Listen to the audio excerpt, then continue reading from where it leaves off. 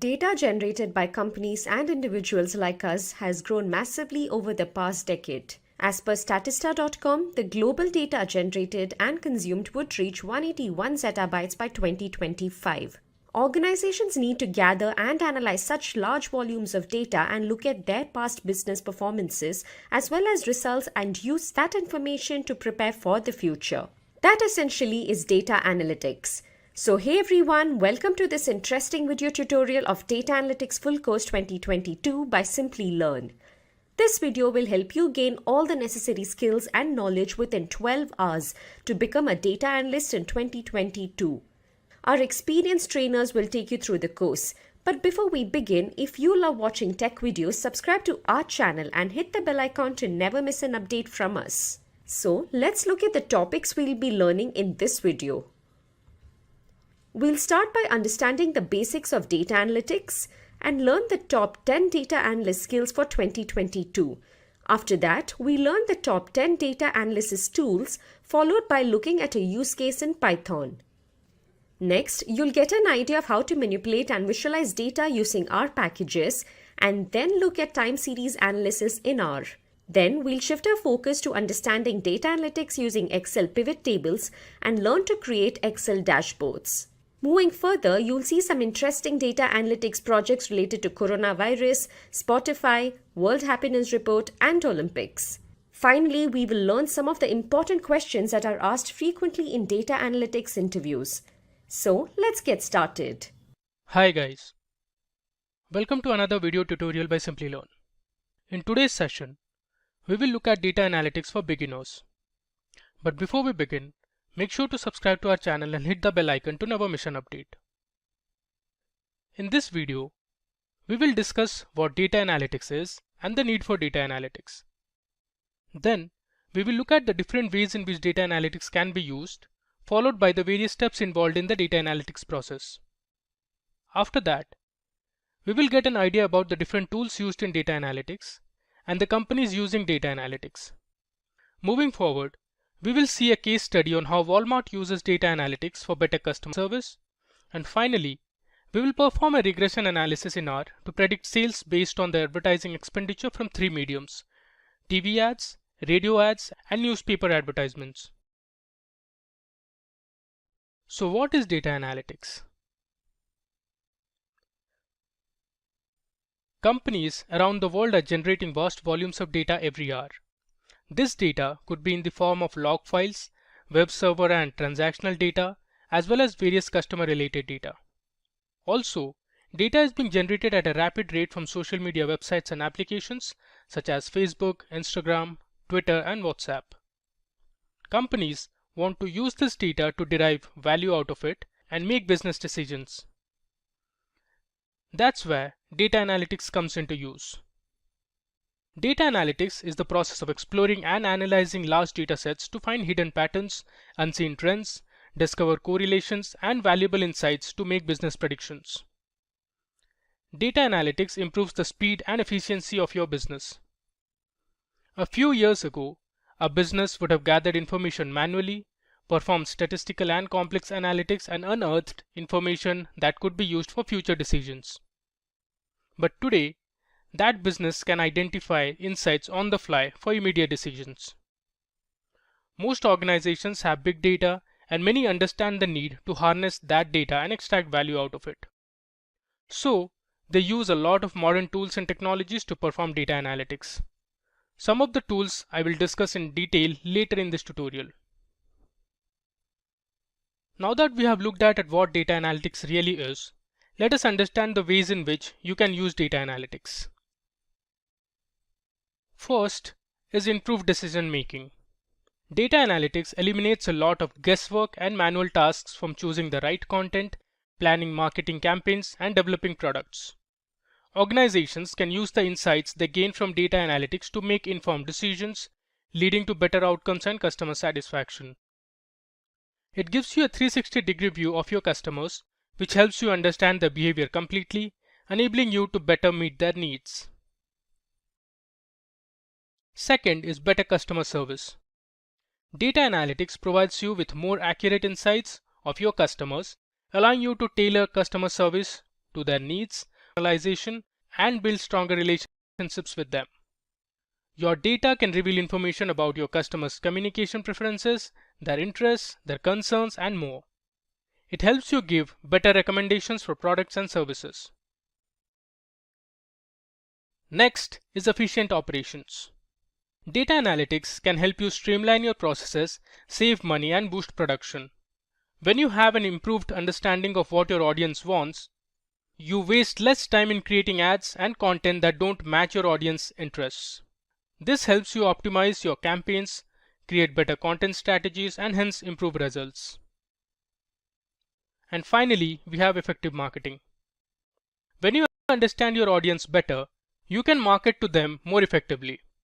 Data analytics also gives you useful insights into how your campaigns are performing so that you can fine-tune them for optimal outcomes. You also find out the probable customers who are the most likely to interact with a campaign and convert into leads. Now, let's discuss the various steps involved in the data analytics process. As you can see on the screen, there are 5 process steps. Now let me make you understand each of this one by one. So the first step is to understand the problem. Before starting with the analysis, you need to understand the business problem and define your goals. Asking questions at the outlet is vital because this would address issues such as how can we reduce production costs without sacrificing quality? What are some of the ways to increase sales opportunities with our current resources? Do customers view your brand in a favorable way? Answers to these questions will help you build a clear roadmap with lucrative solutions. Also, try to find processes data collection. After you have finalized goals, it's time to start looking for your data. Data collection is the process of gathering information on targeted variables identified as data requirements. The emphasis is on ensuring accurate and right data is collected. Data collection starts with primary sources, which are also known as internal sources. This is typically structured data gathered from CRM software, ERP systems, marketing automation tools, and others. These sources contain information about customers, finances, gaps in sales, etc. Under external sources, you have both structured and unstructured data. So, if you are looking to perform a sentiment analysis towards your brand, you would gather data from various review websites or social media apps. The next step is to clean the data. The data which is collected from various sources is highly likely to contain incomplete, duplicate, and missing values. So, you need to clean these unwanted redundant data to make it ready for analysis.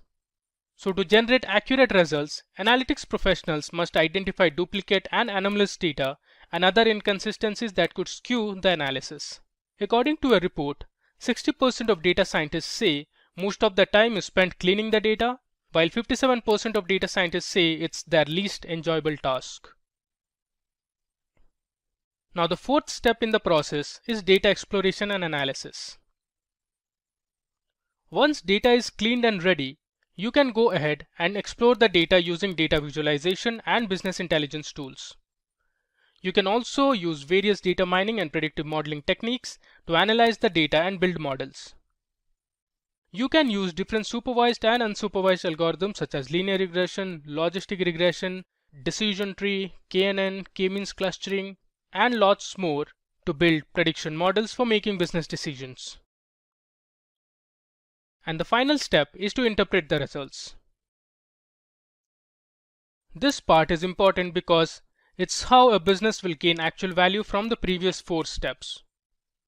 Interpreting the results will help you find unseen trends and patterns in the data and gain insights. You can have a validation check if the results are answering your questions. These results can be shown to your clients and stakeholders for better understanding and business collaboration. Now that we have looked at the various steps involved in data analytics, let's now see the different tools that can be used to perform the above steps.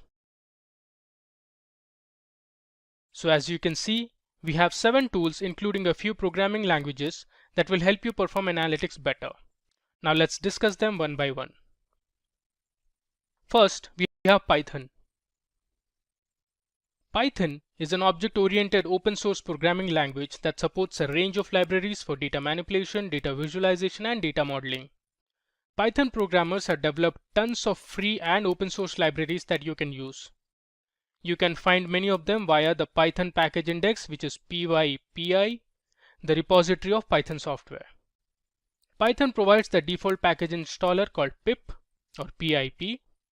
Python has libraries such as NumPy for numerical computation of data, pandas to manipulate data on numerical tables and time series. Then you have SciPy for technical and scientific computations. It also provides scikit-learn, which is a machine learning library for creating classification, regression, and clustering algorithms.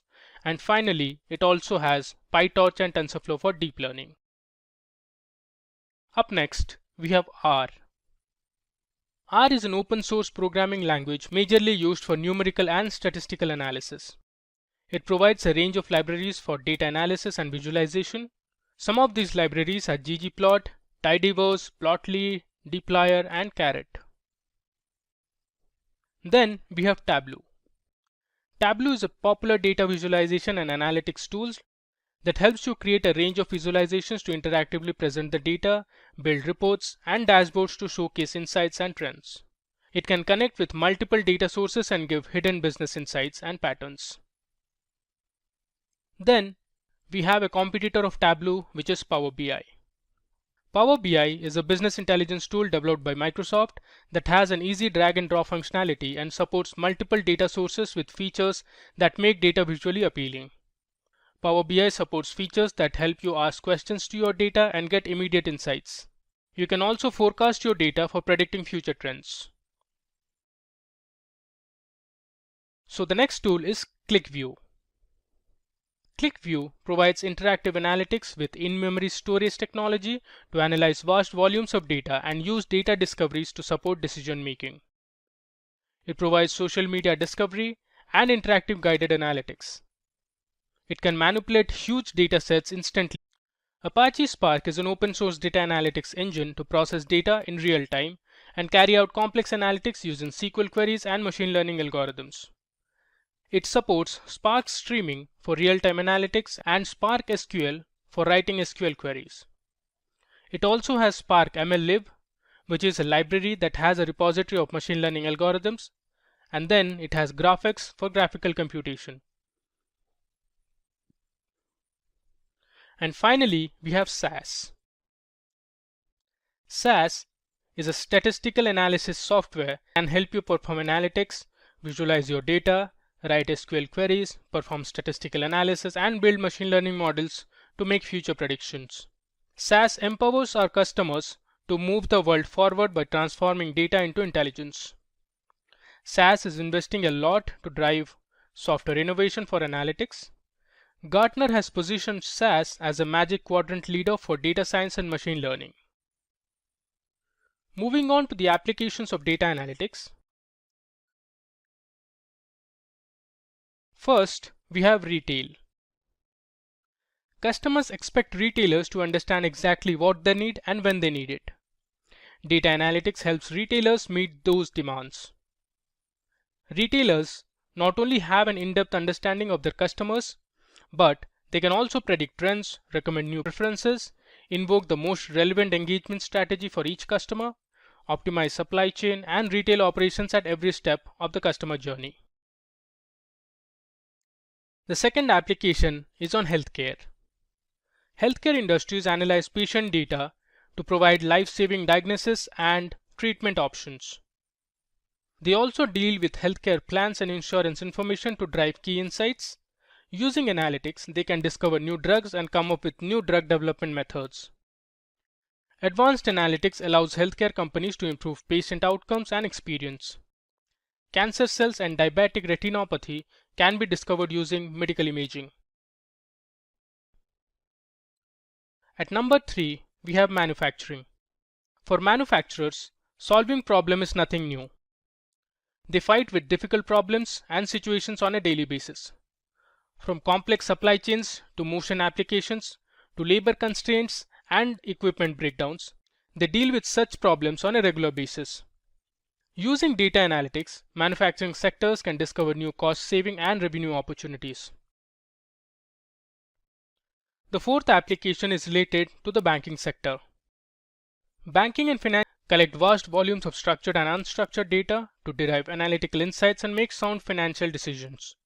Using analytics, they can find out probable loan defaulters, customer churn-out rate, and detect fraudulent transactions immediately. The final application is based on logistics. Logistics companies use data analytics to develop new business models that can ease their business and improve productivity. They can optimize routes to ensure delivery reaches on time in a cost-efficient manner, improving order processing capabilities as well as performance management.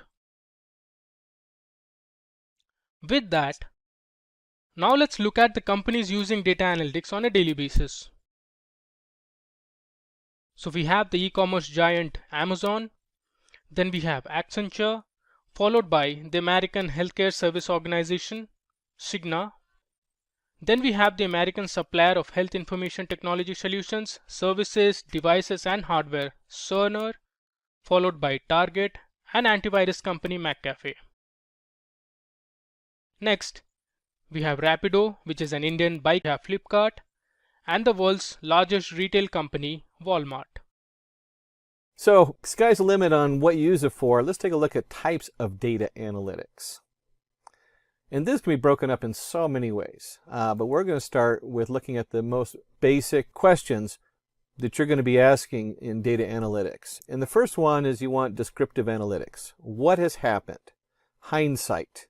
How many sales per call ratio coming out of the call center? If we have 500 tourists in a forest and you have a certain temperature, how many fires were started? How many times did the police have to show up to certain houses? All will happen next. We want to predict. This is great if you have an ice cream store and you want to predict how many people to work at the ice cream store on a certain day based on the temperature coming up and the time of the year.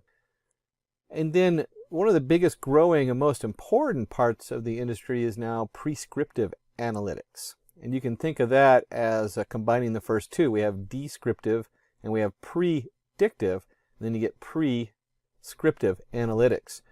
How can we make it happen? Foresight. What can we change to make this work better?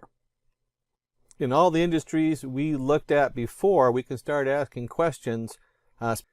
If we want to have our city generate more income, and we want that income to be commercial based, what kind of commercial buildings do we need to build in that area that are going to bring people over? Do we need huge warehouse cells, Costco sales buildings, or do we need little mom and pop joints that are going to bring in people from the country to come shop there?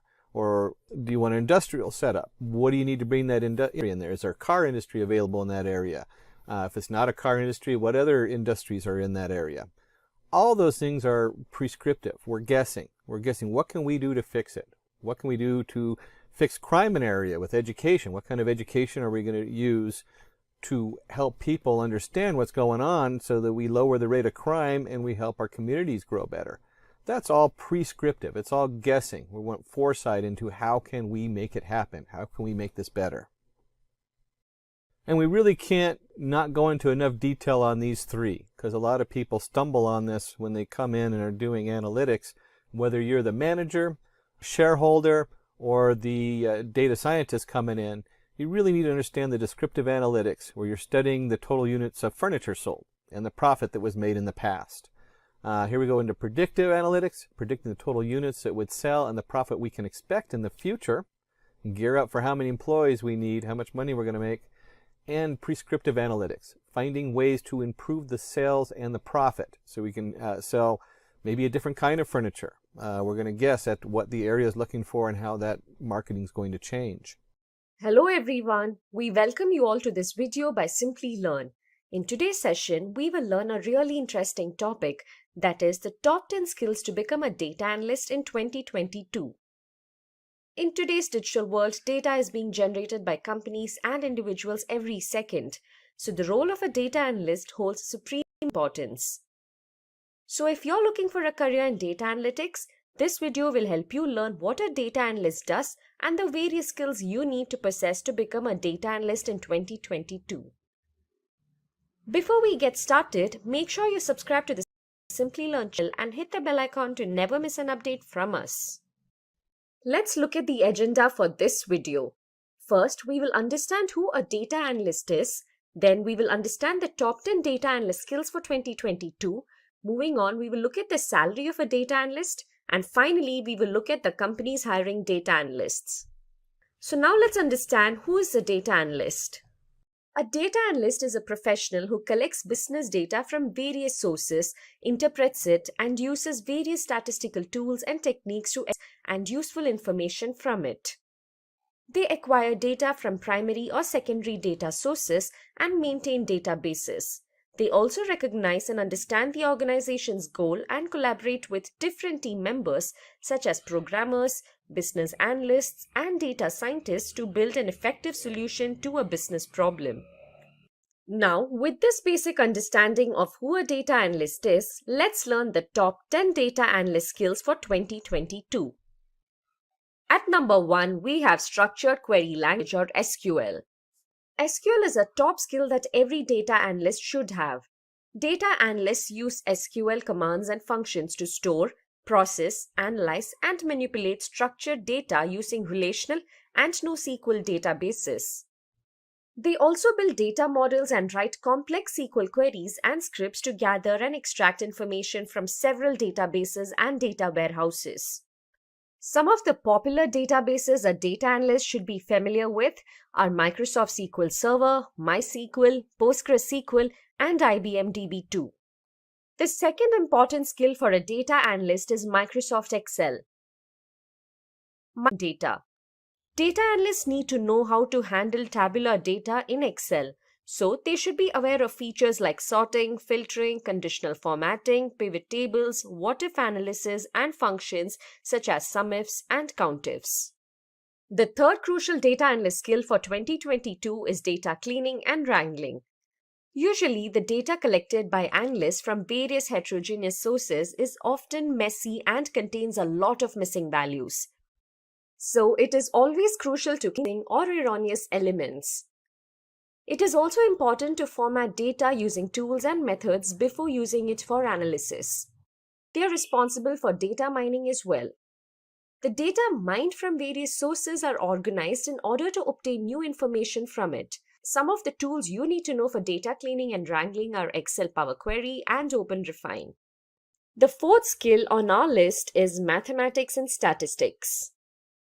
Data analysts often work on data for higher dimensions that are greater than 3. In order to interpret such data, they need to be good at linear algebra and calculus.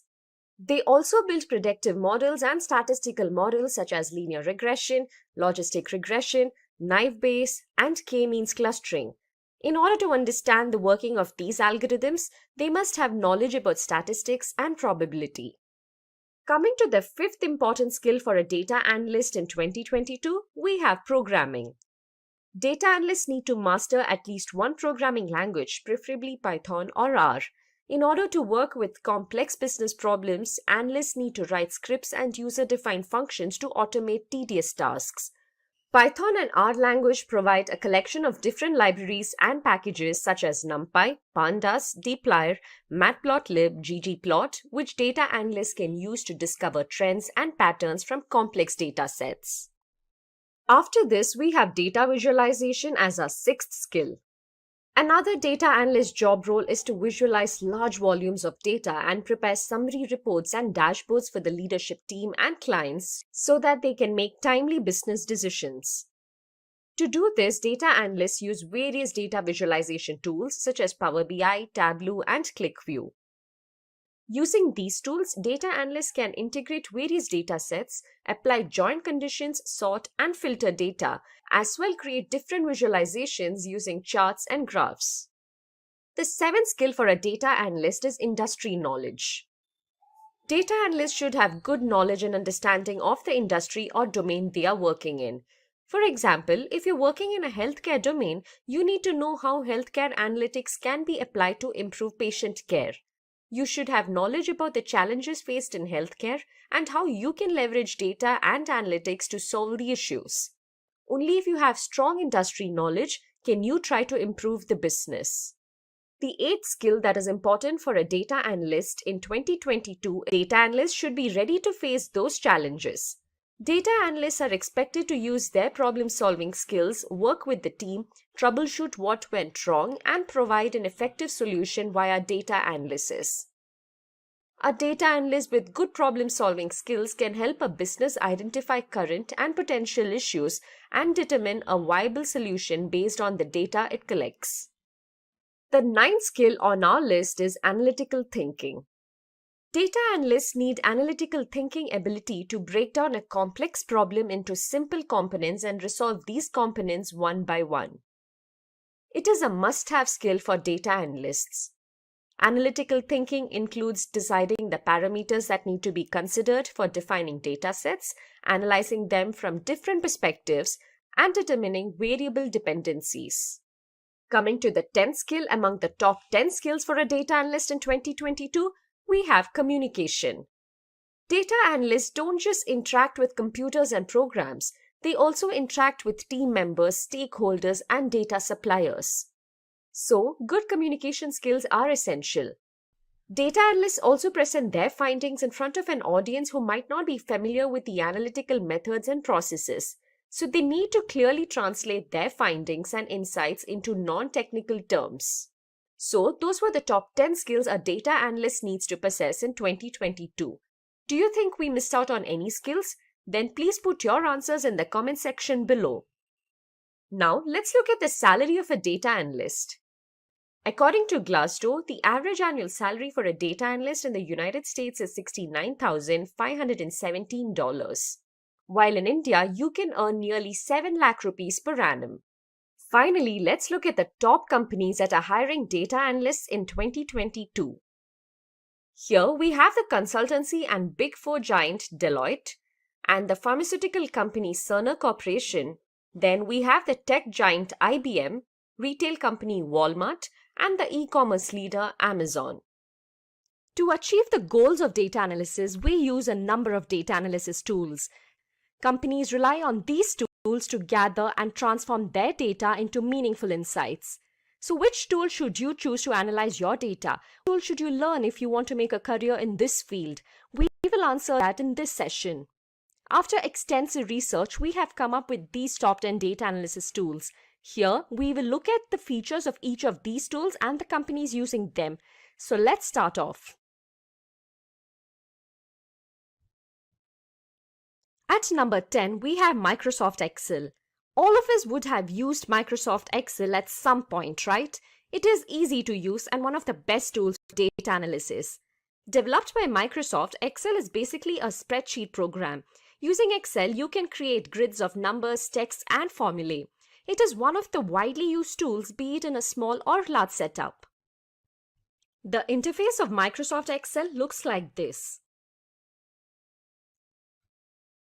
Let's now move on to the features of Excel.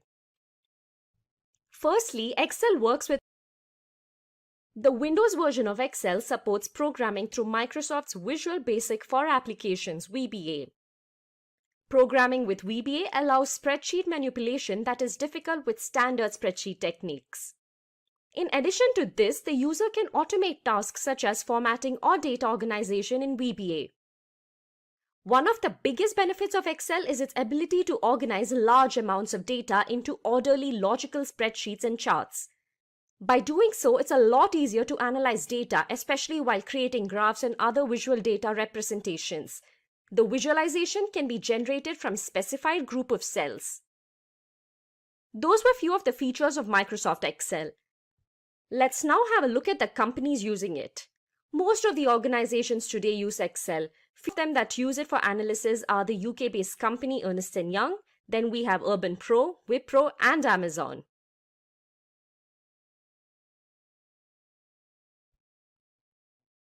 Moving on to our next data analysis tool, at number 9, we have RapidMiner.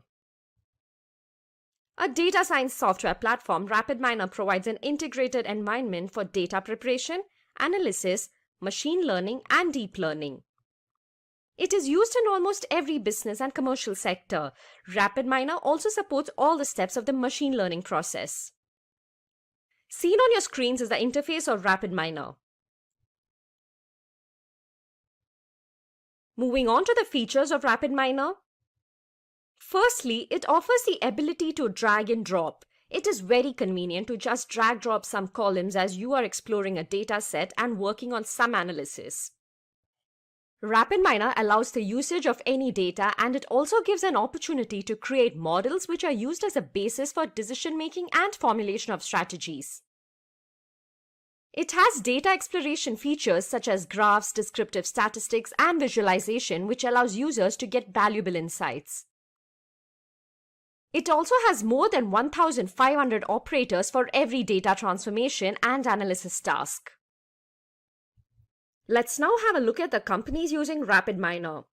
We have the Caribbean airline Leeward Islands Air Transport. Next, we have the United Health Group, the American online payment company PayPal, and the Austrian telecom company Mobilcom. So that was all about RapidMiner. Now let's see which tool we have at number. We have Talent at number. Talent is an open source software platform which offers data integration and management. It specializes in big data integration. Talent is available both in open source and premium versions. It is one of the best tools for cloud computing and big data integration. The interface of Talent is as seen on your screens. Moving on to the features of Talent. Firstly, automation is one of the great boons Talent offers. It even maintains the tasks for the users. This helps with quick deployment and development. It also offers open source tools. Talent lets you download these tools for free. The development costs reduce significantly as the processes gradually speed up. Talent provides a unified platform. It allows you to integrate with many databases, SaaS, and other technologies. With the help of the data integration platform, you can build flat files, relational databases, and cloud apps 10 times faster. Those were the features of Talent. The companies using Talent are Air France, L'Oreal, Capgemini, and the American multinational pizza restaurant chain Domino's. Next on the list, we have KNIME. Constance Information Miner on KNIME is a free and open source data analytics, reporting, and integration platform. It can integrate various components for machine learning and data mining through its modular data pipelining concept. KNIME has been used in pharmaceutical research and other areas like CRM customer data analysis, business intelligence, text mining, and financial data analysis. Here is how the interface of KNIME application looks like. Now coming to the KNIME features. KNIME provides an interactive graphical user interface to create visual workflows using the drag and drop feature. Use of JDBC allows assembly of nodes blending different data sources, including pre-processing such as ETL, that is extraction, transformation, loading, for modeling, data analysis, and visualization with minimal programming. It supports multi-threaded in-memory data processing. KNIME allows users to visually create data flows, selectively execute some or all analysis steps, and later inspect the results, models, and interactive views. KNIME Server automates workflow execution and supports team-based collaboration. KNIME integrates various other open source projects such as machine learning algorithms from Becker, H2O, Keras, Spark, and our project. KNIME allows analysis of 300 million custom addresses, 20 million cell images, and 10 million molecular structures. Some of the companies hiring for KNIME are United Health Group, ASML, Fractal Analytics, Atos, and Lego Group. Let's now move on to the next tool. We have SAS at number 6. SAS facilitates analysis, reporting, and predictive modeling with the help of powerful visualizations and dashboards. In SAS, data is extracted and categorized, which helps in identifying and analyzing data patterns. As you can see on your screens, this is how the interface looks like. Moving on to the features of SAS. Using SAS, better analysis of data is achieved by using automatic code generation and SAS SQL. SAS allows you to access through Microsoft Office by letting you create reports using it and by distributing them through it. SAS helps with an easy understanding of complex data and allows you to create interactive dashboards and reports. Let's now have a look at the companies using SAS. We have companies like Genpact, IQVIA, Accenture, and IBM to name a few. That was all about SAS. So for all those who joined in late, let me just quickly repeat our list. At number 10, we have Microsoft Excel. Then at number 9, we have RapidMiner. At number 8, we have Talent. At number 7, we have 9. And at number 6, we have SAS. So far, do you all agree with this list? Let us know in the comment section below. Let's now move on to the next 5 tools in our list.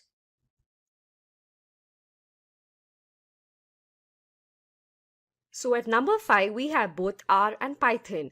Yes, we have 2 of them in the 5th position. R is a programming language which is used for analysis as well. It has traditionally been used in academics and research. Python is a high-level programming language which has a Python data analysis library. It is used for everything starting from importing data from Excel spreadsheets to processing them for analysis.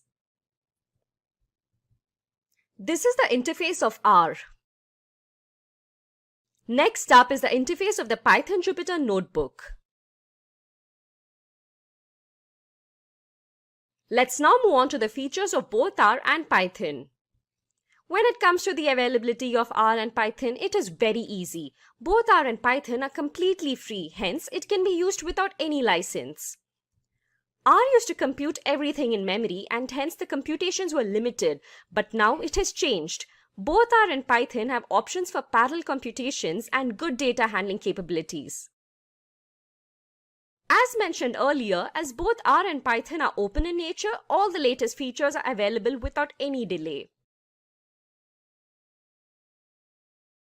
Moving on to the companies using R, we have Uber, Google, Facebook, to name a few. Python is used by many companies. Again, to name a few, we have Amazon, Google, and the American photo and video sharing social networking service, Instagram. That was all about R and Python.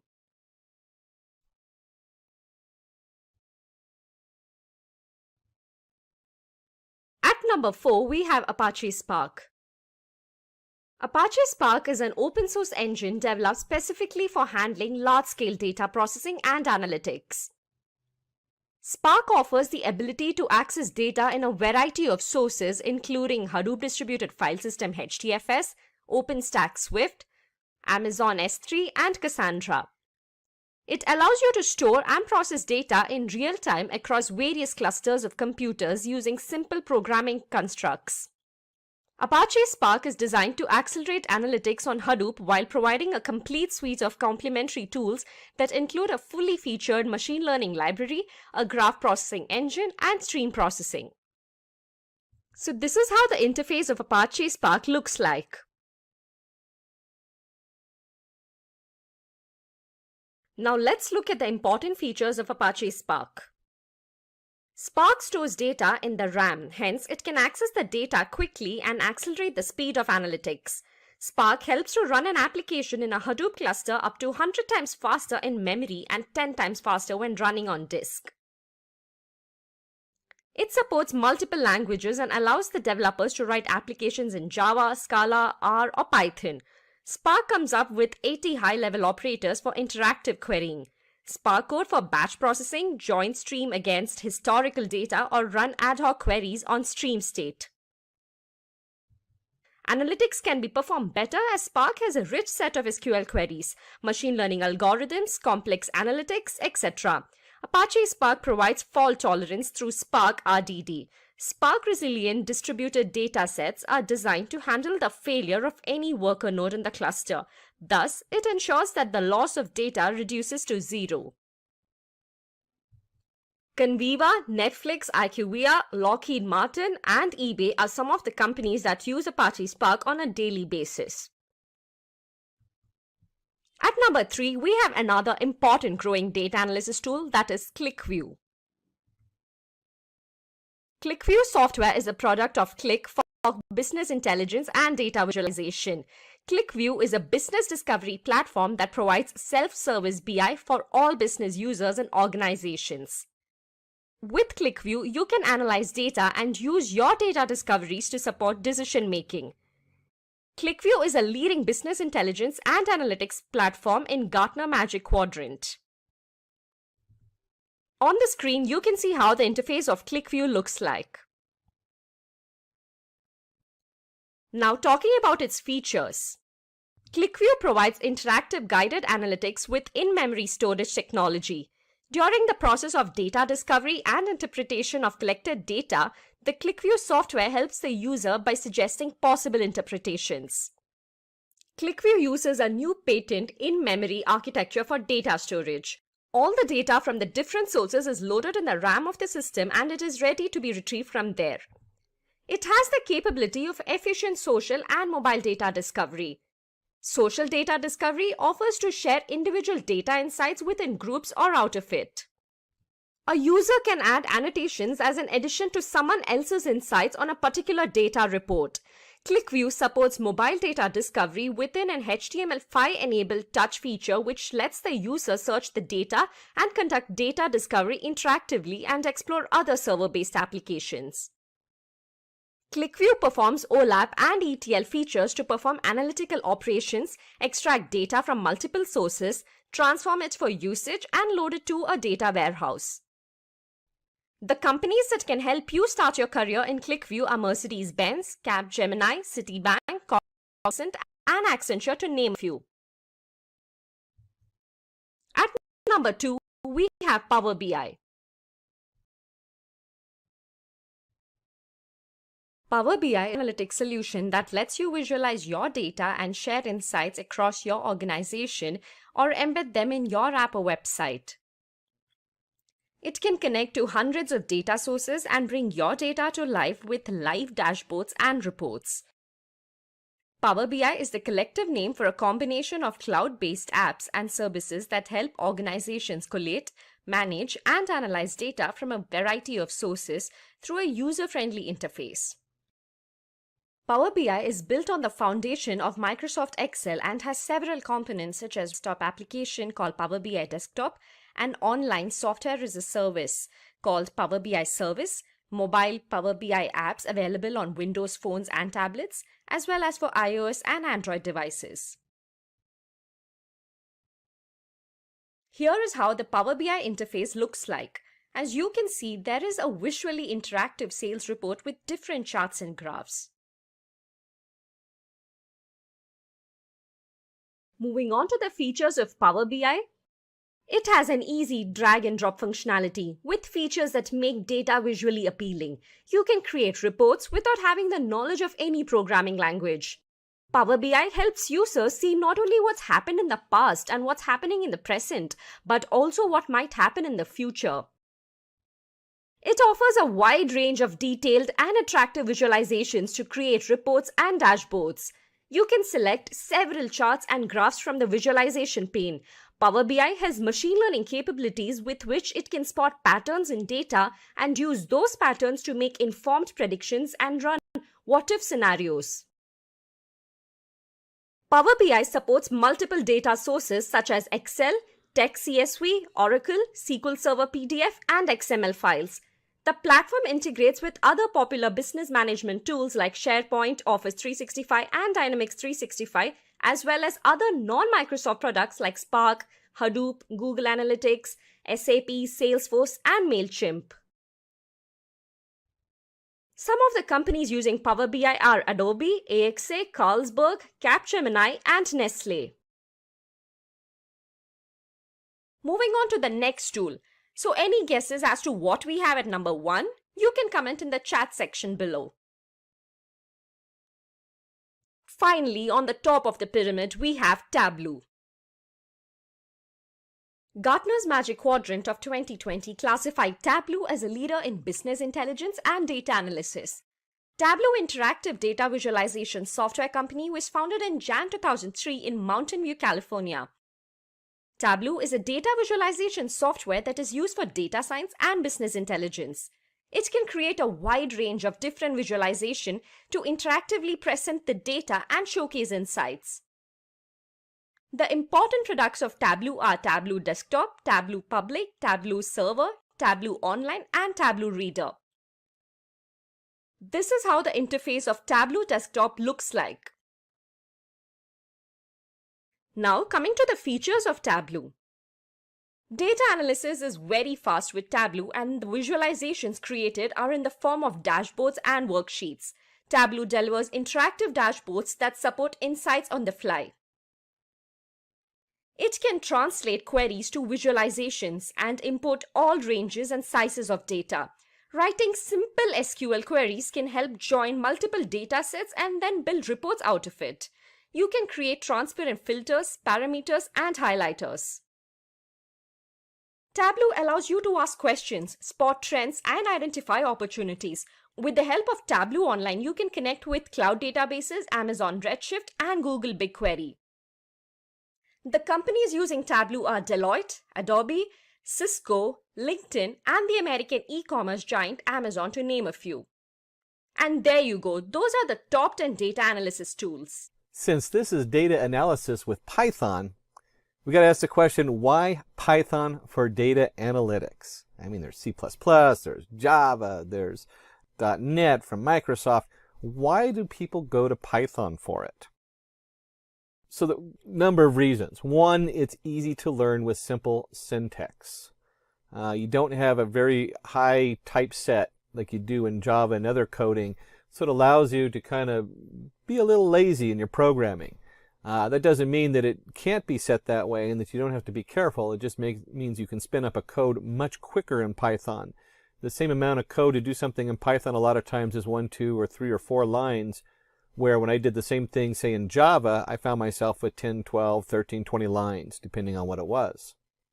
It's very scalable and flexible. So there's our flexibility because you can do a lot with it, and you can easily scale it up. You can go from something on your machine to using PySpark into the Spark environment and spread that across hundreds, if not thousands of servers across terabytes of data or petabytes of data. So it's very scalable. There's a huge collection of libraries. This one's always interesting because Java has a huge collection of libraries. C has a huge collection of libraries. .NET does, and they're always in competition to get those libraries out. Scala for your Spark. All those have huge collections of libraries. This is always changing, but because Python's open source, you almost always have easy to access libraries that anybody can use. You don't have to go check your licensing and have special licensing like you do in some packages. Graphics and visualization, they have a really powerful package for that, so it makes it easy to create nice displays for people to read. And community support. Because Python is open source, it has a huge community that supports it. You can do a quick Google and probably find a solution for almost anything you're working on. Python libraries. Let's bring it together. We have data analytics and we have Python. So when we're talking data analytics, we're talking Python libraries for data analytics. And the big 5 players are NumPy, Pandas, Matplot library, SciPy, which is going to be in the background, so we're not going to talk too much about the scientific formulas in SciPy, and scikit. So NumPy supports n-dimensional arrays, provides numerical computing tools useful for linear algebra and Fourier transform. And you can think of this as just a grid of numbers. And you can even have a grid inside a grid, or data. It's not even numbers because you can also put words and characters and just about anything into that array. But you can think of a grid, and then you can have a grid inside a grid, and you end up with a nice 3-dimensional array. If you want to talk 3-dimensional array, you can think of images. You have your 3 channels of color, 4 if you have an alpha, and then you have your XY coordinates for the image we're looking at. So you can go X, Y, and then what are the 3 channels to generate that color. And NumPy isn't restricted to 3 dimensions. You could imagine watching a movie. Well, now you have your movie clips, and they each have their X number of frames, and each of those frames have X number of XY coordinates for the pictures in each frame, and then you have your 3 dimensions for the colors. So NumPy is just a great way to work with n-dimensional arrays. Now closely with NumPy is Pandas. Useful for handling missing data, perform mathematical operations, provides functions to manipulate data. Pandas is becoming huge because it is basically a data frame. And if you're working with big data and you're working in Spark or any of the other major packages out there, you realize that the data frame is very central to a lot of that. And you can look at it as a Excel spreadsheet. You have your columns, you have your rows or indexes, and you can do all kinds of different manipulations of the data within, including filling in missing data, which is a big thing when you're dealing with large pools or lakes of data where they might be collected differently from different locations. And matplot library. We did kick over the SciPy, which is a lot of mathematical computations, which usually runs in the background of NumPy and Pandas. Although you do use them, they're useful for a lot of other things in there. But the matplot library, that's the final part. That's what you want to show people. And this is your plotting library in Python. Several toolkits extend matplot library functionality. There's like 100 different toolkits to extend matplot library, which range from how to properly display star constellations from astronomy. There's a very specific one built just for that, all the way to some very generic ones. We'll actually add Seaborn in when we do the labs in a minute. Several toolkits extend matplot library functionality, and it creates interactive visualization. So there's all kinds of cool things you can do as far as just displaying graphs, and there's even some that you can create interactive graphs. We won't do the interactive graphs, but you'll see, you'll get a pretty good grasp of some of the different things you can do in matplot library. Let's jump over to the demo, which is my favorite. Roll up our sleeves and get our hands in on what we're doing. Now, there's a lot of options when we're dealing with Python. You can use PyCharm as a really popular one. And you'll see this all over the place. So it's one of the main ones that's out there, and there's a lot of other ones. I used to use NetBeans, which has kind of lost favor. Don't even have it installed on my new computer. But the most popular one right now for data science. Now, PyCharm's really popular for Python general development. For data science, we usually go to Jupyter Notebook or Anaconda. And we're going to jump into Anaconda because that's my favorite one to go to because it has a lot of external tools for us. We're not going to dig into those, but we will pop in there so you can see what it looks like. So with Anaconda, we have our Jupyter Lab, we have our notebook. These are identical. Jupyter Lab is an upgrade to the notebooks with multiple tabs. That's all it is. And we'll be using the notebook. And you can see that PyCharm is so popular with Python that we even have it highlighted here in Anaconda as part of the setup. Jupyter Notebook can also be a standalone. So we're actually going to be running Jupyter Notebook. And then you have your different environments. We're going to be under main Py36. There's a root one. And I usually label it Py36. The reason is currently as of writing this, TensorFlow only works in 3.6 and not in 3.7 or 3.8 for doing neural networks. But you can actually have multiple environments, which is nice. They separate the kernels, so it helps protect your computer when you're doing development. And this is just a great way to do a display or a demo, especially if you're looking for that job. Pull up your laptop, open it up. Or if you're doing a meeting, get it broadcast up to the big screen so that the CEO can see what you're looking at. And when we launch the notebook, it actually opens up a file browser in whatever web browser you have. This happens to be Chrome. And then you can just go under New. There's a lot of different options depending on what you have installed. Python 3. And this just creates an untitled version of this. And you can see here I'm actually in a Simplilearn folder for other work I've done for Simplilearn. And that's where I save all my stuff and I can browse through other folders, making it real easy to jump from one project to another. And under here, we'll go ahead and change the name of this, and we'll go ahead and rename it Data Analytics. Data Analytics. Just so I can remember what I was doing. Which is probably about 50 of the folders in here, or files in here right now. So let's go ahead and jump in there and take a look at some of these different tools that we were looking at. And as we go through the demo, let's start with the NumPy. The least visually exciting. And I'm going to zoom in here so you can see what we're doing. And the first thing we want to do is import NumPy. And we'll import it as NP. That is the most common NumPy terminology. And let's go ahead and change the view so we also have the line numbers. I don't know why, we probably won't need them, but I'm making for easy reference. And then we'll create a one-dimensional array. We'll just call this array1. And it equals np.array, and you put your array information in here. In this case, we'll spell it out. You can actually do like a range and other ways. There's lots of ways to generate these arrays. But we'll just do 1, 2, 3, so 3 integers. And if we print our array 1, we can go ahead and run this. And you can see right here it prints 1, 2, 3. You can see why this is a really nice interface to show other people what you're doing with the Jupyter Notebook. So this is the basic. We've created an array. This is a one-dimensional array, and then the array is 1, 2, 3. One of the nice things about the Jupyter Notebook is whatever ran in this first setup is still running. It's still in the kernel. So it still has the numpy imported as np, and it still has our variable arr1 for array 1 equal to np array of 1, 2, 3.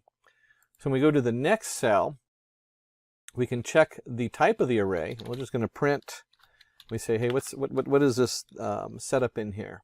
And we want type, and then we want, what is the type of array 1? And let's go ahead and run that. And it says class numpy nd array. So it's its own class. That's all we're doing is checking to see what that class is. And if you're going to look at the array class, probably the biggest thing you do, I don't know how many times I find myself doing this because I forget what I'm working on, and I forget I'm working with a 3-dimensional or 4-dimensional array. And I have to reformat somehow so it works with whatever other things I have.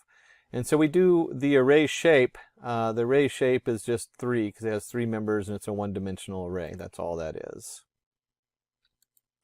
And with the numpy array, we can easily access, stick with the print statement. If you actually put a variable in Jupyter Notebook and it's the last one in the cell, it will be the same as a print statement. So if I do this, where array 1 of 2, it's the same as doing print array of 2. Those are identical statements in our Jupyter Notebook. We'll go and stick with the print on this one. And it's 3. So there's our print space 2, and we have 0, 1, 2, 2 equals 3.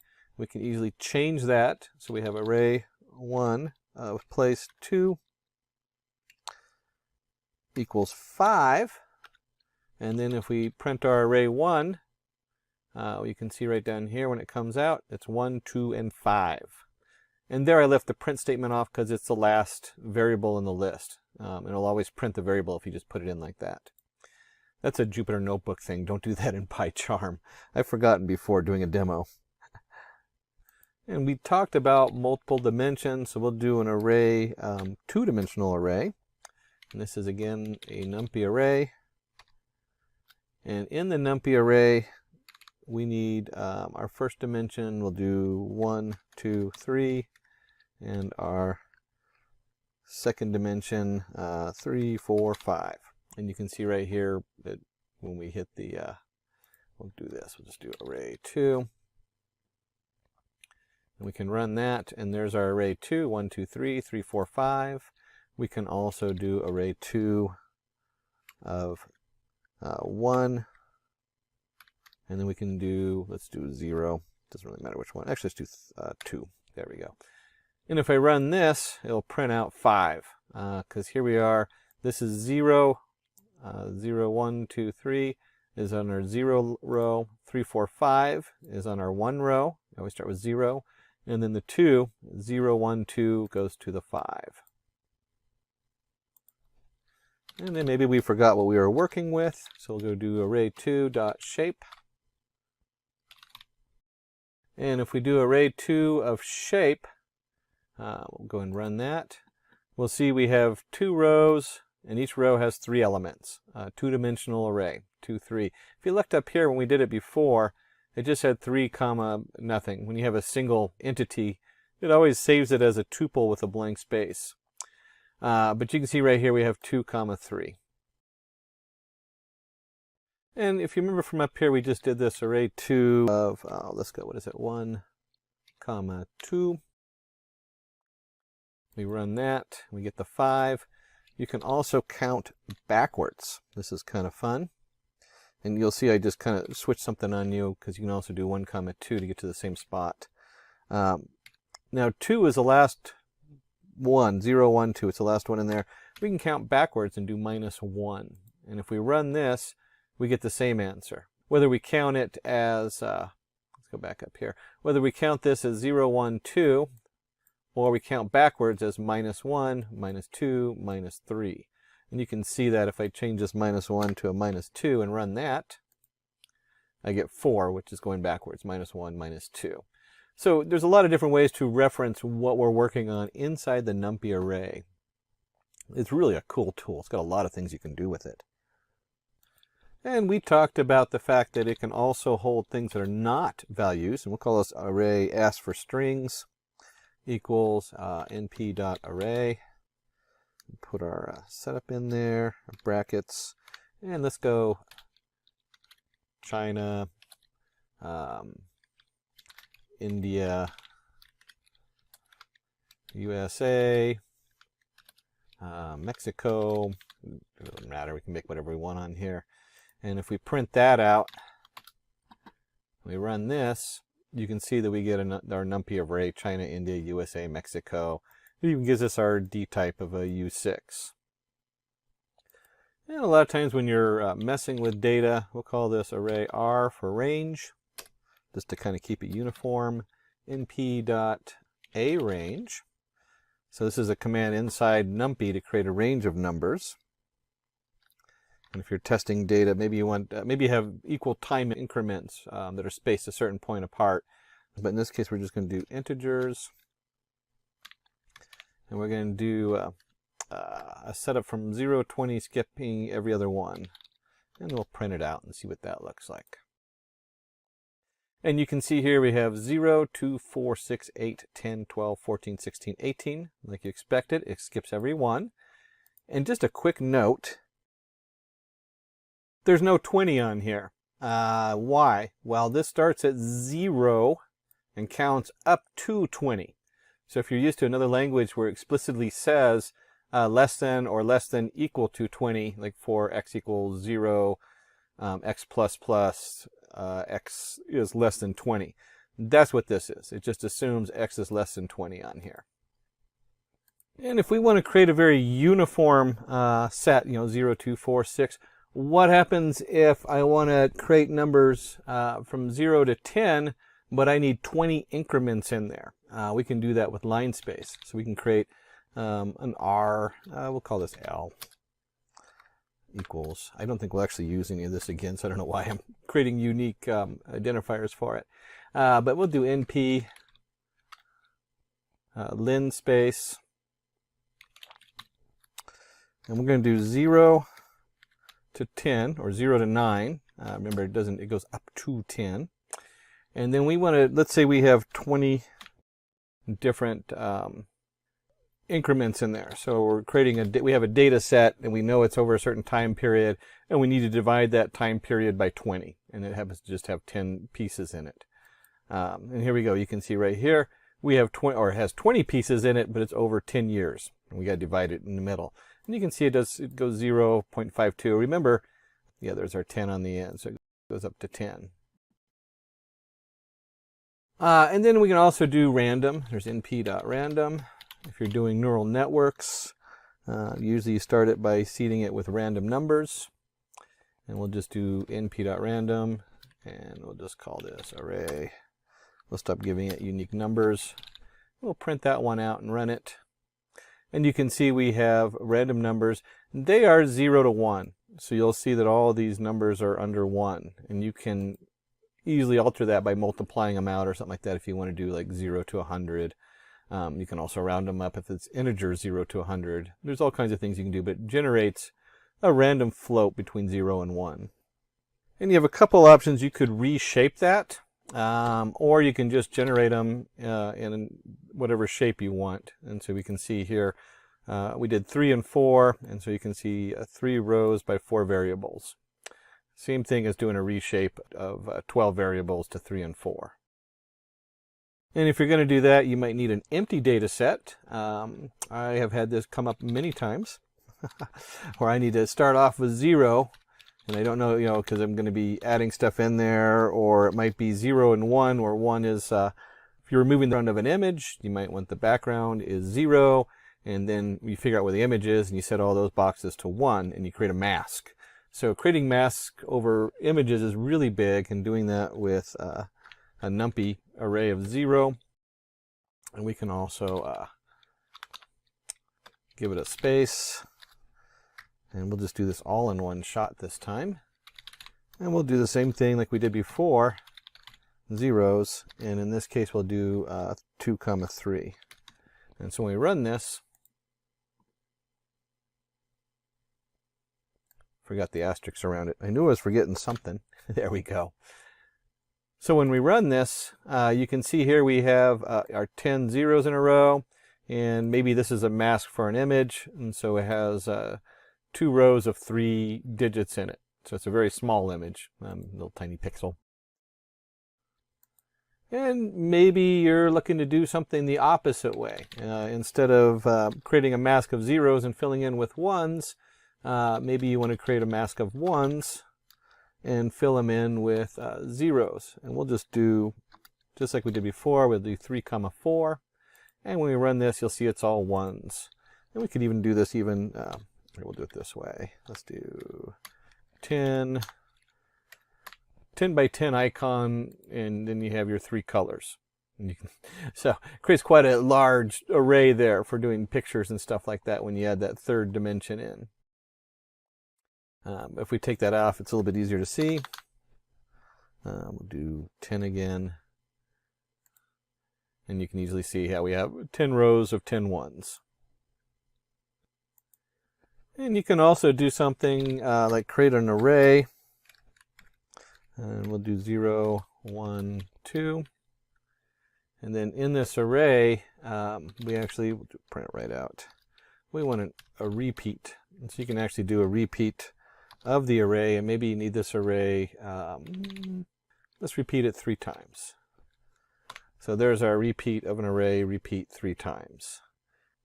And if we run this, you'll see we have 0, 0, 0, 1, 1, 1, 2, 2, 2. And whenever I think of a repeat, I don't really think of repeating being the first digit 3 times, the second digit.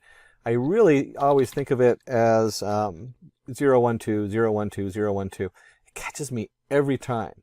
But the actual code for that one is going to be tile. And again, if we do arrange 3 and we run this, you can see how you can generate 0, 1, 2, 0, 1, 2, 0, 1, 2. And if you're dealing with an identity matrix, we can do that also if you're big on you're doing your matrices. And we'll just identity. I guess we'll go ahead and spell it out today. Matrix. And the command we're looking for is EYE. And we'll do 3. And then we'll just go ahead and print this out.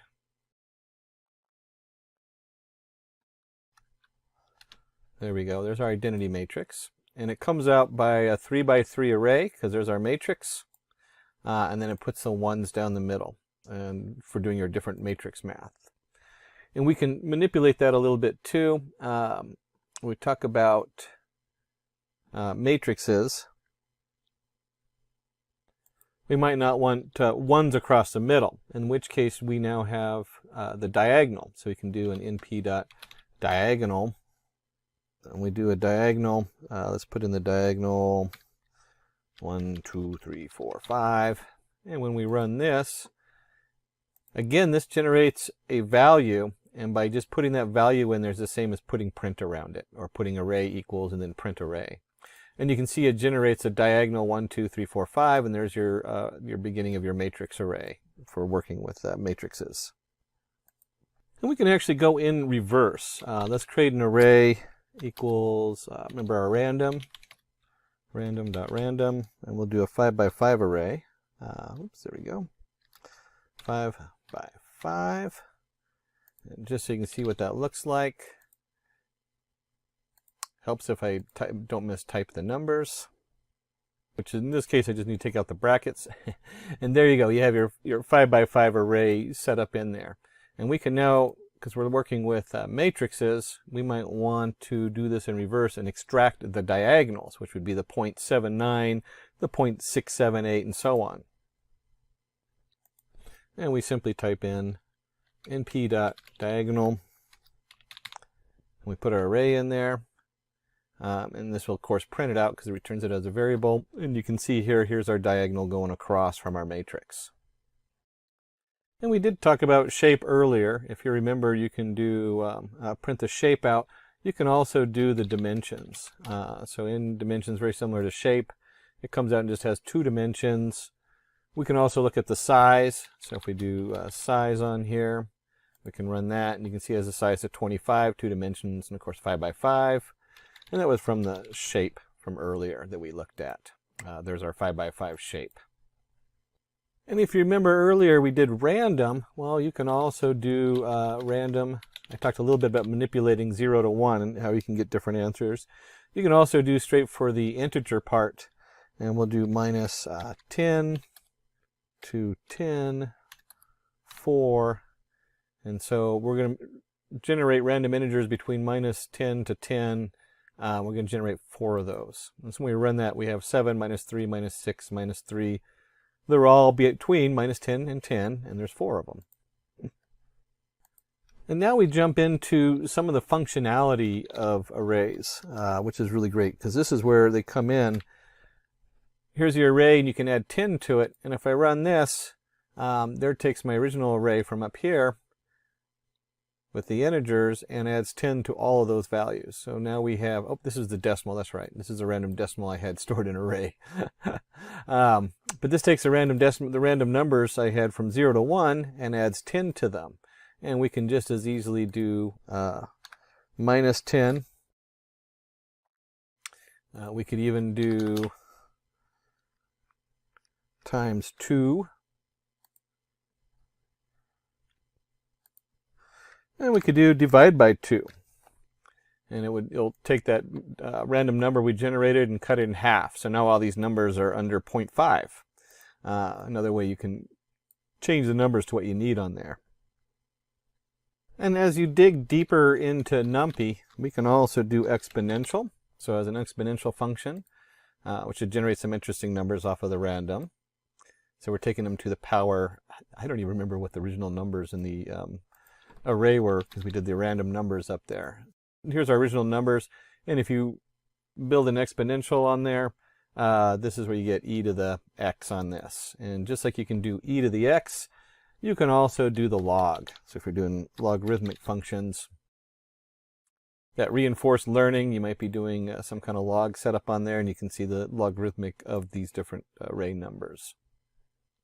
And if you're working with log base 2, you can just change it in there, np log 2. You have to look it up, because this is not log 1, 2, 3, 4, 5. It is log and log 2. So just a quick note, that's not a variable going in. That is an actual command. There's a number of them in there, and you'll have to go look and see what the documentation is. But you can also do log 10. So here's log value 10. Some other really cool functions you can do with this is your sine. So we can take a sine value of all of our different values in there. And if you have sine, you of course have cosine. We can run that. So here's the cosine of those. And if you're doing activations in your NumPy array and you're doing a tangent activation, there's your tangent for that. And the tangent activation is actually from neural networks. That's one of the ways you can activate it, because it forms a nice curve between from whether you're generating 1 to -1 with some discrepancy in the middle. Just jumping a little bit in there into neural networks. And then we get into, let me just put the array back out there so that we can see it while we're doing this. As we're getting into this, you can also sum the values. So we have np sum, and you can do a summation of all the values in this array. And you'll see that if you added all these together, they'd equal 12.519, and so on. I don't know what the whole setup is in there. But you can see right here the summation of this. One of the things you can also do is by axes. So we could do axes equals 0. And if we run the summation of the axes equals 0, and you can think of that in NumPy as the rows. So that would be, or you can think of that in NumPy as being the columns. We're summing these columns going across. And you can also change this to 1. and now we're summing the rows. And so that is the summation of this row, and so forth going down. And maybe you don't need to know the summation. Maybe what you're looking for is the minimum. So here's our minimal. You're looking for, and this comes up a lot because you have like your errors. We want to find the minimal error inside of this array. And just like the other one, we can do axes equals 0. And you can see here 0.0645 is the smallest number in this first column is 0.0645 and so on. And if you have a minimum, well, you might also want to know the max. Maybe we're looking for the maximum profit. And here we go. You can see maximum 0.79 is the maximum on this first column. And just like we did before, you can change this to a 1 on axes. You can take the axes out of here and just find the max value for the whole array. And the max value in here was 0.8344, so on and so on. And since we're talking data analytics, we want to go ahead and look at the mean. Pretty much the same as the average. This is the mean across the whole thing. And just like we did before, we could also do axes equals 0. And then you'll see this is the mean of this axis and so on. And we have mean. We might want to know the median. And there's our median, our most common numbers. If we have median, we might want to know the standard deviation. Or if we have the average, a lot of times you do the means and the standard deviation. We can run that, and there's our standard deviations along the axes. We can also do it across the whole array. If we're going to do standard deviations, there's also variance, which is your VAR. And there's our variance across the different levels. And so if we looked at that, we looked at variance, we looked at standard deviation, the median, and the means. There's more, but those are the most common ones used with data analytics. And then going through your data and figuring out what you're going to present to the shareholders. And some other things we can do is we can actually take slices. You'll hear that terminology. And a slice might be, like we have a 5 by 5 array, but maybe we don't want the whole array. Maybe we want from 1 on, we don't want the 0 in there. So we got up to 4. And maybe on the second part, we just want 2 to row 3. And see, this notation right here says 1 to the end. And if we run this, you can see how that generates a single row to the end, and then row 2 and 3. Now remember, it doesn't include 3. That's why we only get the 1 column. So if you wanted 2 and 3, you would need to go ahead and go 2 to 4. So it goes up to 4. We could also do this in reverse. Just like we learned earlier, we can go -1. Whoops. And when we go to -1, it's the same thing because we have 0, 1, 2, 3, 4. This is the same thing as 2 to 4. It goes 2 to the last one. Also very common with arrays is you're going to want to sort them. So we still have our array up here that we randomly generated, and we might want to sort it, and we'll go and throw an axis back in there.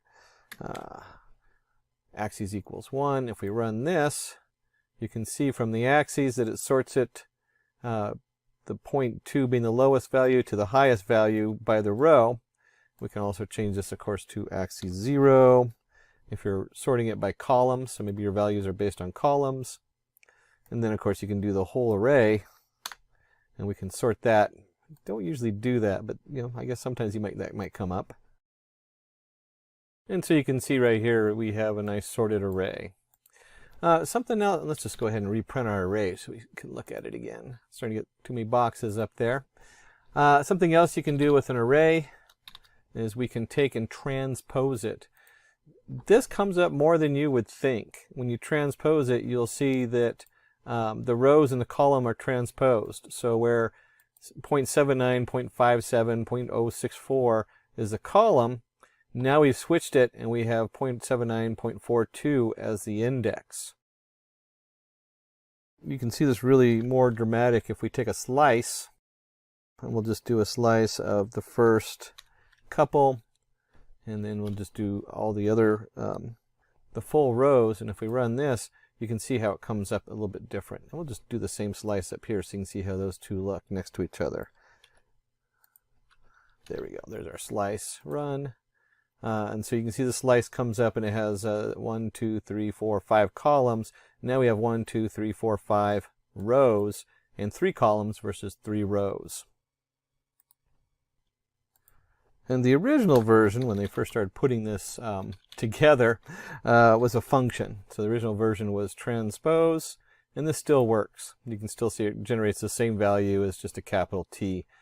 So many times we flip this data because we'll have an XY value or we'll have an image or something like that, and it's being read one way into the next process, and the next one needs it the opposite. So this actually happens a lot. You need to know how to transpose the data really quick. And we can go ahead, let's just take, here's our transpose. We'll just stick with the transpose on here. And instead of doing it this way, we might need to do something called flattening. Why would you flatten your data? If this is an array going into a neural network, you might want to send it in as one set of values instead of 2 rows. And you can see here is all the values as a single array. It just flattens it down into one array. So we covered our scientific means, transpose, median, some different variations on here. Some of the other things we want to do is what happens if we want to append to our array. So let's create a new array. I'm getting tired of looking at the same set of random numbers we generated earlier. So we'll go ahead and create a new array here, something a little simpler so it's easier to see what we're doing. And 4, 5, 6, 7, 8. That's good enough. We'll just do 4, 5, 6, 7, 8. And if we print this array, there it is, 4, 5, 6, 7, 8. And we might want to append something to the array. So we have our array, we need to extend it. You got to be very careful about appending things to your array. And there's a number of reasons for that. One is runtime. Because of the way the NumPy array is set up, a lot of times you build your data and then push it into the NumPy array instead of continually adding on to the array. And then it also it automatically generates a copy for protecting your data. So there's a lot of reasons to be careful about appending this way. But you can certainly do it. And we can just take our array, we're going to create a new array, array 1. And if we print array 1 and we append 8 to it, you'll see 4, 5, 6, 7, and then there's our 8 appended onto the end. And if you want to append something to an array, you'd probably also want to, whoops, array 1. Let's try that again. There we go. Now we have the 8 appended onto the end. So you can see 4, 5, 6, 7, 8, and then we appended another 8 on there. And if you're going to append something, you might want to go ahead and insert. Instead of appending, it might be you need to keep a certain order. And we can do the same thing. We can do our array, and we're going to append or insert at the beginning. And let's go ahead and insert 1, 2, 3. 1, 2, 3. And we go ahead and print our array 2, and we run it, and you can see 1, 2, 3 is inserted at the beginning. Insert's a lot more powerful in that you can put it anywhere in the array. We can move it to the 1 spot, and there we go, 1, 2, 3. We can do a -1 just for fun, and you'll see it comes up 1, 2, 3, and we're counting backwards by 1. I imagine you can do a -0 and run this, and it turns out that -0 puts it back at the beginning because that's how it registers as 0, just takes a minus sign off. And just like we add numbers on, we might want to delete numbers. And so let's do an np.delete. Well, let's keep it a little bit, make it a little easy here to watch. We'll go ahead and create an array 3, and we'll do np delete. We were just working with array 2. And what we want to do is delete 0 space. So if you look at this, here's our array 2. Array 2 starts with 1. And when we delete the space on here and print that out, we deleted the 1 right out of there. And we can also do something like this, where we can do it as a slice. And we can do, let's do 1, 3. And if we run 1, 3, you'll see we've deleted the 1 space and the 3 space out, which deleted our 2 and 4. Now, keep in mind when you're messing with adding lines and deleting lines, you have to be really careful because there's a time element involved as far as where the data is coming from, and it's really easy to delete the wrong data and corrupt what you're working on, or to insert stuff where you don't want it. So there's always a warning when we talk about manipulating NumPy arrays. And just like anything else we're doing, we'll create an array C, which equals, we'll just do our NumPy array that we just created, our NumPy array 3, and we can do copy. So you can make a copy of it. Maybe you want to protect your original data, or maybe you're making a mask, and so you copy the array, and then the new array make all these alterations and change it from values to 0 to 1 to mask over the first one. And of course, if we do array C, since it equals a copy of array 3, it's the same thing, 1, 3, 5, 6, 7, 8. And now we're getting into combine and split arrays. I end up doing a lot of this, and I don't know how many times I end up fiddling with this and having a mess. But you do it a lot. You know, you combine your arrays, you split them. You might need one set of data for one thing, another set of data for the other. So let's go ahead and create two arrays, array 1, array 2. And I want you to note, and the terminology we're going to look for is concatenate. And what that means is we're going to take, we'll call this array cat. I like array cat. There we go. Our array cat, our concatenated array, we're taking array 1 and 2, and it's very important to really pay attention to your axes and your counts. I can't merge two arrays that have, like, if their axes are messed up and I'm merging on axis 0, it's going to give me an error and I'll have to reshape them. So you got to make sure that whatever you're concatenating together works. And what that means, as you can see here, we have 1, 2, 3, 4, 1, 2, 3, 4, and then 5, 6, 7, 8, 5, 6, 7, 8 along the 0 axis. These each are 4 values. So it's a 2 by 4 value. And if we go ahead and switch this to 1, you can see how that flips it a little bit. So now we have 1, 2, 3, 4, 5, 6, 7, 8. It's interesting that we chose that one. If I did something like this, where this is now, there we go, and we concatenate it, run this, and it gives me an answer okay because I have 2 by 2, and I'm using axis 1. But if I switch this to axis 0, where now it's got 3 and 5, it gives me an error. So you got to be really careful on that to make sure that your whatever axes you are putting together, that they match. So like I said, this one, oops, axis 1. Axis 1 has 2 entities, and since we're going on axis 1, or by row, you can see that it lets it merge it right onto the end there. And you could imagine this if this was a XY plot of value, or the X value going in and the predicted Y value coming out, and then you have another prediction and you want to combine them. This works really easy for that. And we'll go back and let's just put this back to where we had it. Oops, I forgot how many changes I made. There we go. We'll just put it, whoops, I messed up in my concatenation order here.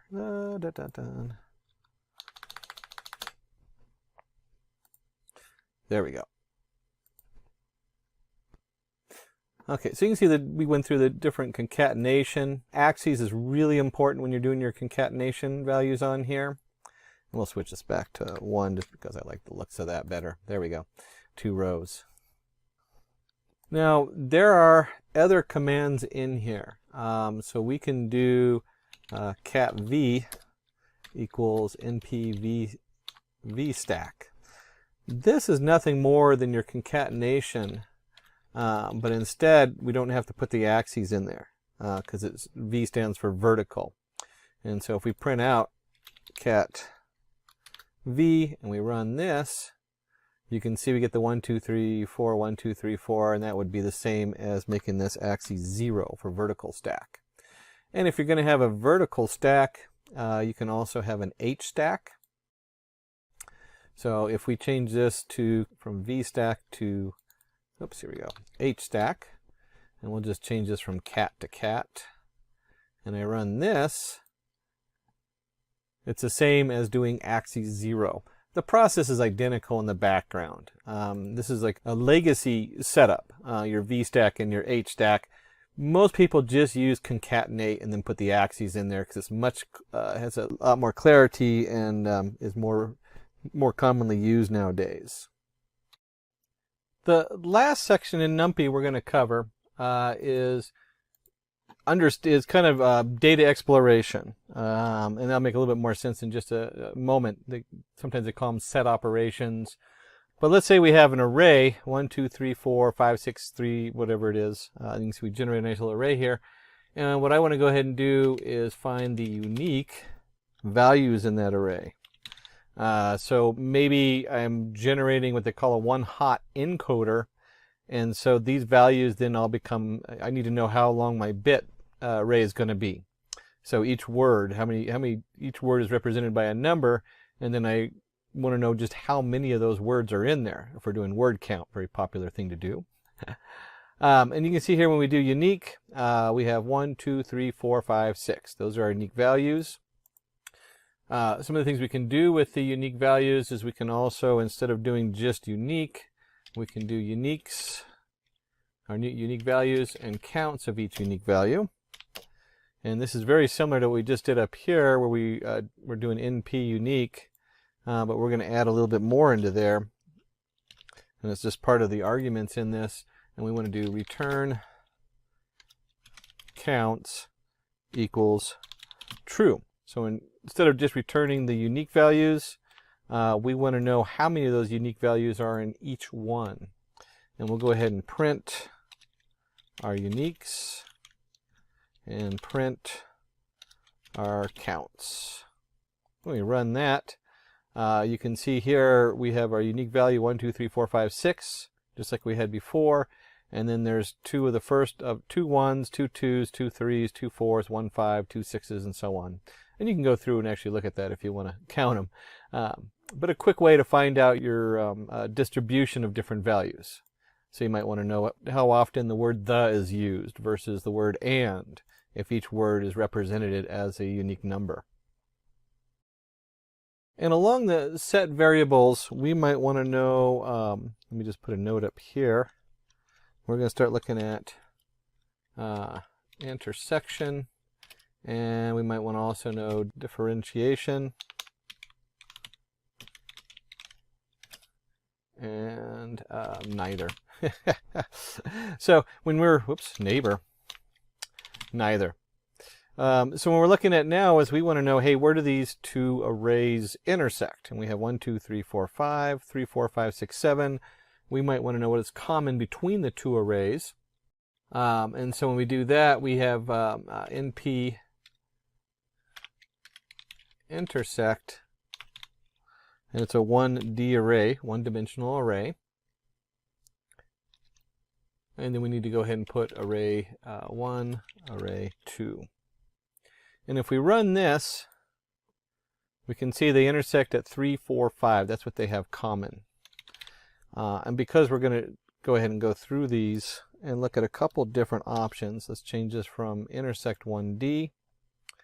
And we'll do the same thing. We'll go ahead and print this. So we might want to know the intersection where they have commonalities.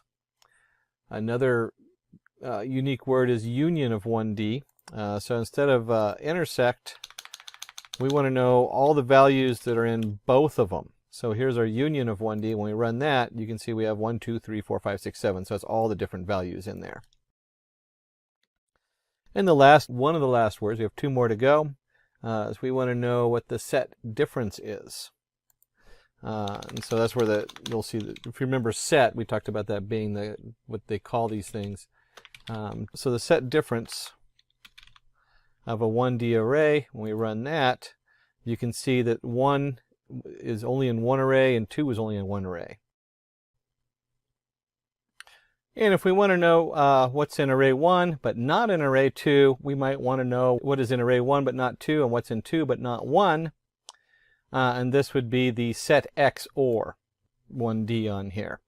So we have the 4 different options here where we can do an intersection. What do they both have in common? We can do a union. What are all the unique values in both arrays? We can see the difference, what's in array 1, but not array 2. So set diff, 1D. And then set XOR, what is not in 1, but is in 2, and what is not in 2, but in 1. So we dug a lot in NumPy because we were talking, there's a lot of different little mathematical things going on in NumPy. A lot of this can also be done in pandas, although usually the heavy lifting is left for NumPy because that's what it's designed for. Let's go ahead and open up another Python 3 setup in here. And so we want to explore what happens when you want to display this. This is where it starts getting, in my opinion, a little fun because you're actually playing with it and you have something to show people. And we'll go ahead and rename this. We're going to call this pandas and pyplot. So pandas pyplot, just so I can remember for next time. And we want to go ahead and import the necessary libraries. We're going to import pandas as PD.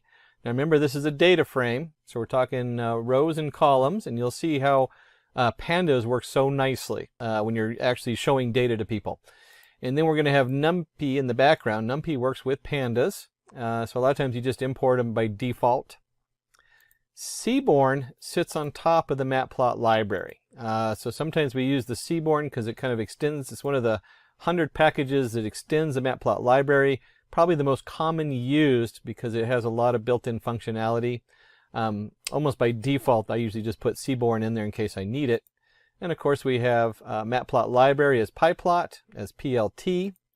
And note we have as PD, as NP, as SNS, as PLT.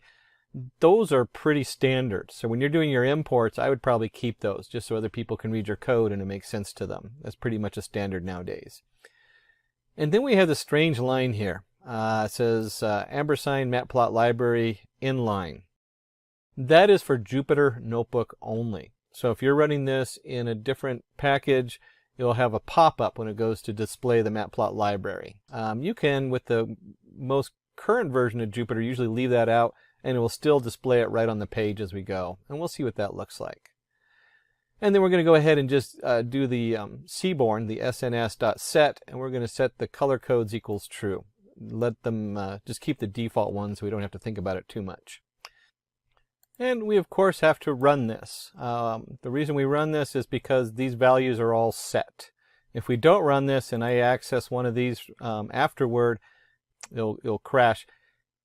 The cool thing about Jupyter Notebooks is if you forgot to import one of these, you forgot to install it, because you do have to install this under your Anaconda setup or whatever setup you're in, you can flip over to Anaconda and run your install for these. And then just come back and run it. You don't have to close anything out. And we'll go ahead and paste this one in here real quick where we have car equals pd.read_CSV. And then we have the actual path. This path, of course, will vary depending on what you are working with. So it's wherever you save the file at. And you can see here I have like my OneDrive documents, Simplilearn, Python, data analytic, using Python, / car CSV. It's quite a long file. When we open that up, what we get is we get a CSV file, and we have the make, the model, the year, the engine, fuel type, engine horsepower, cylinders, and so on. And this is just a comma separated file. So each row is like a row of data. Think of it as a spreadsheet. And then each one is a column of data on here. And as you can see right here, it has the make, model. So it has columns for a header on here. Now, your Pandas just does an excellent job of automatically pulling a lot of this in. So when you start seeing the Pandas on here, you realize that you are already like halfway done with getting your data in. I just love Pandas for that reason. NumPy also has it. You can load a CSV directly into NumPy, but we're working with Pandas, and this is where it really gets cool, is I can come down here and I can print, you remember our print statement, we can actually get rid of it, and we're just going to do car head because it's going to print that out. The head is going to print the top values of that data file we just ran in. And so you can see right here, it does a nice printout. It's all nice and in line because we're in Jupyter Notebook. I can scroll back and forth and look at the different data. And just like we expected, we have our column, and it brought the header right in. One thing to note is the index. It automatically created an index 0, 1, 2, 3, 4, and so on. And we're just looking at the head. So we got 0, 1, 2, 3, 4. You can change this. You might want to just look at the top two. We can run that. There's our top two BMWs. Another thing we can do is instead of head, we can do tail. And look at the last three values that are in that data file. And you can see right here, it numbered them all the way up to 11,913. Oh my goodness, they put a lot of data in this file. I didn't even look to see how big the file was. So you can really easily get through and view the different data in here. When you're talking about big data, you almost never just print out car. In fact, let's see what happens when we do. If we run this and we just run the car, it's huge. In fact, it's so big that the pandas automatically truncates it and just does head plus tail, so you can see the two. So we really don't want to look at the whole thing. We'll go and go back to, let's stick with the head, displaying our data. There we go. So there's the head of our data. It gives us a quick look to see what's actually in there. I can zoom out if we want, so you can actually get a better view. Although we'll keep it zoomed in so you can see the code I'm working on.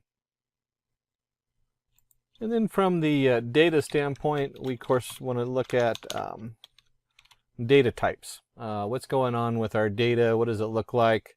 Now this, you show when you're talking to your shareholders, they like to see these nice, easy to read charts. They look like a spreadsheet. So it's a nice way of displaying pieces of the chart. When we talk about the data types, now we're getting into the data science side of it. What are we working with? Well, we have make, model, we have an integer 64 for the year. Engine fuel type is an object. If we go up here, you can see that most of them are it's a set manual, rear wheel drive. So they might be very limited number of types in there. And so forth. And it's either going to be a float 64, an integer, or an object is the way it's going to read it on here. And the next thing you're going to know is like your columns. And since it loaded the columns automatically, we have here the make, the model, the year, the engine, the size, all the way up to the MSRP. And just out of something you'll see come up a lot is whenever you're in pandas and you type in .values, it converts it from a pandas list to a numpy array. And that's true of any of these. So then you end up in a numpy array. So you'll see a little switch in there in the way that the data is actually stored. And that's true of any of these. In this case, we want car.columns. You have a total list of your car columns. And like any good data scientist, we want to start looking at analytical summary of the data set. What's going on with our data? So we can start trying to piecemeal it together. So we can do car, describe, and then what we'll do include equals all. So a nice panda command is to describe your data. If you're working with R, this should start looking familiar. And we come down here and you can see count. There's the make, the model, the year, how many of each one, how many unique values of each one, the top value of each one, what's most common, the frequency, the mean. Clearly on some of these it's an object, so it really can't tell you what the average is. It'd just be the top one's the average, I guess. The year, what's the average year on there? All this stuff comes down here. Your standard deviation, your minimum value, your maximum value, what's in the lower quarter, 50% mark, where's that line at, and what's in the upper 75%, the top 25% going into the max. Now, this next part is just cool. This is what we always wanted computers to be back like in the 90s, instead of 5,000 lines of code to do this. Maybe not 5,000.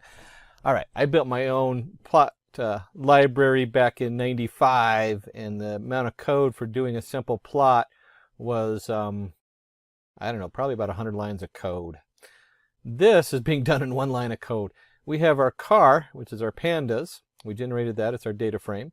And we have .hist for histogram. That is the power of Seaborn. Now, it's still going to generate a numpy graph, but Seaborn sits on top, and then we can do the figure size. This is just so it fits nicely on the paper on here. And we do something simple like this, and you can see here where it comes up and it does say matplot library and does subplots and everything. But we're looking at a histogram of all the different pieces in our database. And we have our engine cylinders. That's always a good one because you can see like they have some that they had a null on there, so they came out as 0. Maybe one of them had a 2-cylinder engine way back when. 4 is a common, 6 a little less common, and then you see the 8-cylinder, 12-cylinder engines. Boy, that's got to be a speedster or something. But you can see right here, it just breaks it down. So now you have how many cars with how many, whatever it is, cylinders, horsepower, and so on. And it does a nice job displaying it. You can see if you're working with your, you're going into your demo, it's really nice just to be able to type that in and boom, there it is. It can see it all the way across. And we might want to zero in and use like a box plot. And this time we'll go ahead and call the Seaborn, SNS, box plot. And we're going to go ahead and do vehicle size versus engine horsepower XY plot. And the data comes from the car. So if we run this, we end up with a nice box plot. You see our mid-size, compact, and large. You can see the variation. There's our outlier showing up there on the compact. That must be a high-end sports car. Large car might have a couple engines, and again we have all these outliers and then your deviation on them. Very powerful and quick way to zero in on one small piece of data and display it for people who need to have it reduced to something they can see and look at and understand. And that's our Seaborn box plot, or SNS.boxplot. And then if we're going to back out and we want a quick look at what they call pair plotting, we can run that, and you can see with the Seaborn it just does all the work for you. It takes it just a moment for it to pull the data in and compile it. And once it does, it creates a nice grid. And this grid, if you look at this one space here, which is, you might not be able to see the small number, it says engine horsepower.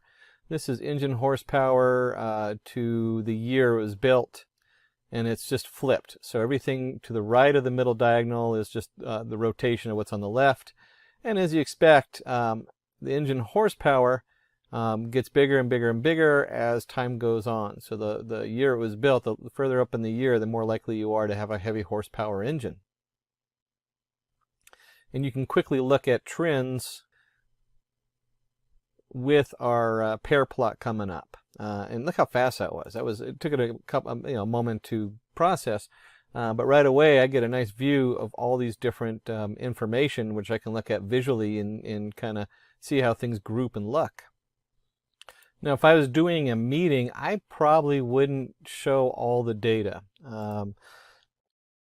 One of the things I've learned over the years is people, myself included, love to show all our work. You know, we were taught in school, show all your work, prove what you know. The CEO doesn't want to see a huge grid of graphs, I guarantee it. So what we want to do is we want to go ahead and drop the stuff that might not be interested in. And I'm not really a car person. Our guy in the back is, obviously. So you have your engine fuel type. We're going to drop that. We're going to drop market category, vehicle style, popularity, number of doors, vehicle size. And we have the axes in here. If you remember from NumPy, we have to include that axes to make it clear what we're working on. That's also true with pandas. And then we'll look at just what it looks like from the head. And you can see that we dropped out those categories, and now we have the make, model, year, and so forth. And we took out the engine fuel type, market category, etc. And this should look familiar to you now. When you start working with pandas, I just love pandas for this reason. Look how easy it is. It just displays it as a nice spreadsheet for you. You can just look at it and view it very easily. It's also the same kind of view you're going to get if you're working in Spark or PySpark, which is Python for Spark, across big data. This is the kind of thing that they come up with, and this is why pandas is so powerful. And we may look at this and decide we don't like these columns. And so you can go in here and we can actually rename the columns. Simple command, car equals car, rename. Columns equals engine horsepower equals horsepower. This is just your standard Python dictionary. So it just maps them out. And instead of having like the lengthy, if here we had engine horsepower, we just want horsepower. We don't need to know it's the engine horsepower. Engine cylinders, we don't need to know that it's for the engine, because there's only one thing we're describing if we're talking about cars, and that's cylinders. And we'll go ahead and just run this. And again, here's our car head, and you can see how that changed. We have model year and horsepower versus model year engine horsepower, engine cylinders, and just cylinders. Again, we want to keep reducing this so it's more and more readable. The more readable you get it, the better. And of course, we can also adjust the size a little bit so that when it prints out, instead of splitting it on 2 lines, we get like a single line. We can do that also. That's just your control mouse up or plus sign you use in Chrome. That's a Chrome command. And if you remember from NumPy, we had shape. Well, Pandas works the same way. We can look at the shape of the data. So we now have 11,914 rows and 10 columns. So you see some similarities because Pandas is built on NumPy. And questions that come up just like you did in NumPy, we might want to know duplicate rows. And so we can do car. And look at this switch here. We're doing a selection. This is a Pandas selection with the brackets. But we want to select it based on car.duplicated. So how many duplicates on there? So it's starting to look a little bit different as far as how we access some of the data on here. This can be a logical statement. And we get the number of duplicate rows. We have 989 rows by 10 columns again. And this is one of those troubleshooting things that we end up doing a lot, more than we really feel like we should. We might go ahead and do like a car count just to see how many rows we're dealing with. And then right after that, we might want to go ahead and say, hey, let's drop duplicates. So remember we did all the duplicates on there. So car equals car.drop duplicates. And then we can print the head again. We'll just do car head here. And you can see the data on there looks the same as before. And just note that we did car equals car.duplicates. There are commands in here where you can do, where it changes the actual value. And it works on some of them and not on others, depending on what you're doing. But by default, it always returns a copy. So when we do this, we're reassigning it to car. And you can see it's the same header, but we want to go ahead and do count and see how the count changes. Let's go ahead and run this.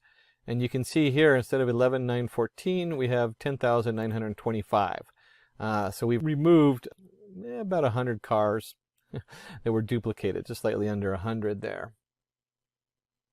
And then as we're prepping our data, we might want to know car is null. So it's going to count the values of null, and then we want to sum that up. And when we do that, we do the car is null function.sum. We end up with HP, the horsepower is 69 have null values, and 30 have cylinders have null values. Now, if you don't put the sum at the end, it's just going to return a mask with the true false of is it null or is it not, by 0 and 1. So you're summing up the ones underneath each column. And this, of course, then you have to decide what you're going to do with the null values. There's a lot of different options. It might be that you need to put in the average or means. Maybe you want to put in the median value. There's a lot of different ways to fill it. Usually when you first start out with the data, a lot of them you just drop your null values. And you can see here car.drop NA, which is equal to all. And then we're going to go ahead and count it. And you can see that we've dropped almost another 100 values. So from 10,925 to 10,827, maybe 75 or so values. So we cleaned this is really a big part of cleaning data. You need to know how to get rid of your null values, or at least count them and what to do with them. And of course, if we go back to counting our null values, we should now have null values. There we go. And you'll see there's 0 null values. I don't know how many times I've been running a model that doesn't take null values and it crashes, and I just sit there and look at it trying to get, why did that crash? It should have worked. It's because I forgot to remove the null values. So we've been jumping around a lot. We're going to go back to finding outliers, and let's go ahead and bring that back into our Seaborn. And if you remember, we did a box plot earlier. This time we're going to do a box plot just on the price. And you can see here our price value, and we have the deviation with the two thinner bars on each side of the main value. And then as we get up here, we have all these outliers. In fact, we have one way out here that's probably a really expensive high-end car is what we're looking at. If you were doing fraud analysis, you would be jumping on all over these outliers. Why are these deviation from the standard? What are these people doing? Again, this is probably, like I said, a really high-end expensive car out here. That's what we're looking at. And we can also look at the box plot for the horsepower. We'll put that in down here and run that. And you can see again, here's our horsepower, and it just jumps, and there's these really odd, huge muscle cars out here that are outliers. And we're going to jump into making this a little bit more, as you start displaying your data or your information to your shareholders. We're going to look at plotting a histogram for the number of cars per brand. And the first thing we want to go ahead and do is we have with our car, go back over here, here we go. We have our make value counts, largest plot, and we want to do a kind equals bar, figure size 10.5. And right off the bat, we jump up here and we see Chevrolet. It's going against, what was it? It's figure ratio, the value counts, and we want the largest value. So here's our value counts and compared to what the different cars are. Chevrolet puts out a lot of different kinds of cars. I didn't realize that they made that many cars or different types. And then for readability, let's go ahead and add a title, number of cars by make, number of cars, and make. If you had looked at this the first time, you would have been like, well, what the heck am I looking at? Well, we're looking at the number of cars by make. And then you can see here, now we're talking about the type of cars and the different ones are put out. Lotus, I guess, only had a few different kinds of cars over there. Very high-end cars. And then as doing data analytics and as a data scientist, one of the things I am most interested in is the relationship between the variables. So this is always a place to start. We want to know what's going on with our variables and how they connect with each other. So the first thing we're going to do is we're going to go ahead and set a figure size because we want to make sure it fits our graph. We'll just go ahead and set this one plot figure set to figure size 2010. If you never used the matplot library, which is sitting behind Seaborn, whatever is in the PLT, this is what's loaded. It's like a canvas you're painting on. So the second you load that PyPlot as PLT, anything you do to that is affecting everything on it. And then we want to go ahead, since we're using Seaborn, we'll go ahead and create a variable C for relationships or correspondence, and car.corr. That's a correlation in Seaborn on top of pandas. Again, one line and you get the whole correlation on there. And because we're working with Seaborn, let's put it into a nice heat map. If you're not familiar with heat maps, that means we're just using color as part of our setup. So we have a nice visual. And we can see here that the Seaborn connected to the pandas prints out a nice chart. We'll talk a little bit about the color here in a second. It prints out a nice chart. This is a chart I look at. As a data scientist, these are the numbers I want to look at. And we'll just highlight one of them. Here's cylinders versus horsepower. The closer to 1, the higher the correlation. So 0.788. Pretty high correlation between the number of cylinders and how heavy the horsepower is. I'm betting if you looked at the year versus horsepower, we can just look at that one. Here's year and horsepower. 0.314, not as so much, but if you combine them, you don't actually add them. But if you combine them, you'll start to see an increase in horsepower per year and cylinders. You could probably get a correlation there. And just like 0.78 is a positive correlation, you might notice if we look at cylinders, or let's look at horsepower and mileage. So if we go here to horsepower to mileage, you get a nice negative. We'll do cylinders, that's a bigger number. With cylinders to the miles per gallon, it's a minus 0.6. So it's a negative correlation. The closer to -1, the more the negative correlation is. And then the chart you would actually show people is a nice heat map. This is all our colors, and it's just those numbers put into a heat map. The darker the color, the higher the correlation. you can see straight down the middle, obviously the year correlates directly with the year, horsepower with horsepower, and so on. That's why it's a 1. The closer to the 1, the higher the correlation between the two pieces of data. Now, this is a good introduction. Pandas goes way beyond this. Most of the functionality in NumPy, since Pandas sits on it, is also in Pandas, and then it even has additional features in it. And we use Seaborn pretty extensively sitting on top over our PyPlot. So keep in mind that our PyPlot has a ton of other features in it that we didn't even touch on in here. We couldn't, even if you had a sole course in it, there's just so many things hidden in there depending on what your domain you're working on. But you can see here, here's our Seaborn and here's our Matplot library. That's all our graphics that we did. And then the Seaborn works really nicely with the pandas. We really like that. So that wraps up our demo part for today. Let's learn about data manipulation in R. And here we will learn about dplyr package. And when we talk about this dplyr package, it is much faster and much easier to read than base R. So dplyr package is used to transform and summarize tabular data with rows and columns.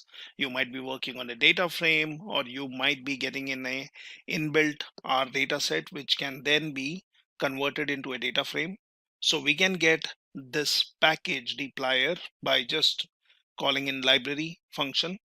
And this can be used for grouping by data, summarizing the data, adding new variables, selecting different set of columns, filtering our data sets, sorting it, selecting it, arranging it, or even mutating. That is basically creating new columns using functions on existing variables. So let's see how we work with dplyr.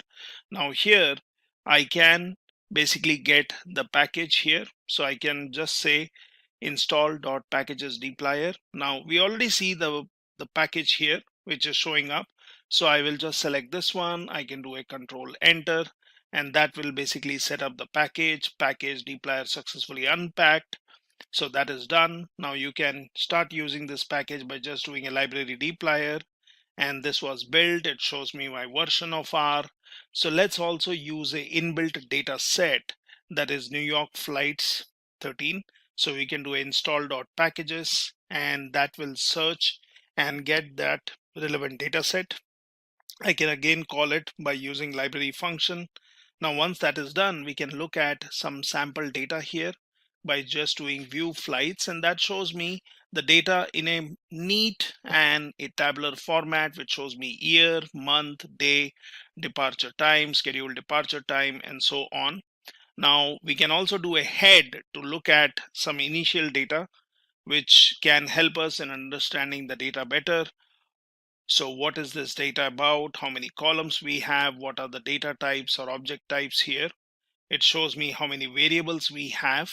So this is fine. Now we can start using dplyr, and in that we can use, say, filter function if we would want to look in for specific value. Now here we have the column as month, so I will do a filter. Now I'm creating a variable f1. I'm using the filter function on flights, which we already have. And then what we can do is we can basically look at the month, where the month value is 07. So let's look at that. And this one, you can do a view on F1, which shows me the data wherein you have filtered out all the data based on month being 7. So this is a simple usage of filter. We can take some other example. We may want to include multiple columns. So we can say F2 filter flights, and here we will say month is equal to 7, day is 3, and then look at the value of F2 if you are interested in seeing this. And that tells you the month is 7 and day is 3. You could also look into a more readable format by using view on F2, and that gives me my selected result. So we are just extracting in some specific value. We can keep extending this. So here we can say flights is what we would want to work on. I'm using the filter function. So I can straight away, instead of creating a variable and then doing a view, I can also do a view in this way. I can just pass in my filter within the view, And within this, I'm saying filter. I would want to look at the flights, month being 09, day being 2, and origin being LGA. And then that shows me the value here. And obviously you can scroll and look at all the columns, and if you see the origin column, it shows the selected value. So now we have filtered our data based on values in 3 different columns. Now what we can also do is we can use and, or we can use or operators. So I could have done this in a little different way. So I could have said head, which shows me initial result. I will do a flights. So within my head function, I'm passing in this. And what does that contain? So you are saying flights. And in this flights data set, you would want to pick up the month being the column. So we use the dollar symbol here. We give in a value, and I'll say and I'll again say flights, wherein I will select the day being 2 and remember, when you talk about and, it is going to check if all the values are met true. So then you say flights origin LGA and you look at the value. So in this way I can filter out specifically multiple values by specifying columns. Now we could have done it in this way. We could have created a view, or we could have assigned this to a variable and then done a view on that, where we could have selected month being day and origin. Or you can be more specific in specifying all the columns. It makes the code more readable. So let's look at the values, and here you are looking at head, which shows me based on month, day, and then you can look for further columns for other variables, that is origin being LGA. Now what we can also do is we can do some slicing here to select rows by particular position. So I can say slice, and I would want to look at rows 1 to 5, and I can do this. So you can always assign or look at the view of this. I can just do here. So when I did a slice 1:5, it shows me my entries for 1 to 5.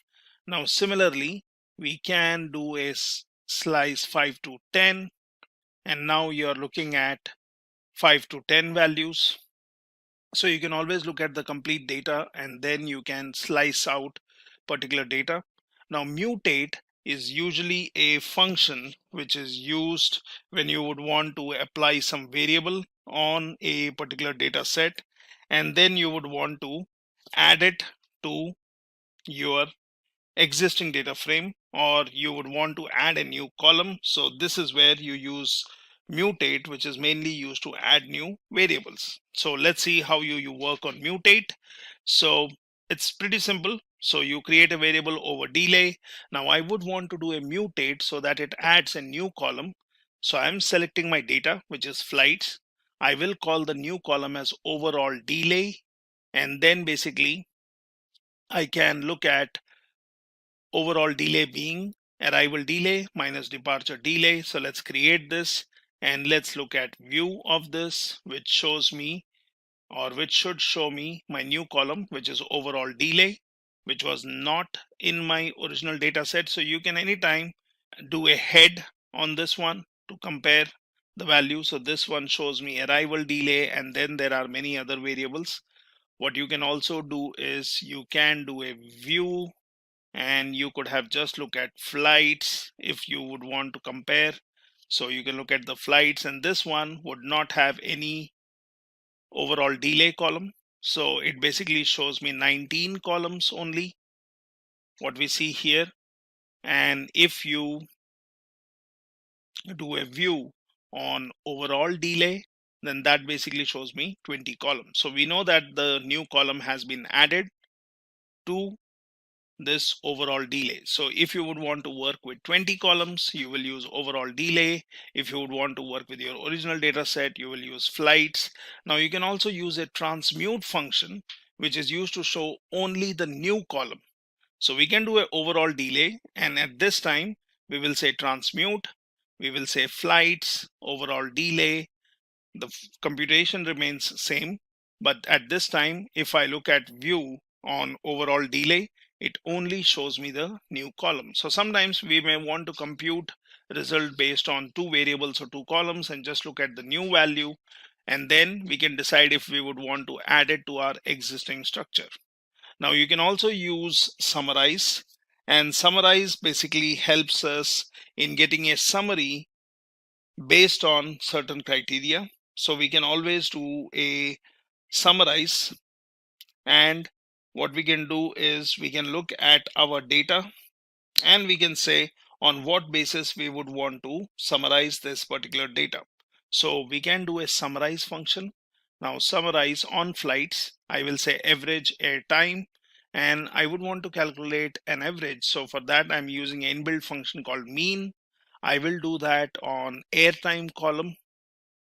So let's look at flights once again, and here we can see there is arrival time, not airtime, sorry, arrival time, and we would want to do some average on this particular data. We would want to summarize this. So what I'll do is I will use the summarize function.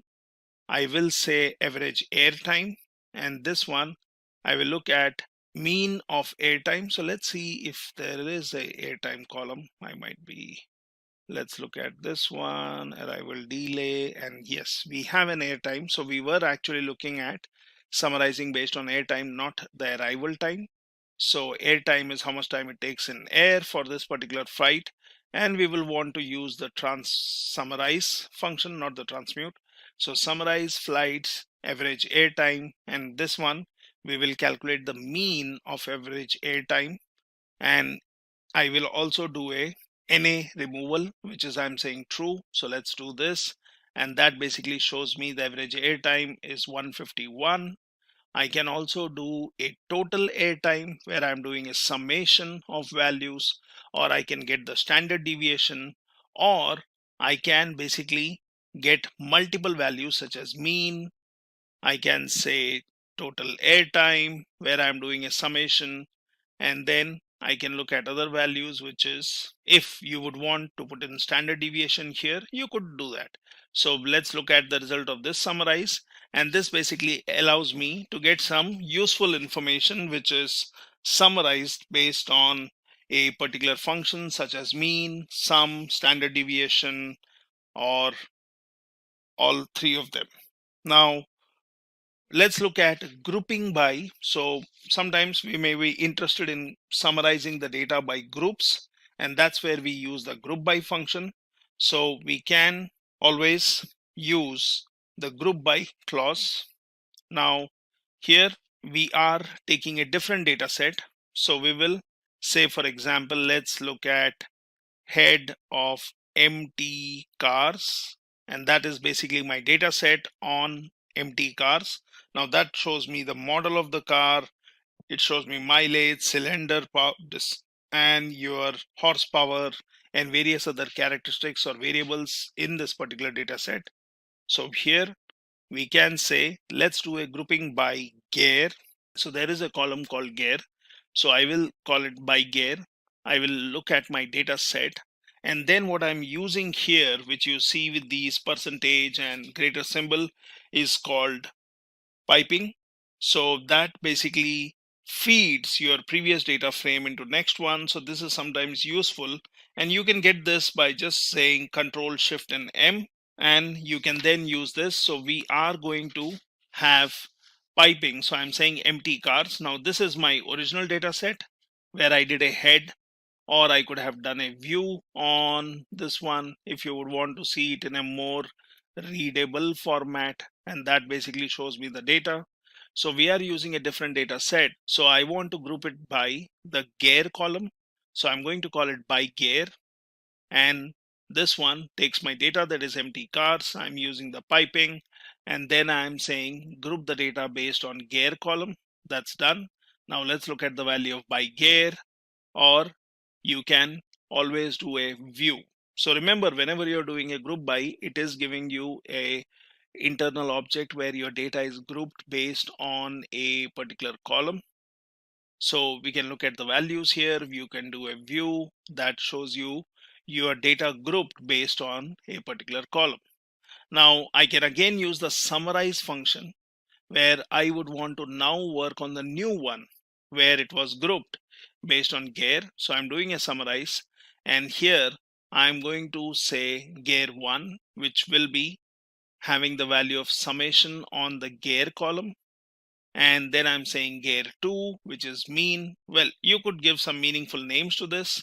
And let's look at the value of this one, where we are basically now looking at the values, which is sum and mean values based on the gear.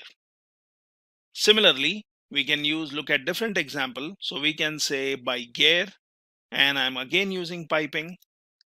But earlier we had taken gear, we had grouped the data, and we called it by gear. So we took our original data set empty cars, but now within this particular data, which was grouped by gear, I will take this data set, I will use the piping, and I will summarize it, where I am saying within this particular data set, I would want to get the sum, or I would want to get the mean, and then you can look at the values.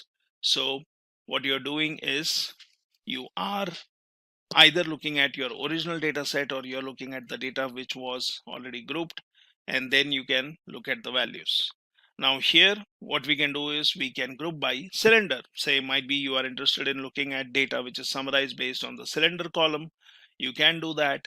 And then for this by cylinder, I'm doing a piping where I'm using the summarize function, and summarizing will then be done based on the mean values of the gear column or the horsepower. So let's do this, and then you can basically look at the value. At any point you may want to look at the data set again, so just do a head and you can look at what does the value contain, and by cylinder or by gear, and do a head, and it gives you the value. So you can always do some summarizing or grouping in these ways. Now here we are going to use sample underscore n function and sample underscore fraction for creating samples. So for this, let's take the flights data set again, and we would want to get 15 random values. Now that is done, and it shows me 15 rows with some random values from the data. What you can also do is you can do a portion of data by using sample underscore fraction, and here I'll say flights, I'll say 0.4, which will return 40% of the total data. So this can be useful when you are building your machine learning, where you would want to split your data into training and test. Might be you are interested in some portion of the data, so you can do this, which is very useful function, and then you can look at the value of that. Now what we can also do is we can use a range function. So like we were doing a grouping by, or we were trying to pull out a particular column, so in the same way we can use a range, which is a convenient way of sorting than your base R sorting.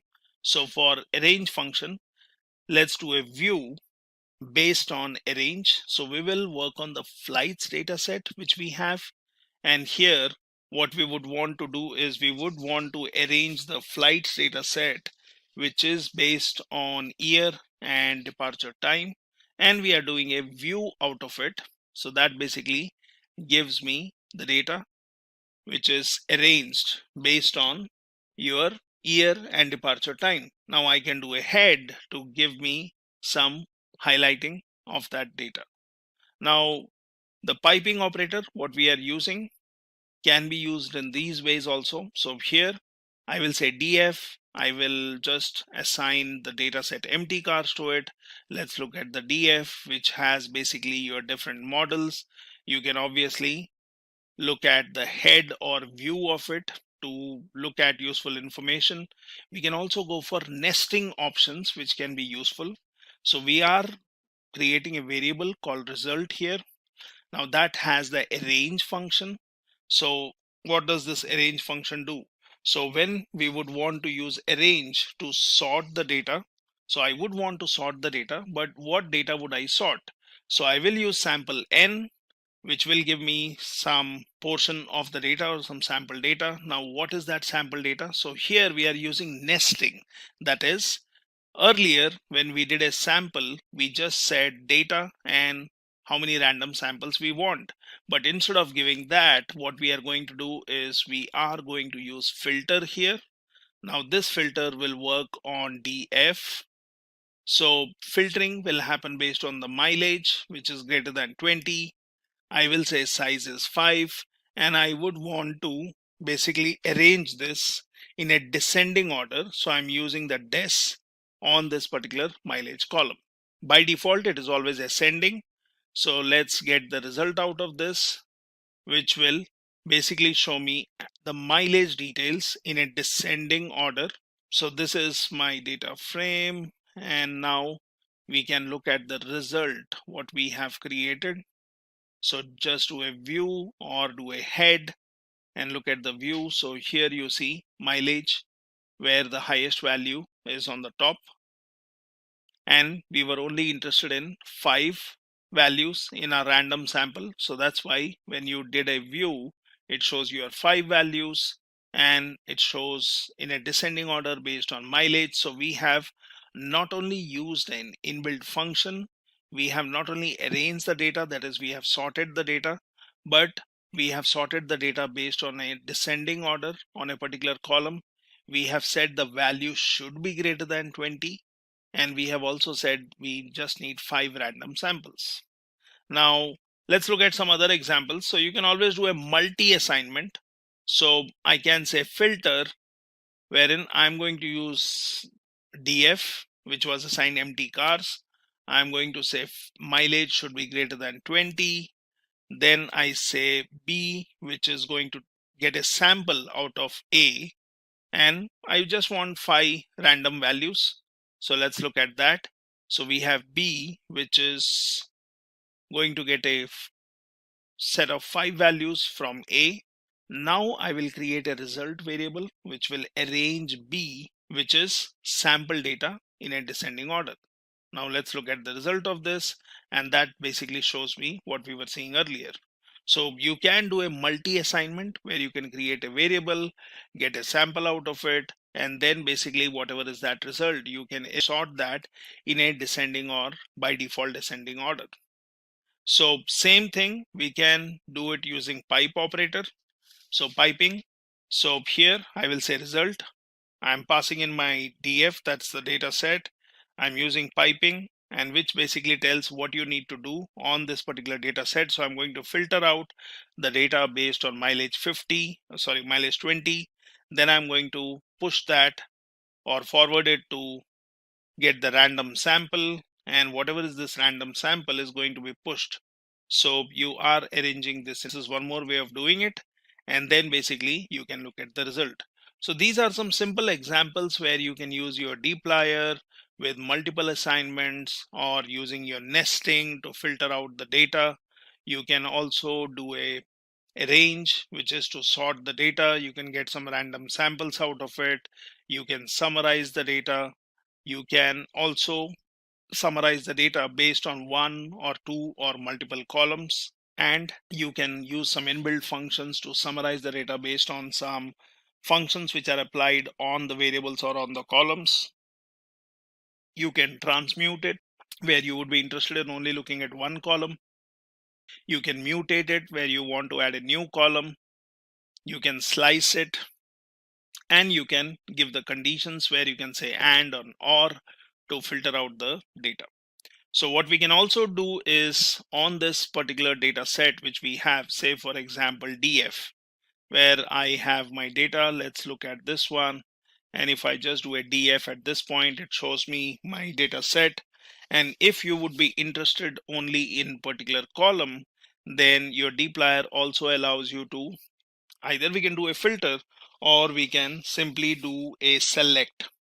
Now for selecting, we can choose our data. So for example, I'll say df underscore, I'm interested in mileage, I'm interested in horsepower, might be I'm interested in your cylinders in this. And for this one, what I can do is, when I would want to do a select, I can basically say selected df, let's call it some name. I can say Control Shift M, which is for piping.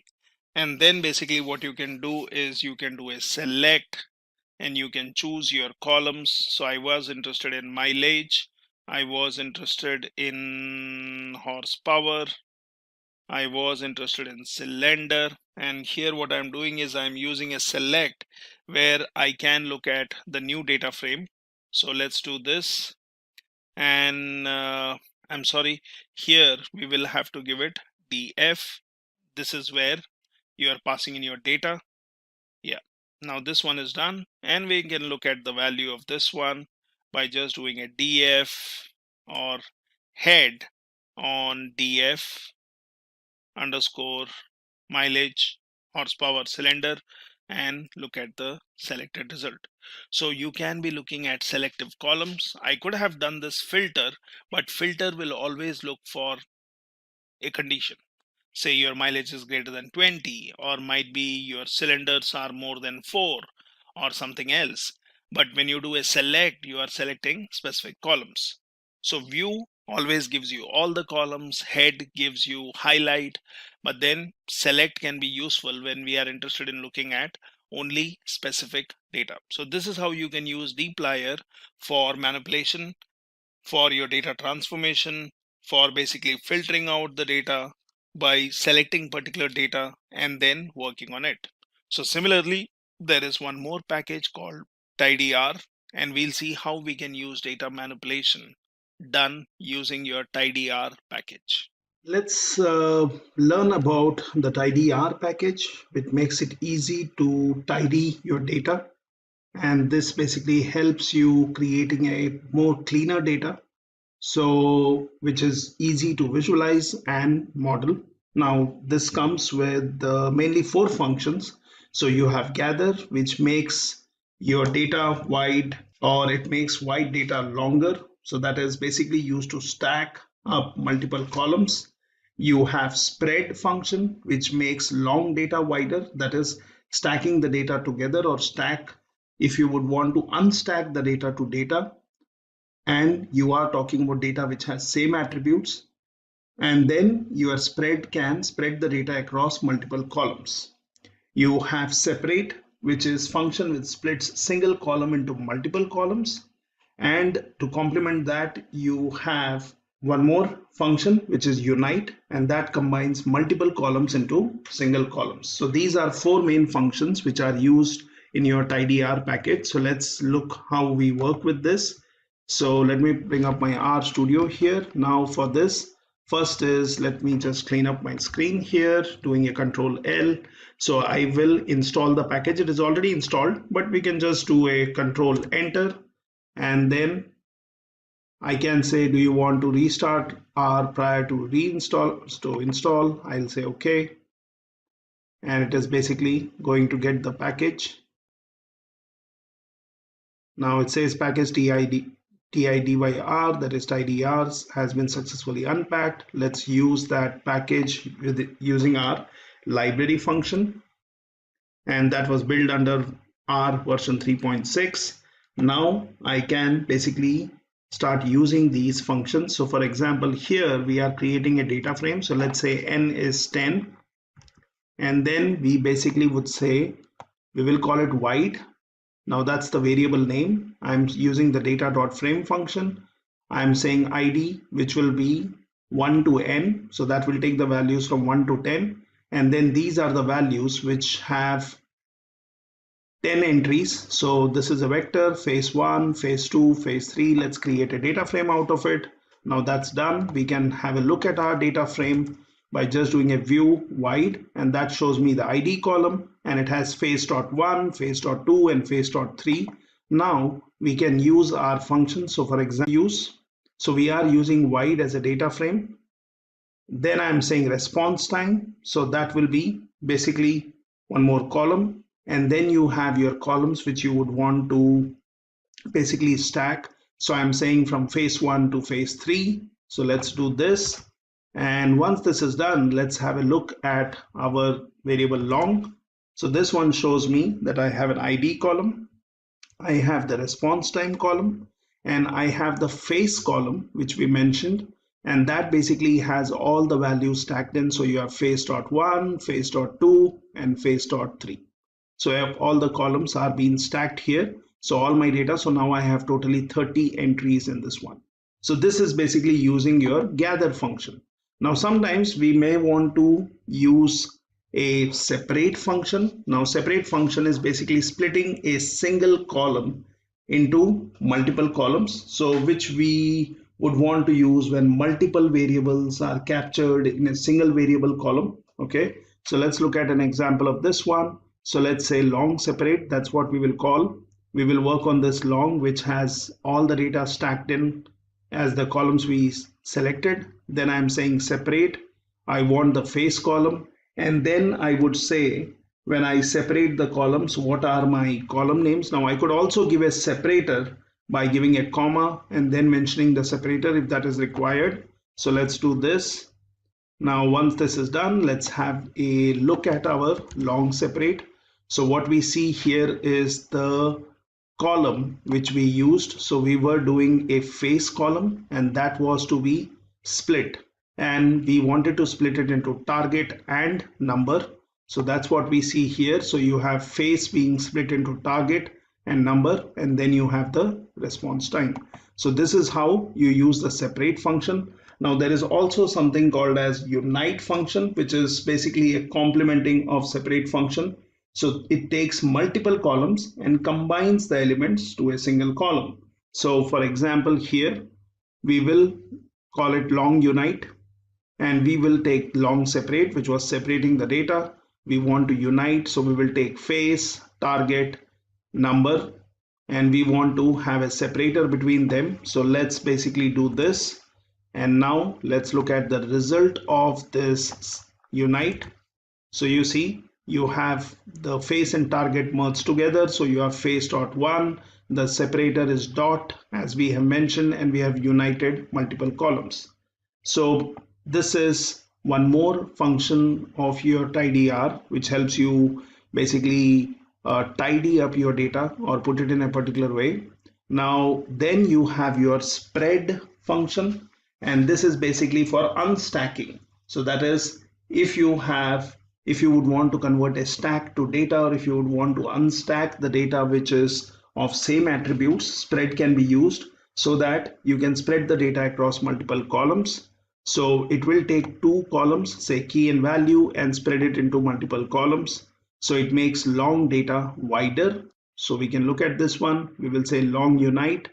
I'm using the piping. I will use the spread function. I'll work on the face column and response time. And let's do this. And then let's do a view on this. So it tells me our data is back in the shape as it was in the beginning. So these are 4 functions which are very helpful when we work with tidyr package. So let's learn about visualization. And here we will learn about R, which can be used for your visualization. Now, one thing which we need to understand is, because of our ability to see patterns, which is highly developed, we can understand the data better if we can visualize it. So the efficient way or effective way to understand what is in our data or what we have understood in our data, we should or we can use graphical displays, that is your data visualization. So there are actually 2 types of data visualizations. So you have exploratory data visualization, which helps us to understand the data. And then you have explanatory visualization, which helps us to share our understanding with others. So when you talk about R provides various tools and packages to create data visualizations, and which can be used for both kind of data analysis or both kind of visualizations. So when you talk about exploratory data visualization, the key is to keep all the potentially relevant details together.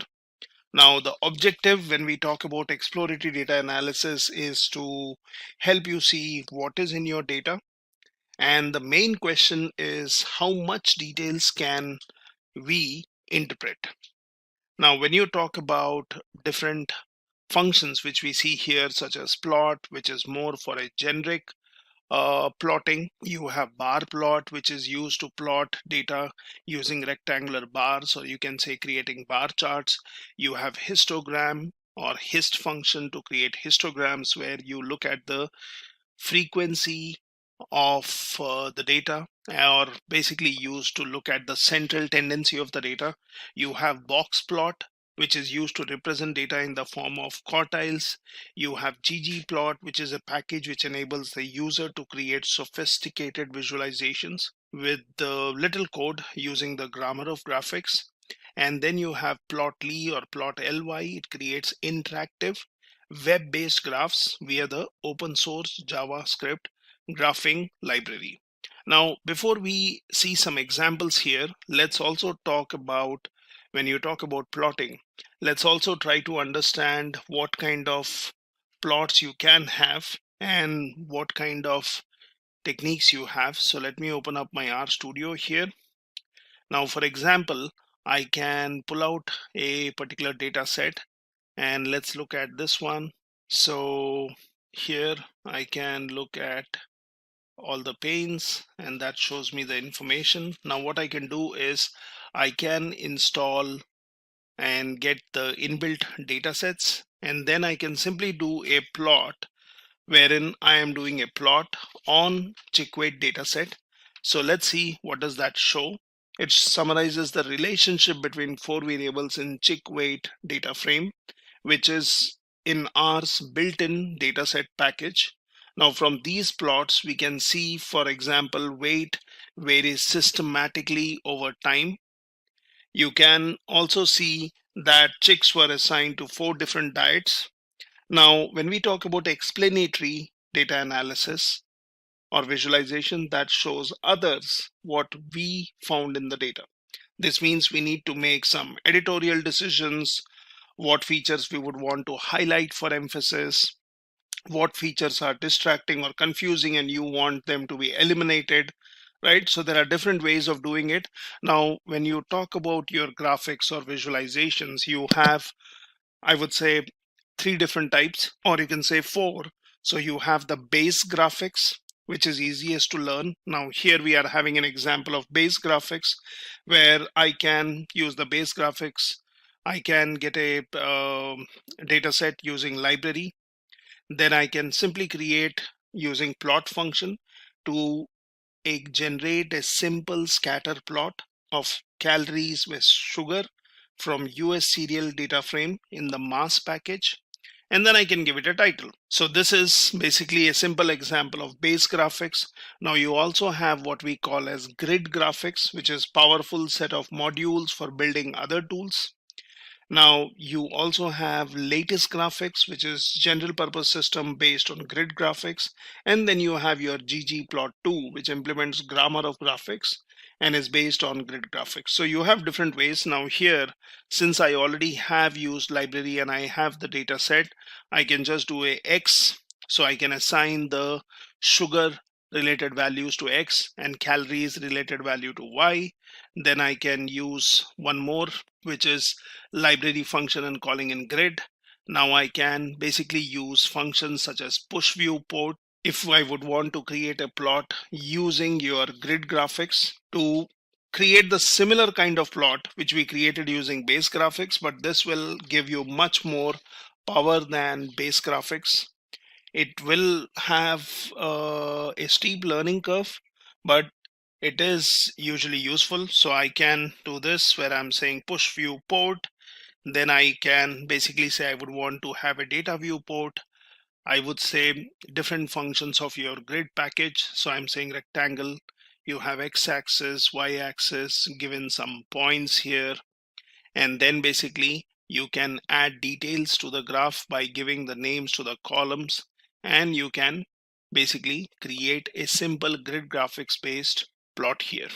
Now there are different other options which we can use to create plots. Now before we go into understanding how you create plots, let me just give you a brief on what are the different kind of plots and how they can be used. So here we will look at these different plots. Now for example, we have a bar chart, which is a graph which shows comparisons across discrete categories. So you have x-axis, which will show the categories being compared, and y-axis, which represents a measured value, and height of the bars are proportional to measured values. Now, to create different kind of charts, you can use ggplot, which is a package for creating graphs in R. It is basically a method of thinking about and decomposing complex graphs into logical subunits, and that is a part of tidyverse ecosystem. So it takes each component of graph axes, you can give scales, you can give colors, you can give the objects, and you can build graphs on particular data.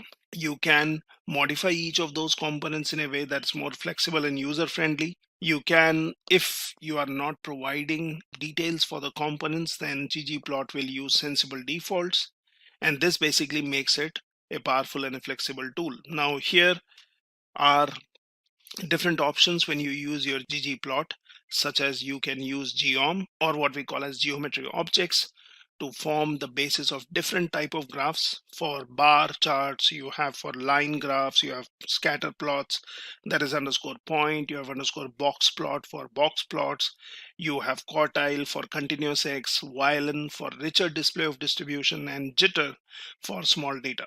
So here is some simple example where I would not go into too many details here, but you can just have a look at this one, where we are using library function to get the ggplot2 package. Then basically we would want to look into the mileage data. We would want to look at the structure of it. And then we can basically get the tidyverse package. Finally, we can create a bar chart using geom underscore bar. And we can basically also mention what would be in x-axis. Now you can also give different colors to basically add more meaning to your data. You could also go for stacked bar charts. So here we are actually telling ggplot to map the data in the drive column to fill the aesthetic. So here I am giving aesthetic access class, and I'm saying what is the data we need to have, and then we are using geom underscore bar. So you can also have dodged bar in your ggplot, that is not bar charts which are stacked but next to each other, and you can create that by using your position as position underscore dodge. Okay, now you can obviously use your different packages which are inbuilt, and you can create your bar charts. And you have other kind of graphs such as line graph, which is basically a type of graph that displays information as a series of data points connected by straight line segments, such as this one. And for this one we are using, if you see, geom underscore line. Now you can also create a scatter plot, which is a two-dimensional data visualization that uses points to graph the values of two different variables, one on an x-axis, one on y-axis, like what we saw in base graphics example. And they are mainly used if you would want to assess the relationship or lack of relationship between two variables. And you also have histogram, which I mentioned is mainly to look at the distribution of a data, to look at the central tendency of the data, basically looking at your large amount of data or for a single variable. You would be interested in saying where is more data found in terms of frequency, where is lesser data found in the graph, how close the data is towards its midpoint, or what we call as mean, median, mode. So you can use histogram, where you can categorize the data in what we call as bins. So these are some basics on different kind of graphs. Now we can look at some examples and see how that works. So what we were seeing is some quick examples of base graphics or grid graphics. Now here, let's do an example of pie chart for different products and units sold. So you want to create a graph for this. First, let's create a vector and pass in the value here. Now I can also create labels which I would want to assign to these values. And then basically I can plot the chart by saying pie. So that's the kind of chart which I would want to create. And I would say the data would be X, and labels So let's do this, and that shows me a simple pie chart. Now I can also give main details here. So instead of just doing a pie x comma labels, I can say what is the main and then what kind of coloring it should follow. So this is the way you can create a simple plot. Now I can also find out what is the percentage, and then basically I would be interested in plotting the pie chart which takes x, which takes the labels, which will be the percentage which we are calculating here by doing a round function. And then you can basically give details to your graph. You can say what color it follows. You can basically look at the legend where it needs to be in your chart, what are the values, and then basically fill up the colors. So let's run this one, and that shows me the percentage which was calculated, and it gives me the details, and we can always have a look at our plot. Now if you would want to go for a 3D pie chart, then you can get the package which is Plotrix. Let's use that by calling in the library function. Let's pass in some data to X, and let's give some values or labels which will make more meaning to the data. And then let's plot the 3D graph. So I'm saying pi 3D here, where I'm using X and labels. Then I'm basically doing an explode, which will basically control how your graph looks like and basically give the values. So it also takes the title when you say main and pie chart of countries. Now let's create data for graph. So again, we are having a variable here. We are using the C function, creating a vector, and then let's create a histogram for this one, where I would say X lab, what would be your data around x-axis, what is the color, what is the border, and here I'm creating a simple histogram, which, as I discussed earlier, will always show your values on the x-axis, and y-axis is more of frequency, and then you can look at the set of values and what is their frequency.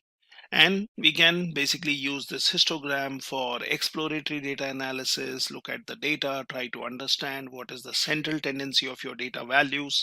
Now we can also give some limits by using the x lim and y lim, and then I can also specify what is the limit. So we have given some values here, wherein we have said your x limit is 0 to 40 and y limit is 0 to 5.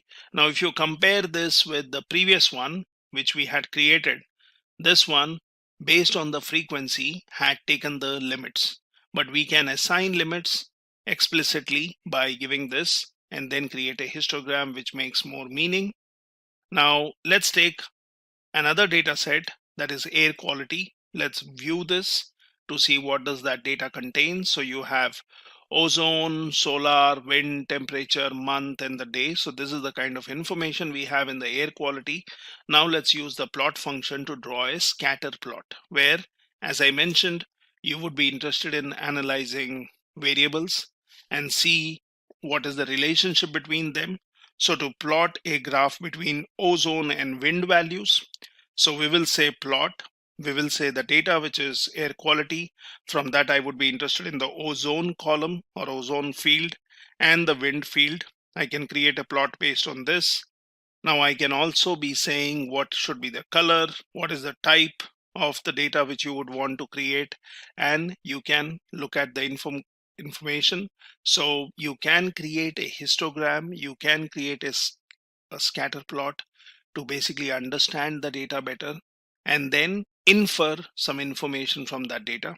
So let's take the air quality data set itself without specifying any particular column, and you can create a plot which shows me all the different values which you have in the data, and it basically shows you the difference. This is more of an example like what we did for chick weight, where we did a base graphics. Now you can assign labels to the plot. So that is when you are creating a plot, you can say air quality, you will say ozone, and then that's your ozone concentration. You have your YLab, which is the number of instances. You have what is the title, ozone levels in New York City, what is the color. So these are the details what we have given with our plot function, and let's look at the data. So it just tells me that this is the ozone concentration, the number of instances what you have, and you are looking at the data. Now we could also create a histogram by picking up a particular column, that is such as solar, from your air quality, and that basically shows me the frequency of solar values, and we can then try to find out what is the mid, what is the mean, what is the standard deviation, and so on. You can also look at your histogram and try to understand if it is left skewed and right skewed. So we can do that. Now here, let's get the temperature out from this particular data set. Let's create a histogram on temperature, and that basically shows me the frequency of the temperature values and what values have the most frequency or most occurrence. Now you can create a histogram with labels.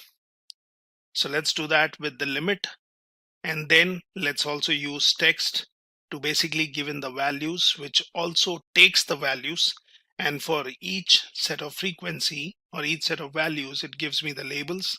Now you can have a histogram with non-uniform width, so you could do that by doing a hist function and then passing in your temperature. You can say what will be the main, what is the title, what will be your X lab. It will tell you a limit around x-axis, what is the color, what is the border, what are the breaks you would want to have for your bars, and you can simply create a histogram using this. So this basically takes the breaks which we have given, such as 55 to 60, 60 to 70, 70 to 75, and so on. So this is basically creating a histogram with non-uniform width, and it purely depends on the kind of values what you have.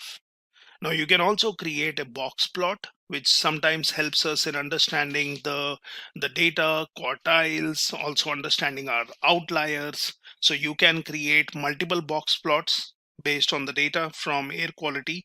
So we'll select all the data and then we'll do some slicing on the data. So let's create a box plot which tells me the values, and if you look at these points here, like single dots, these are basically your outliers. We can learn about that more in later sections. So you can use your ggplot2 library to analyze a particular data set. So for that, we will first use the install.packages and get ggplot2. So it says, do you want to restart R? And I can say yes. So let it get the package. I think the package was already there.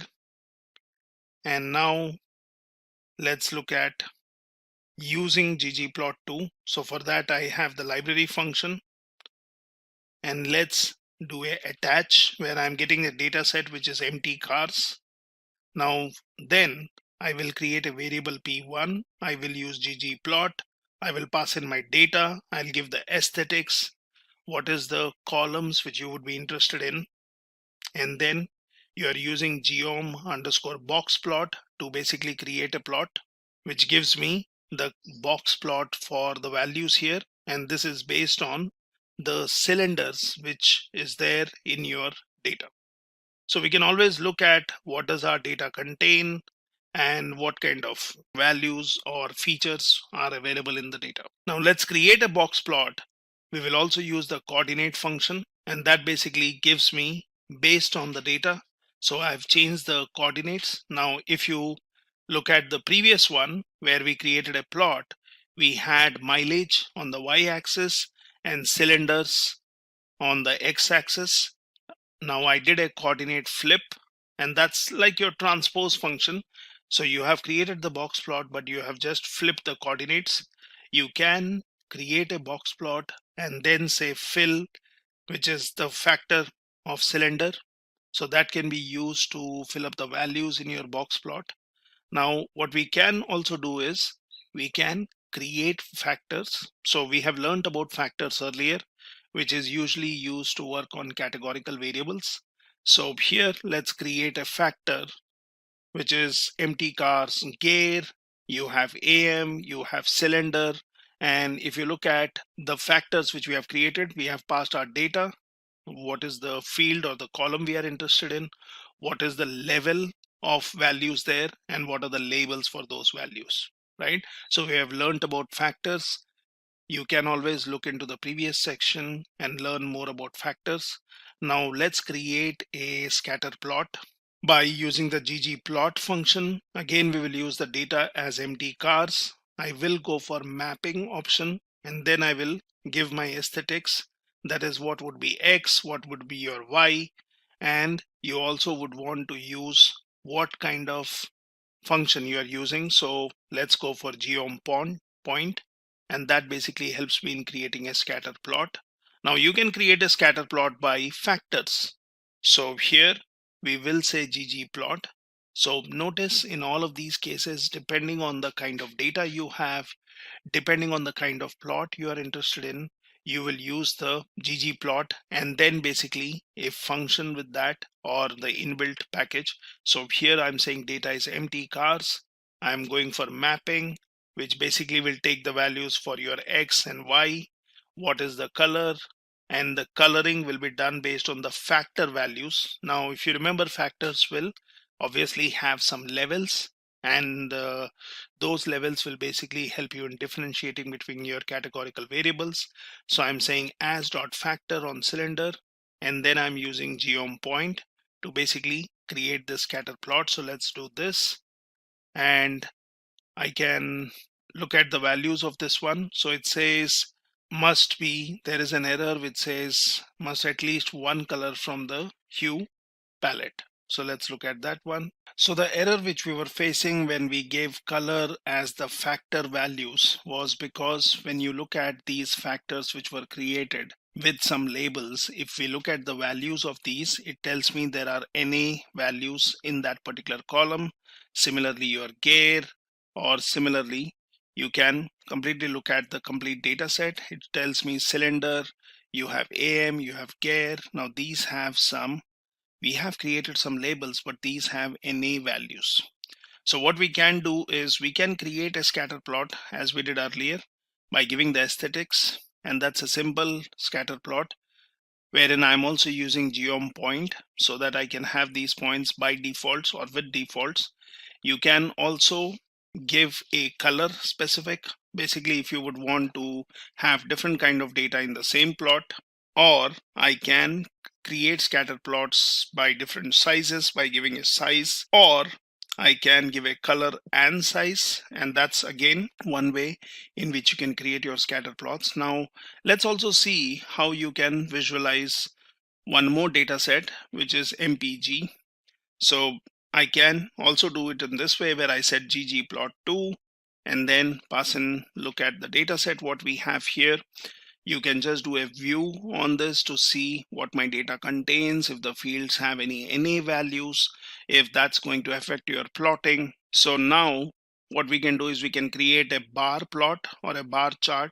So I'm saying ggplot, the data would be as we have given in previous lines, that is ggplot2 mpg. Then I will say what should be in my aesthetics and what kind of chart are you going to create. So I'm saying geom underscore bar.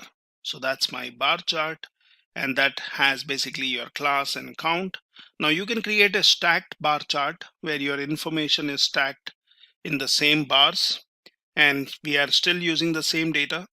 We are going for aesthetics, which is class, and then when you say geom bar, which creates your stacked bar, we will use fill, which is drive. And we can always go back and look at our data. For example, you can always look into this. So you have the drive column here, and you are also working on this complete data set. So let's go ahead and create a stacked bar chart. And that basically gives me the information where you have the drive information, which is stacked here. Now you can do a dodge by giving the position as dodge. So we are still going to go for a stack chart, but this time the bars will be next to each other, and that can also be done, which is very useful. You can use this by using geom point where you are mapping and you are specifying what are your aesthetics. So we were creating a scatter plot. Now you can also use or give more details where you can say color can be based on the class, and we have different classes and based on that, my points have been colored. Now you can also use a plot ly or plotly library. So let's install this one. I will say yes, for example. Let it basically restart so that all my packages are updated. Then I can access that package using library function and then create a variable to which you are assigning your plot underscore ly plot. So data is empty cars. What will be your x-axis? What will be your y-axis? And details on your marker, which we have given, wherein I will give a list which is size, color, which is a combination, and then you have your line, what kind of color it will have, and what will be the width. So this is where I'm going to use plot ly. And let's look at this plot. So it basically gives me some information. Now we see some warnings which are getting generated, but you don't need to worry about that. So you can look at the packages, what you have, and what options you are using. So similarly, we can create one more plot using plot ly and look at the values of those. So that's a plot with a trend which explains me about my data. So this is a simple small tutorial on understanding or how you can have your graphics or visualization used to understand your data. Obviously, there are much more examples, much more ways in which you can pass into your plot functions or your ggplot and the inbuilt packages which are available in R for your visualization. Now that could be for exploratory data analysis or explanatory data analysis. So try these graphs and see if you can change these options and try or create new visualizations. Good morning and good evening, everyone. So welcome to this session where we will learn on time series analysis using R programming language. So this is basically a mini project where we will look at time series data and how we can analyze it, visualize it to basically find some important information or gather insights from the data. Now, when you talk about time series analysis, time series is basically any data set where your values are measured at different points in time. So when you talk about time series data, data is usually uniformly spaced at a specific frequency. For example, hourly weather measurements, you have daily counts of website visits, monthly sales total, and so on. So when you talk about time series, that can also be irregularly spaced and sporadic. For example, timestamp data in computer systems, event log, or history of 9/11 emergency calls. Now, when we work with time series data, for example, here I'm taking an energy data set, we can see how techniques such as time-based indexing, resampling, rolling windows can help us explore variations in electricity demand and renewable energy supply over time. Now, here we will look at some aspects of this data set which I'm considering. So this is open power systems data set, and here is the data set I have. We can look at the data set. Now this is in a simple format. It has time. It basically has values for consumption, and then you have data for wind and solar and wind plus solar. So in certain cases you have only the date and the consumption. But then if we scroll down, we will also find data for wind, solar, wind plus solar, and so on. So this is a time series data set which we would want to work on. Sometimes you may also have the data collected which just does not have the time, but it may also have timestamp. That is, it would have, say, hour, minutes, and seconds. We can work on this time series data. We can basically create some data structures out of it, such as data frames. We can do some time-based indexing.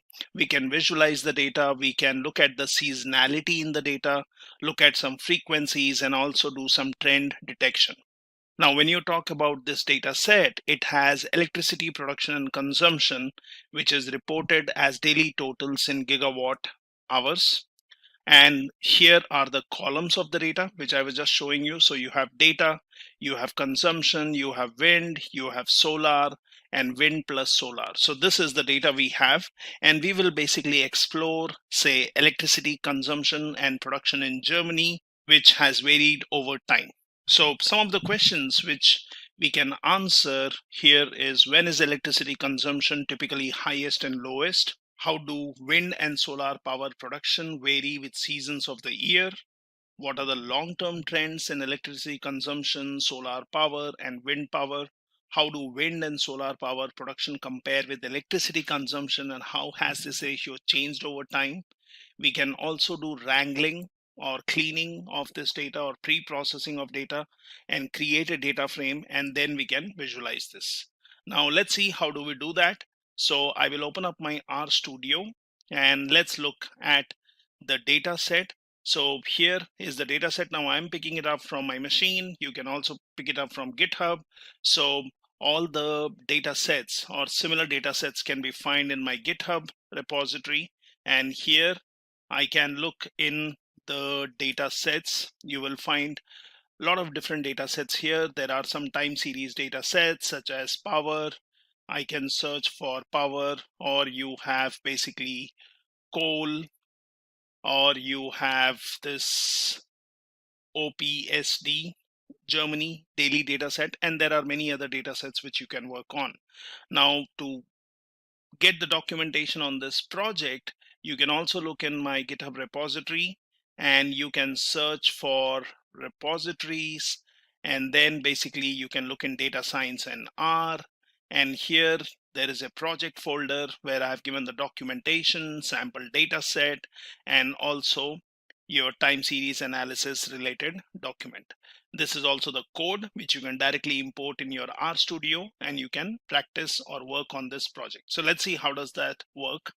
So first thing is, we will create a data frame from this data set. Now here, if you see, I am using header as true so that it understands the heading of each column. I'm also giving row dot names and I'm specifying date. So there is this date column in the data set as I showed you earlier. Let's look at it again.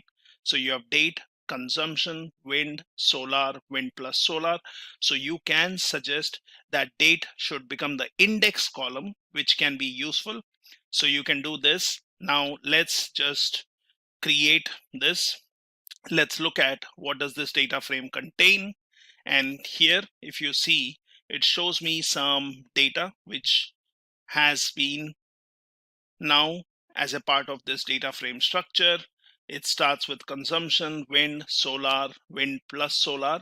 And if you see, this one is becoming my index column. So I can always do a head and look at part of the data frame using head or tail. So look at the first records. So let's see this. Now that shows me the head data. I can also do a tail and look at the ending values. So if you closely see here, we have wind, solar, wind dot solar, and that basically has NA values. So there are missing values, but let's look at the tail, and that tells me that there is some data available for wind and solar and wind solar.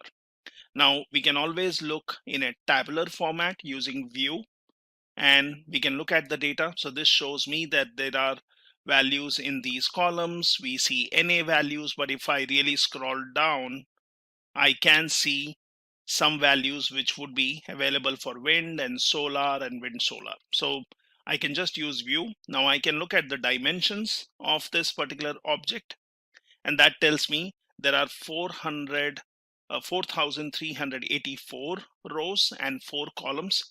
You can always look at the structure, that is, check the data type of each column, which can be very useful. So if I see here, I don't see the date column because date column was considered as an index, which can be useful. But I also look at my other columns. So they are of the num types. So that's the data type for each attribute or each column here.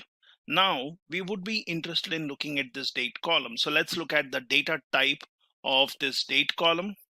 Now if I try to do this, this will show me that this is null because date as a column does not exist because we created it as an index. So if I look at row names and then I search for my data, show me the index column or row dot names, it tells me these are the values. That's the date column, which we are seeing here. Now, we can access a specific row by just doing a my data and give the index value or row name value. So let's look at that. And that shows me based on this index, you're looking at the value. You can obviously search for a different date, something like this. You can also pass in a vector and you can give range of values. So that is 0, 1, 2006 to 4 of January. And we can look at this one. So it shows me these are the values. So here actually I'm not giving a range, but I'm just selecting multiple values from row dot names. Now we already know that in R you have a summary function, so you can always do a summary, and that gives you, for each column, it gives you minimum, first quartile, median, mean, third quartile, and maximum values. So we are looking at consumption, we are looking at wind, solar, and wind dot solar. Now, this is good, but then if I would want to really visualize the data, access the data, do some analysis, then it would be good to take all the columns, and then we can later decide to change the data type of, say, date column if we want to use it. So earlier I was using date as row dot names, or the name of the rows, or index, what you call in any other programming language. So here I will just use my data set and I'll say header as true. I'm calling it my data 2. Let's look at the data, and this one shows me 5 columns, wherein my first column is the date, consumption, wind, solar, and so on. Now looking at the structure, so let's look at the data type. So it tells me that if now I'm interested in looking at the date column from my data to data frame, it tells me it is a factor with 4384 levels, and these are the values. So it is not in a date time format, it's a factor. Now what we can do is we can convert this into a date format. How do we do that? So let's have a variable x, and I'm going to use as.date function, and I'm going to pass in my date column. So that's assigned to x. Now let's look at the head of x, and it shows me the values. We will also see what kind of class it is, and we will look at the structure of x. So class already says it is date type, and look at the structure, so it shows me the format.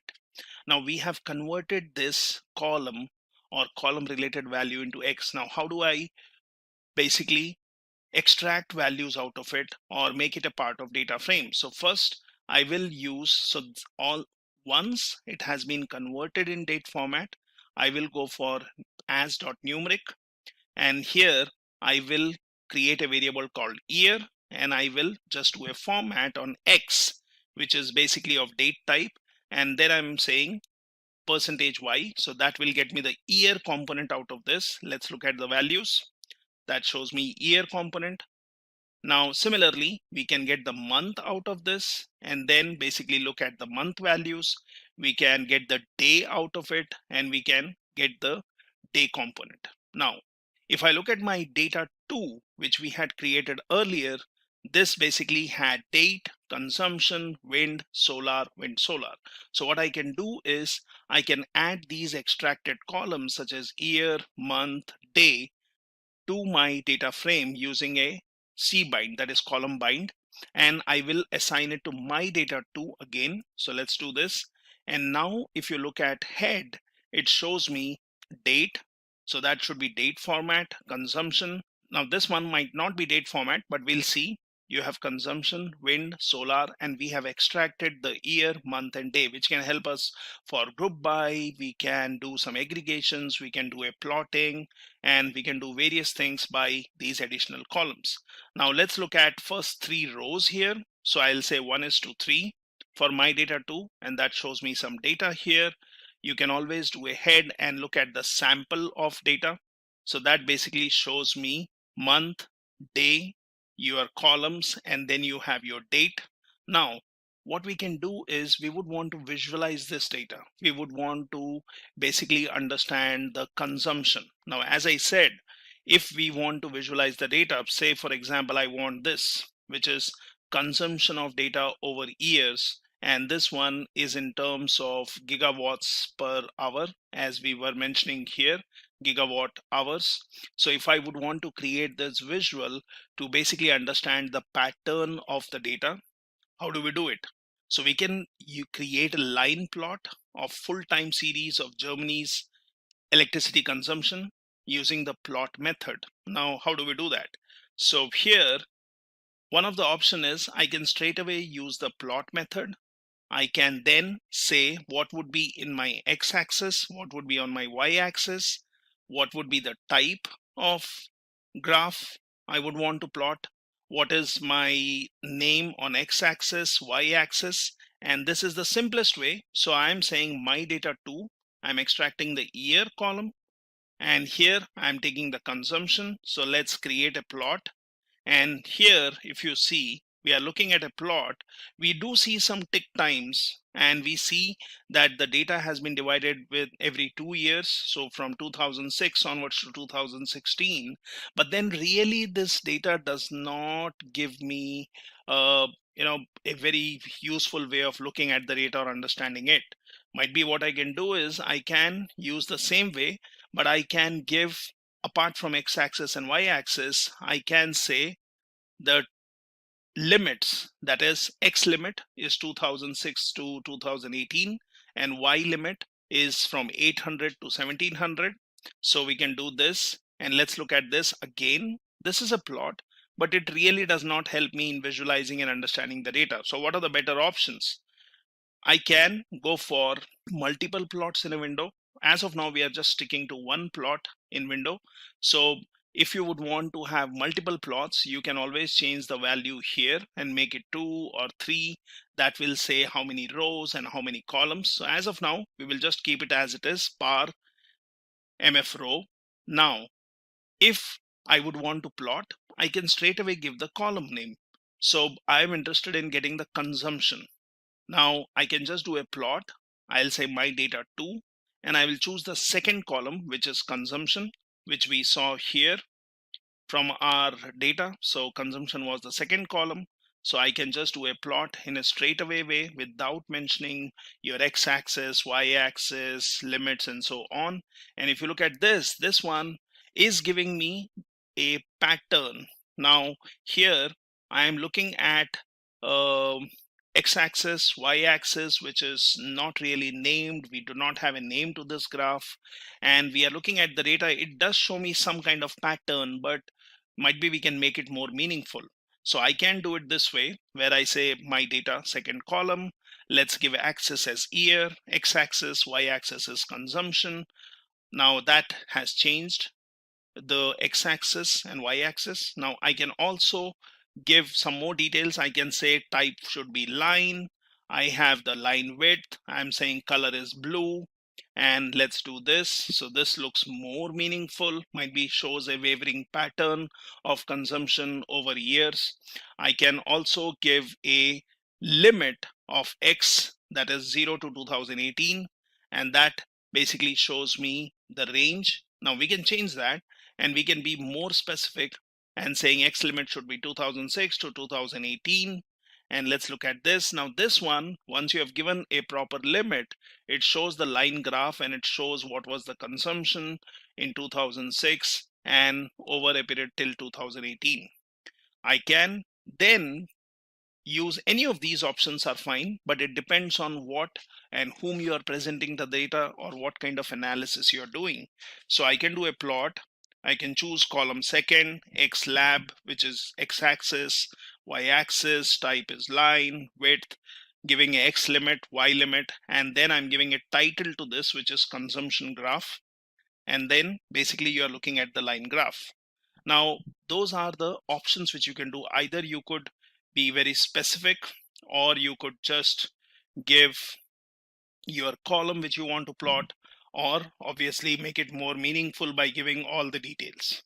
Now, what we can do is, if we would want to look at this data and understand it better, rather than just looking at a simple line, I can take the log values. So here I'm saying log of my data to second column. So I'm taking log values of consumption and I'm taking the difference of logs. So I can say difference, and then you can basically increase or decrease this by multiplying it by some number. So rest remains the same. I'm changing the color, and let's look at this plot, and you see this basically is giving me a better pattern, which makes meaning. Here we see the log values. So this is, you are using a simple plot function. In R, you can also use ggplot. Now for that, we can install the ggplot package. It's already there in my machine, so I'll say no. I will access this by using the library ggplot2. And now I can use ggplot to plot. So the way you specify here, you can say my data 2, that's the data frame. I'm saying type as O, and when I'm saying line, I am basically going to use x-axis, which is year, y is consumption. And let's look at this plot.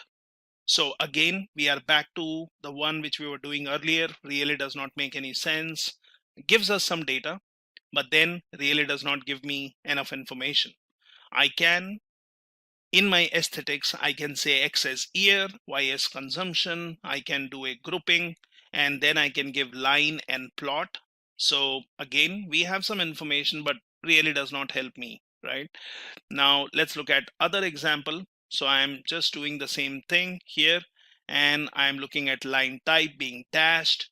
I'm using the ggplot's other methods such as geom_line and geom_point to give me more information.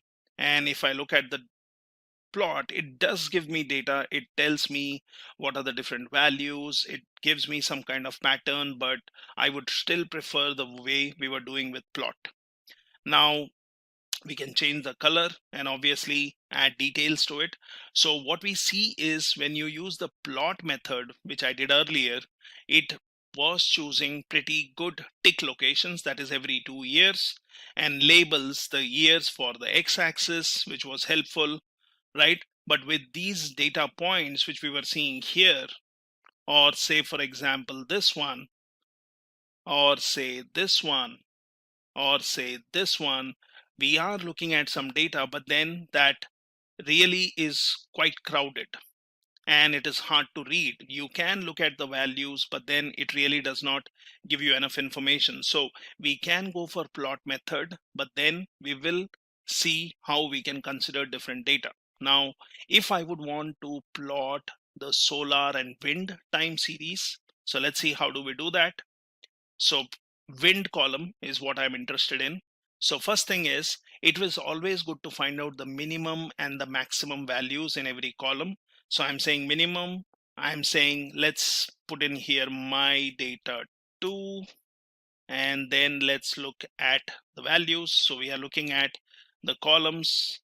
We know consumption is the second column, wind is the third column, and you have solar as the fourth, and this one is the fifth. So let's say, let's find out the minimum of each of these columns which we would want to plot. So let's say minimum of data third column. And here I'm also saying remove the NA values because we do not want to use. So let's look at the minimum. That shows me 5.7757. What is the maximum value? It is 826. So that also helps me in giving a limit. If I want to plot wind on y-axis, I can give a y limit from 5 to 850. Consumption wise, let's find out the minimum from second column and maximum. And similarly for solar, find the minimum and maximum, and wind plus solar, minimum and maximum. So this will be helpful when you would want to plot multiple graphs or give some limits. So that's fine. Now for multiple plots, as I said, instead of having one plot, let's plot consumption and wind and solar and try to see a pattern. So I can say par function, and I will say 3 rows and 1 column. So now when I start plotting, you will see you will have multiple plots in one single window. So let's see how we do it. So here, let's look at plot 1. So this one is consumption as we did earlier. And let's look at the data. So that gives me some data. You can always do a zoom and you can look at the data. you can basically expand this graph, or you can reduce this graph to see what kind of pattern we have in consumption. Similarly, we can basically choose date being x-axis, my consumption being y-axis, right? So this is being more specific, because here we have a range, but it really does not give me enough information. So I will basically give x-axis, y-axis, I will give the name, that is daily totals, and then I will basically give consumption, color, and y limit based on my minimum and maximum limits. So let's do this, and now we can look at the data here. So let's see, this data makes a little more meaning because we are looking at the dates. And let me do a zoom. So it shows me all the dates, it shows me the data points, it shows me how the data pattern is changing for consumption. Now this is for consumption. So what we can do is we can also extract specific data. So if you see here, I have done some testing where I'm saying, okay, I would want to get a date specifically. I would want to extract some value. So we are looking at the date column, but if you remember, we did not change the data type.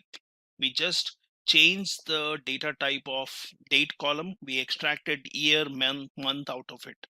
It would be good if we can convert a column into date time format and put that in our data frame. Now, let's look at the plot 2. This is mainly for your column, which should be consumption and wind and solar. So here I see it is solar data, and I can plot this one to see how it looks like. And that tells me from 2006 onwards, we have some pattern.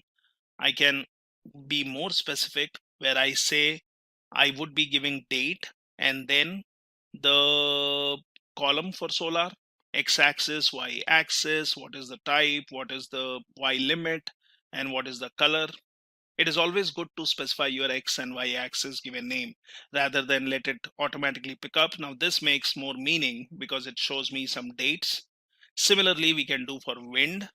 So either you do it just by giving the column, or you give your x and y axis. So let's look at this one, and this shows me the data. So we can choose plot 3, this one, we can choose plot 2, we can choose plot 1, and we can put all that data in one graph.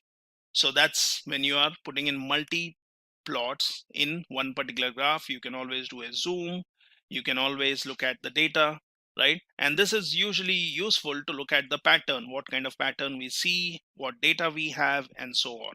Now, moving forward, so we have seen how you are creating these plots all in one window. Let me reset this back to one plot per window, and let's basically plot time series in a single year.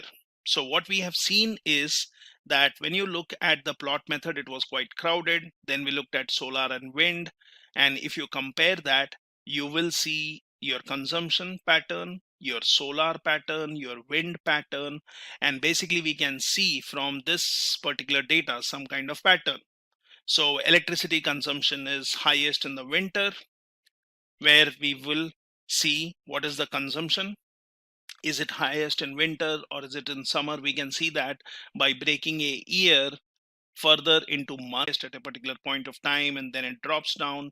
So electricity consumption is highest in winter, and that might be due to electrical heating and increased lighting usage, and lowest in summer.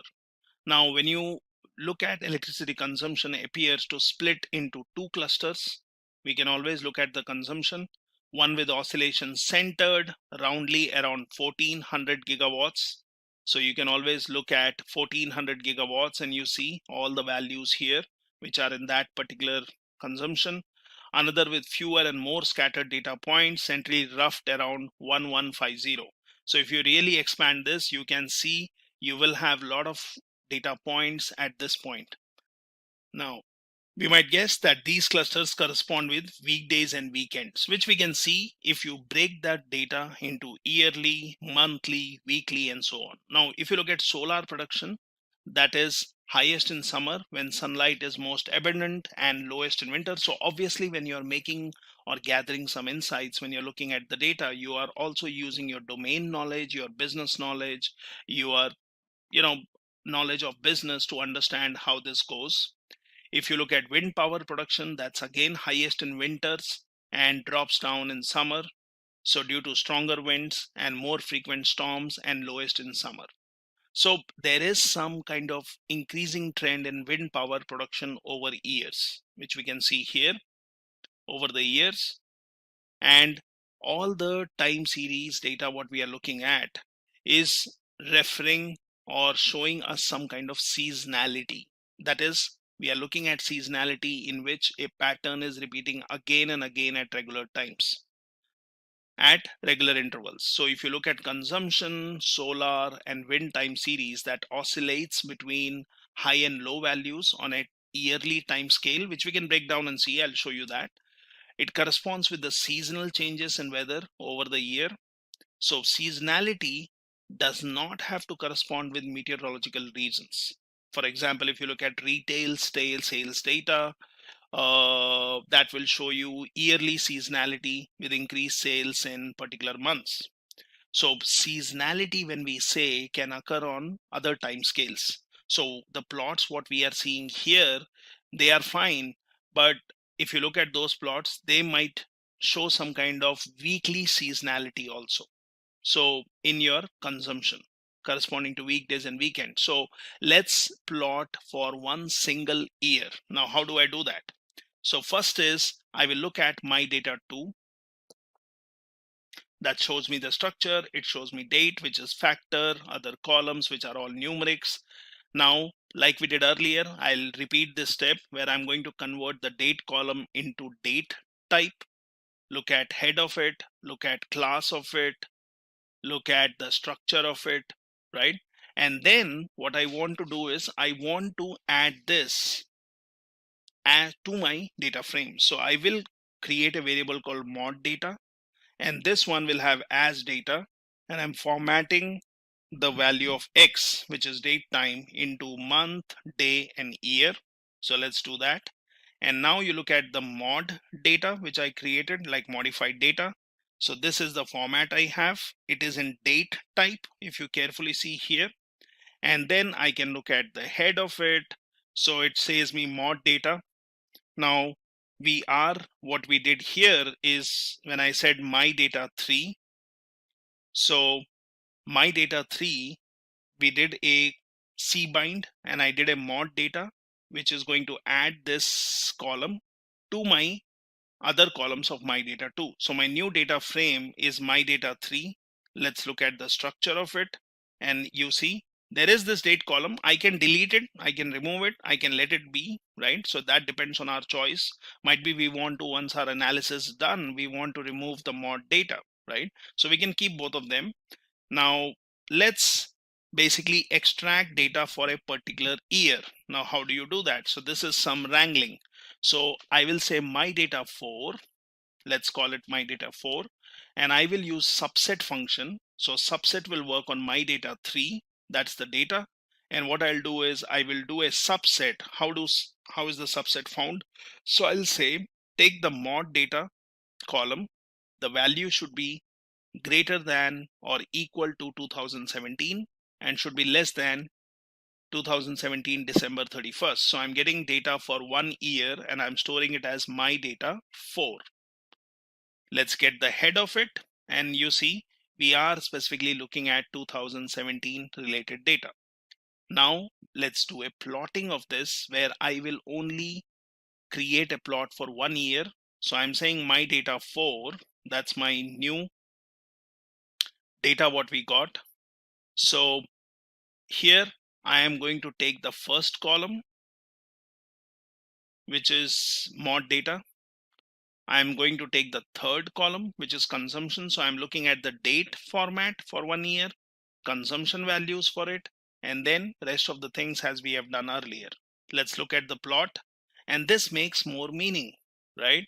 So when you look at this plot, it tells me Jan to Jan, it shows me some kind of pattern, where I have divided the year into months, right? And it is broken down into say 2 months, so Jan and March and May and July and so on, but we still see a pattern, and that gives me good understanding of pattern where I've broken it down into months.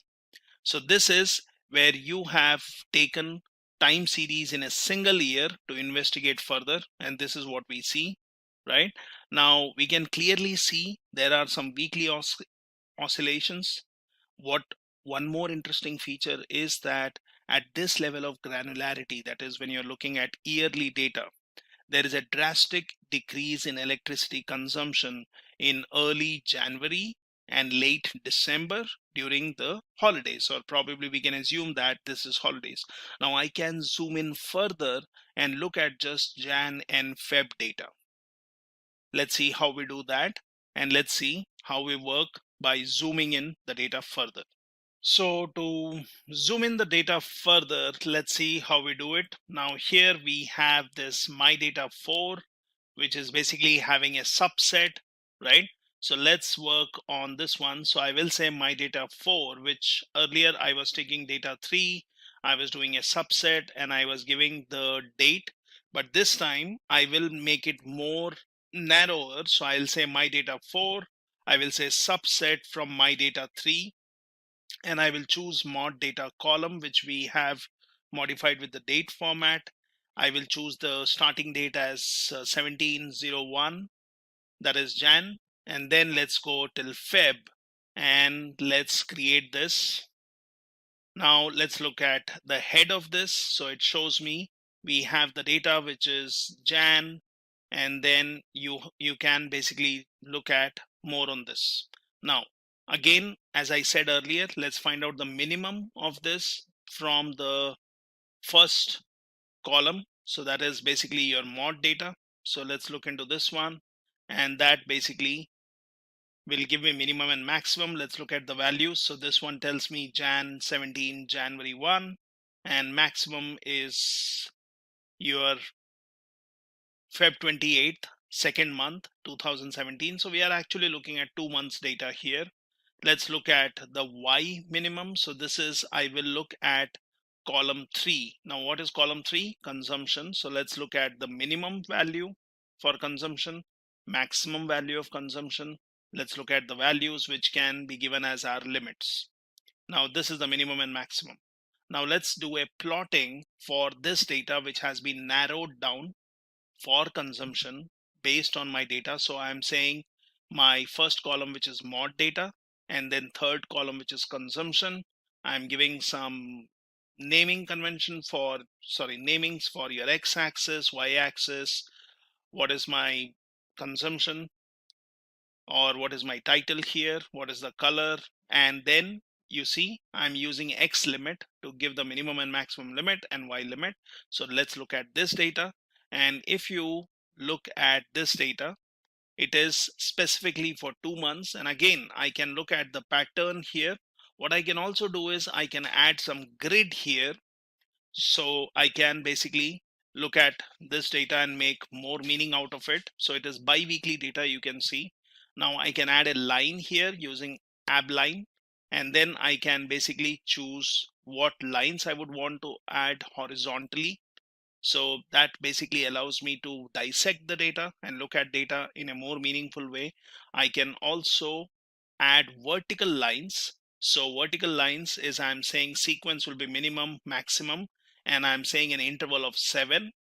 So let's do this, and this basically has added some lines every week, and you can see at the end of week it is dropping, and then it is starting again. It peaks somewhere in the mid of the week, and again it drops down. So this is, you're looking at your consumption data, right?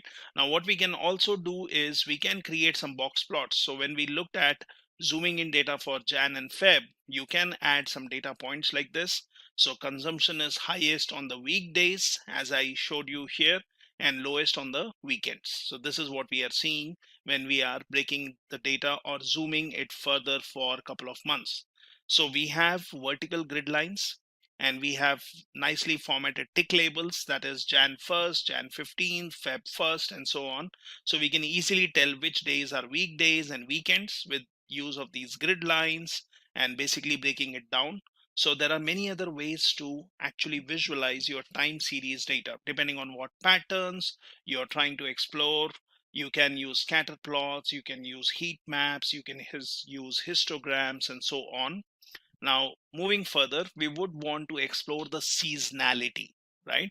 So when you further explore the seasonality of our data, we can use box plots basically to group the data by different time periods and display the distribution for each group. Now, how do we do that?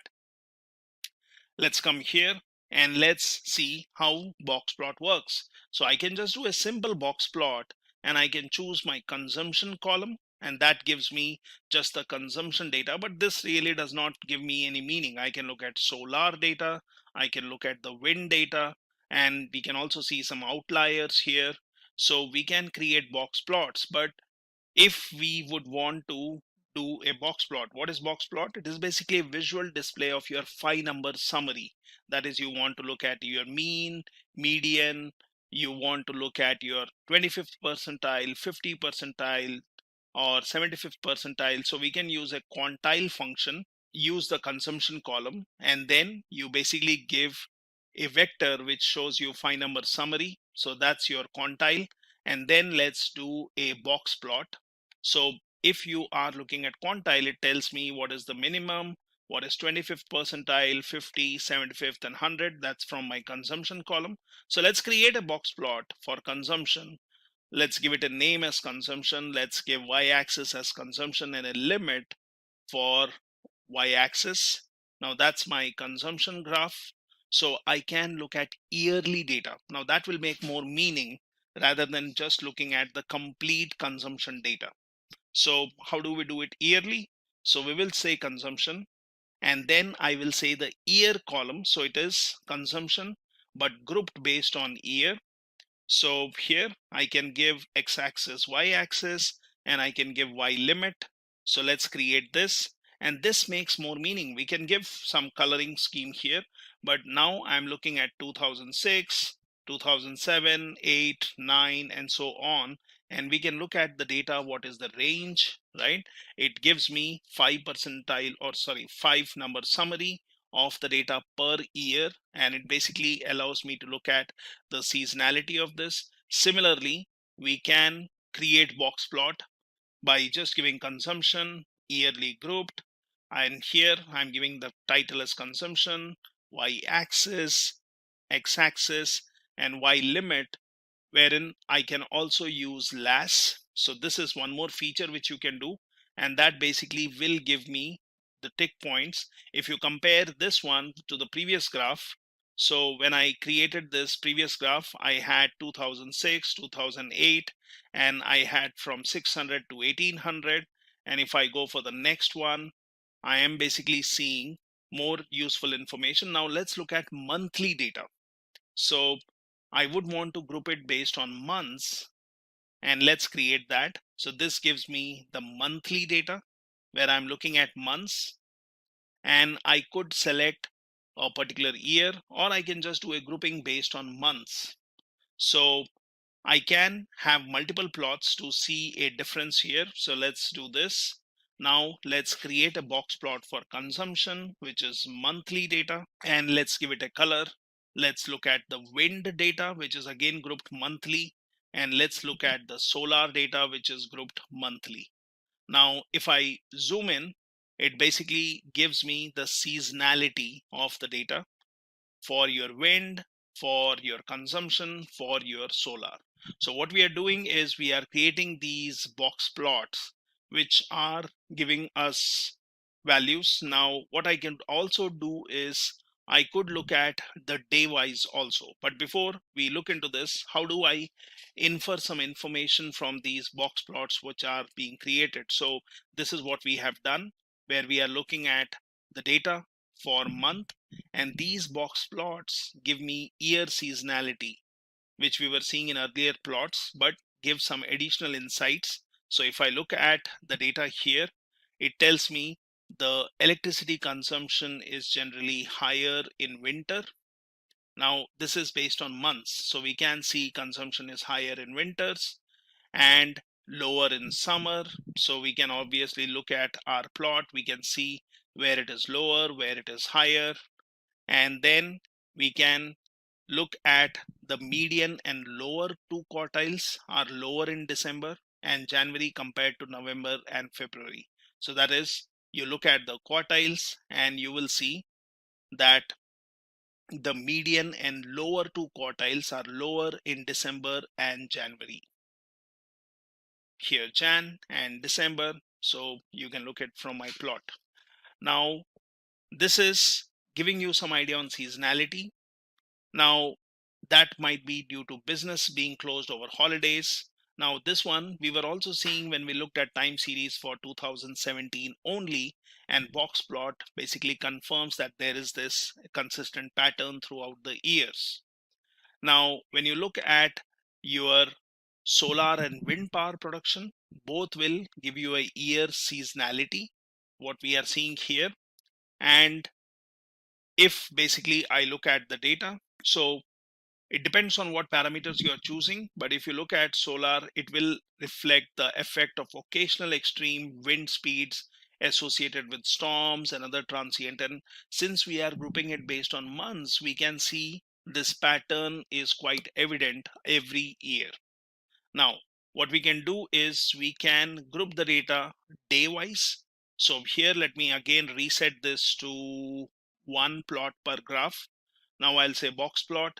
I'll say consumption, which is grouped based on day. Now we know that there is a day column, and let's give a while limit and let's look at the data.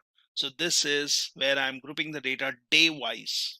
So you look at 31 days and you look at the box plot.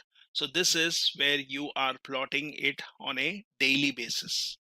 So you can look at the data, you can break it down to a particular week. So here I have given day and I have chosen all the 31 days, but I can break it down to a week and I can look at the data. So if we look at the data per week or per day, we can basically infer that electricity consumption, where I'm doing a consumption group by day, is higher on weekdays than on weekends. So time series with strong seasonality can often be represented with models that can decompose signal into seasonality and long trend. Now this is an easy way. Now how do we look at the frequency of the data? That could be interesting to see. So let me look at, say, the yearly data which we were seeing here. Now let's go further, and here we have looked at data. So what we will do is we look at the frequency. Now when you look at the frequency, when you talk about frequency in your data, so we have the modified date column which gives me a frequency, and if we really look into the data, that will tell me that the data is on a daily basis. So for that, let's look at my data 3 again, which gives me data, and you can just see all the data or dates are in sequence. So your 22, 23, 24, 25, 26, and so on. I can access a dplyr package that is basically allowing me to work in a better way.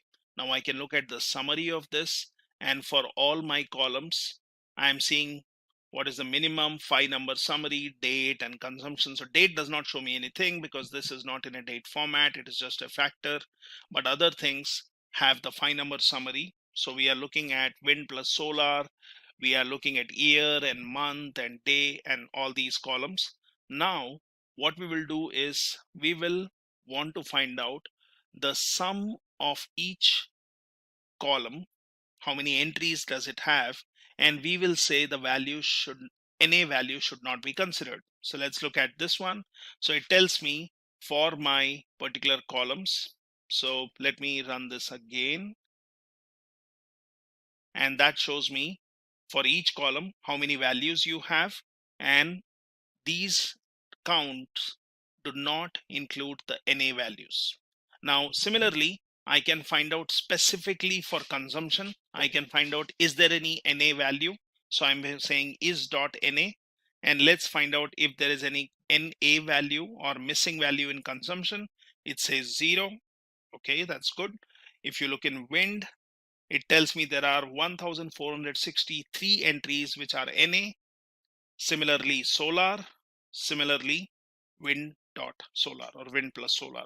So it gives me a count of NA values, that is missing values, and also values which are not missing.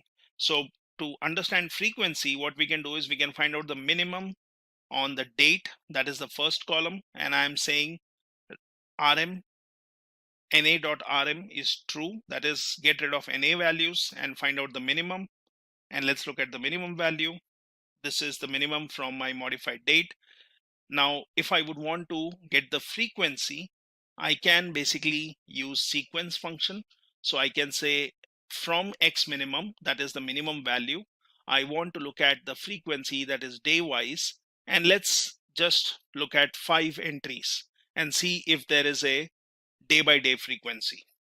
So let's look at the value of this, and obviously it tells me there is day wise frequency. So that allows me to look at the frequency, look at the type of it. It is an integer, class is a date.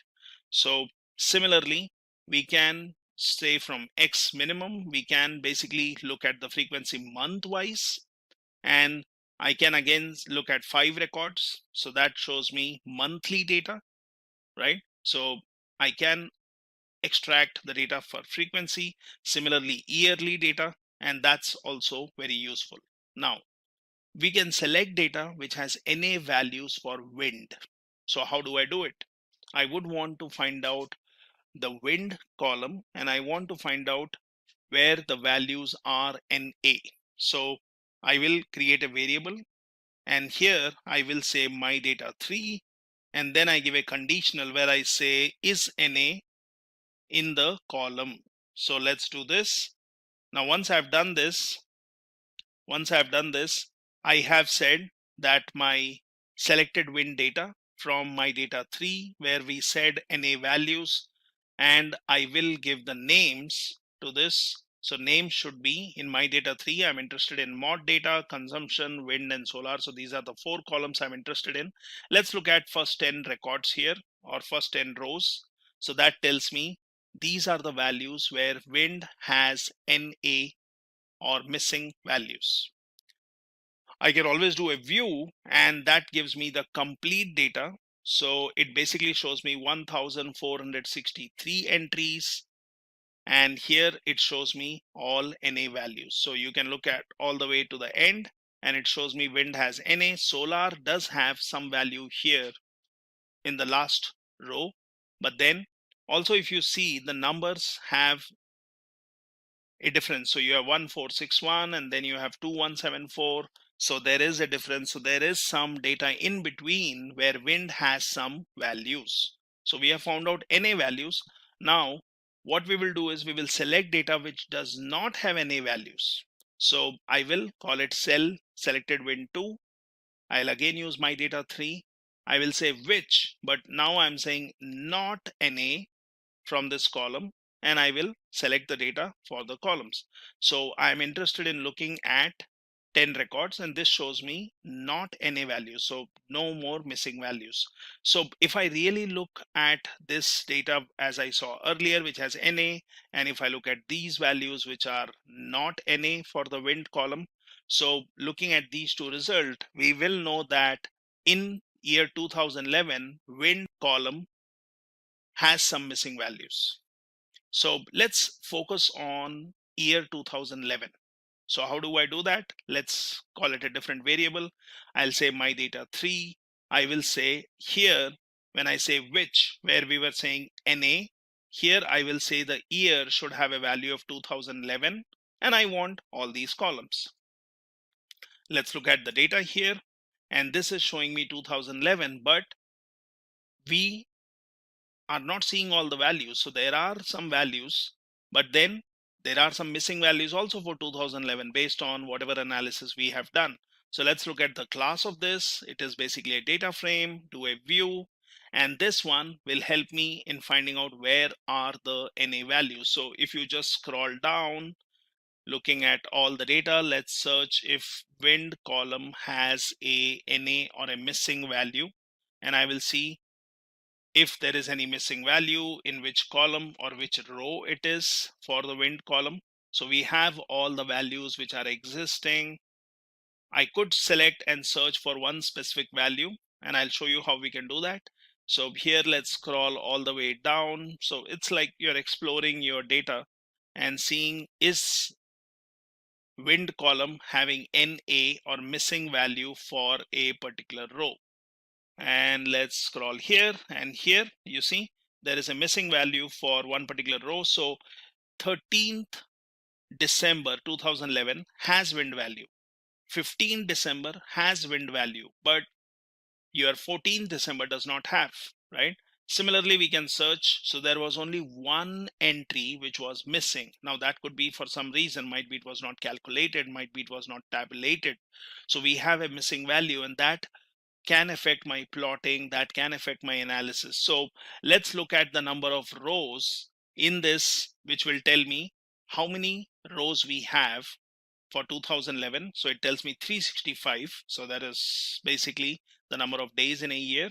Now we will find out if there were NA values. So we earlier checked total number of NA values per column. That is in your row number 265 to 269. We can see here 265 to 269. So this is where we were seeing, are there any NA values, right? So let's go back here, and we want to find out the number of NA values for a particular year. How do I do it? So I can just do a sum. I will say is NA. Now I'm interested in my data 3 wind column, and I'm saying my year has to be 2011, but I'm finding out the NA values. So let's do this, and it tells me 1, and that's right. That's what we saw when we did a view.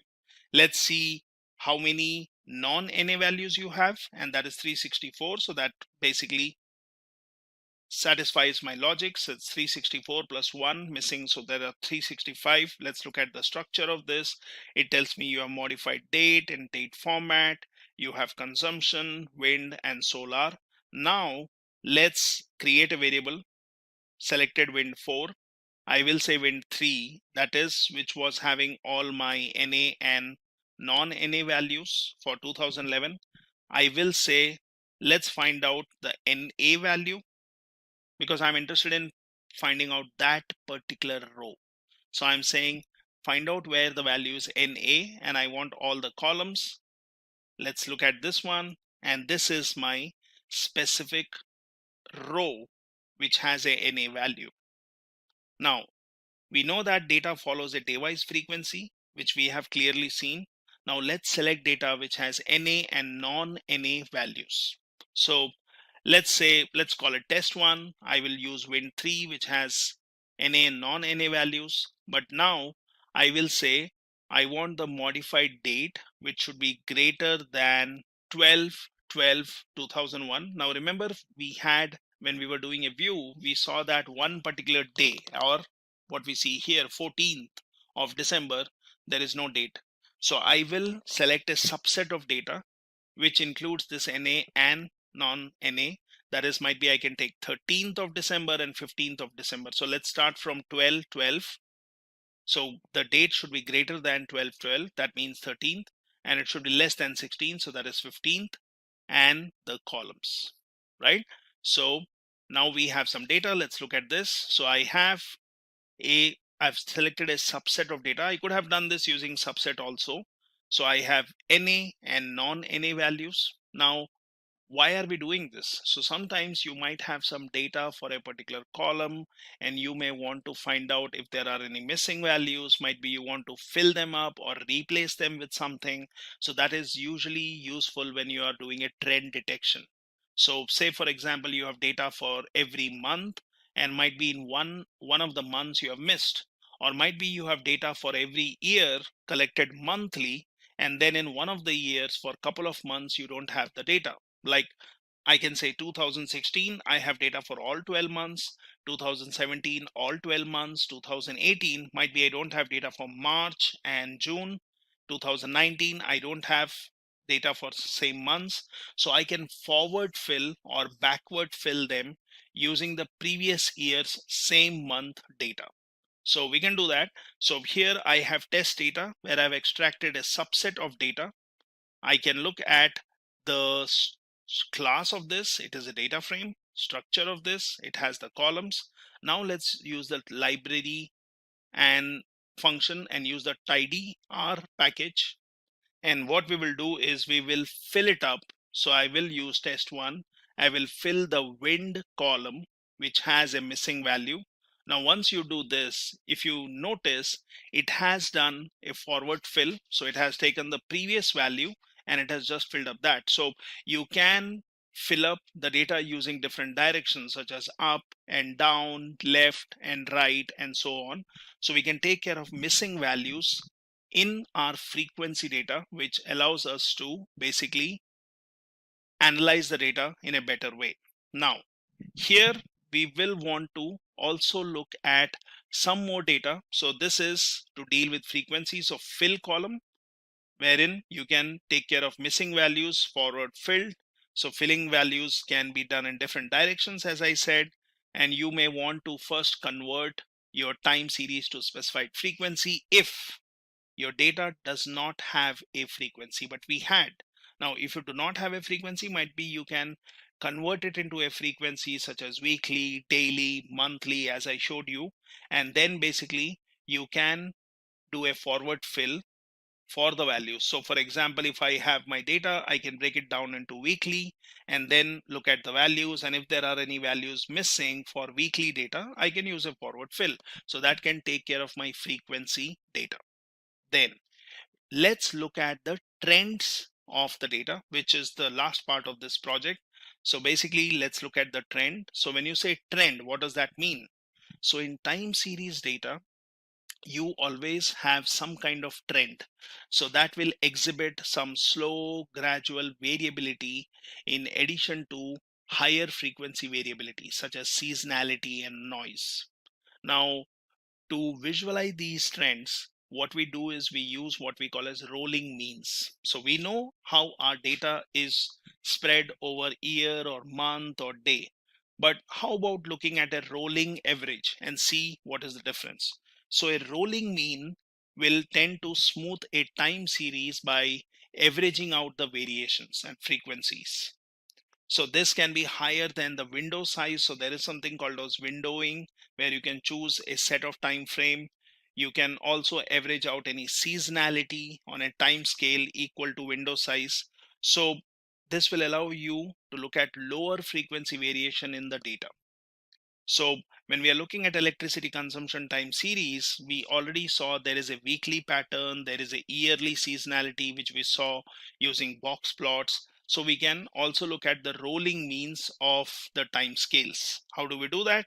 So for this, you can use some package like Zoo, and then you can basically use a rolling mean using the Zoo package, and you can say what is the frequency with which you want to calculate the rolling mean.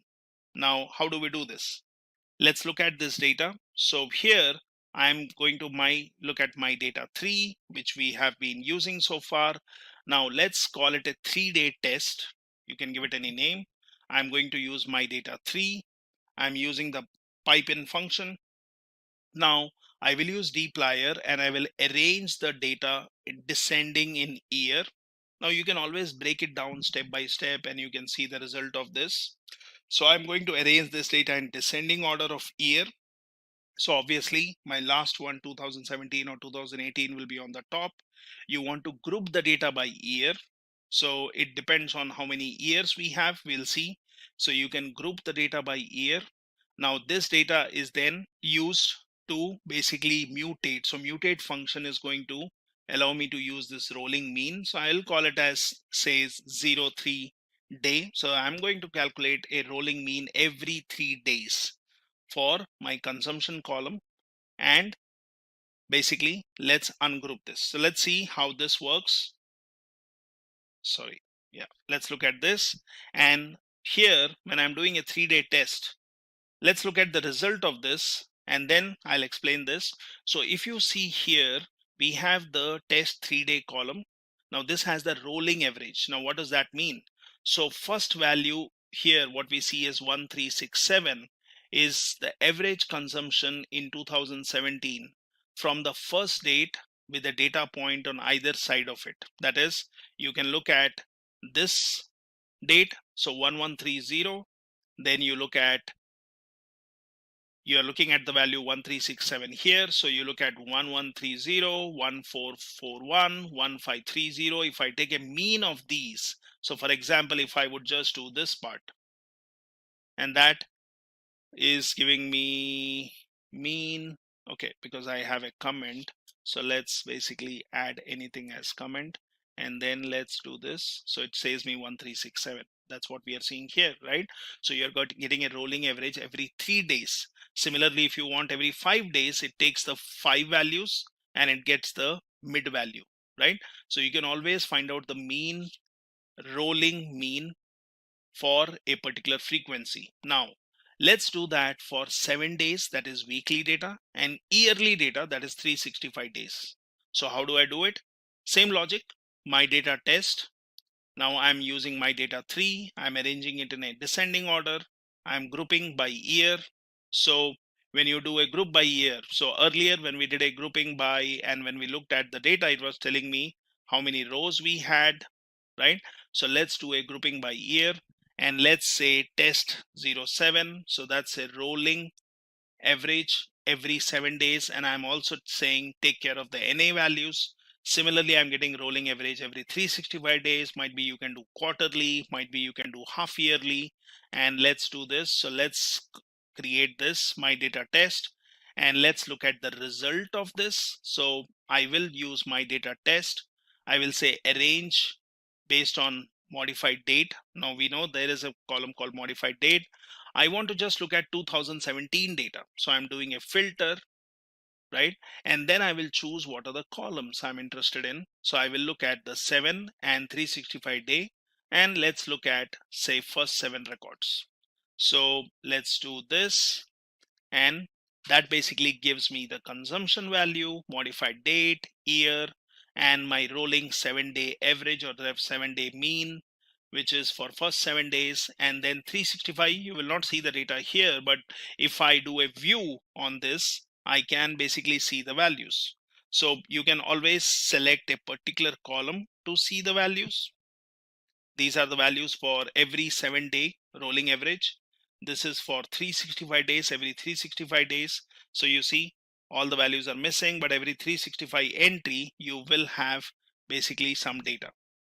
Now, let's do a plotting of this and basically visualize this data which we are seeing rolling average. So let me first do a plotting, one plot per graph, and let's do a plotting. I will take consumption data, x-axis, y-axis, color, and give a title to this. So let's create this, and that's my consumption data, which is spread over a period of time, and that's fair enough. But now let's add some more plot to this. So I will add the 7-day rolling average to this.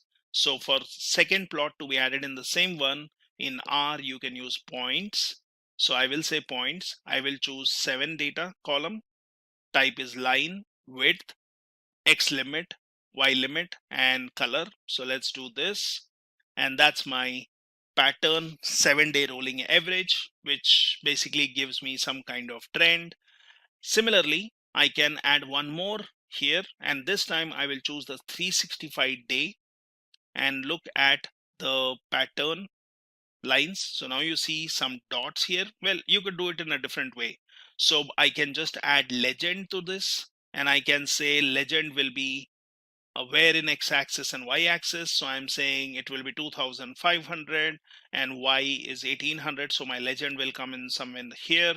I'm saying my legend will have consumption, test, and this one I can give some names. I can give what is the color. I can say what kind of legend, it explains what is for each color, and then basically a vector. So let's add a legend to this, and I've added a legend. Now you can do a zoom and look at the data, and here I see that my x-axis is fine, but y-axis is going a little out of my plotting area. So I can actually change that. So here I have 1800. How about making it 1600? And let's look at this one. So we can basically go for this one and start again here, plot and points and line, and then add a legend, right? And you can basically place your legend anywhere in the plot. So this basically is giving me the trend, what I'm looking at, my rolling average. So similarly, you can look at the trend for wind and solar data. So what we are seeing here is, when you look at trend, this is one more way of looking at it. You can always create plots in different ways. So 7-day rolling mean has smoothed out all weekly seasonality, which we were seeing here in my graph, where you look at every 7-day, preserving the yearly seasonality. So 7-day will tell that electricity consumption is typically higher in winter and lower in summer. So better is you break it down yearly. So here, if you look at every year, you can see when is winter, when is summer, what is the seasonality, what your trend, what you're seeing here, and if there is a decrease or increase for a few weeks every winter. So similarly, if you look at 365, now as I said, rolling average basically reduces the variation. So if I look at 365 rolling mean, we can see long-term trend in electricity consumption is pretty flat. Now that's what we are seeing. It's kind of pretty flat. There is not much variation over years if you really join these dots. So we can basically see some highs and lows, and that gives me a trend. Now this is how you can do a trend detection, and similarly we can do plotting for wind and solar. So this is a small project which I demonstrated using R. Now all this code which you have here in the form of a project.r file, you can find here in my GitHub page. This is the document which explains some things. Feel free to download this and you can add details to it. This is the sample data set, which you can also find in my repository in the datasets folder. So continue learning and continue practicing R. Excel is a really powerful tool for data analytics and reporting, and pivot tables are one of the features that Excel offers for creating tabular reports to summarize our data. Let's begin by understanding what is a pivot table. A pivot table is a tool that summarizes and reorganizes selected columns and rows of data in a spreadsheet to obtain a desired report. It does not actually change the spreadsheet data, it simply pivots or turns the data to view it in different perspectives. Pivot tables are especially useful with large amounts of data that would be time consuming to calculate manually. Now, let's understand the different components of a pivot table. So there are 4 main components. First we have rows. When a field is chosen for the row area, it populates as the first column in the pivot table. Similar to the columns, all row labels are unique values and duplicates are removed. Columns is the second component. When a field is chosen for the column area, only the unique values of the field are listed across the top. Then we have values. Each value is kept in a pivot table cell and displays the summarized information. The most common values are sum, average, minimum, and maximum. Finally, we have filters. Filters apply a calculation or restriction to the entire table. So let's jump over to Microsoft Excel and let me show you the dataset that we will use in this demo. So with India being ready for its 16th census in 2021, that is next year, it is a good time for us to analyze India's last census data from 2011 and see where different states and cities across India stood in terms of population, literacy, and other socio-economic factors. We will analyze this data by creating different pivot tables in Excel and explore some of its features. So let's begin. First, I'll show you one of the features that Excel offers us. So suppose I click on any cell and hit Ctrl+Q, you can see our entire table is selected, and at the right bottom there's an option of quick analysis. Now you can see by features such as formatting, we have charts, totals, and there's one more called tables. Now Excel by default has created some pivot tables for us. Now the first one you see is sum of district code by state names. Next we have sum of sex ratio by state name. Then we have sum of child sex ratio, sum of male graduates, and sum of female graduates by state name, and there are others. Before creating our pivot table, so let's have a final look at our data set. So first column you see is the city column. So there are different cities from different parts of India. Then we have the state code, we have the state name, district code, we have the total population followed by male and female population. Next you can see we have the total literates from each city. Then we have the male and female literates. Next we have the sex ratio. Then we have the child sex ratio.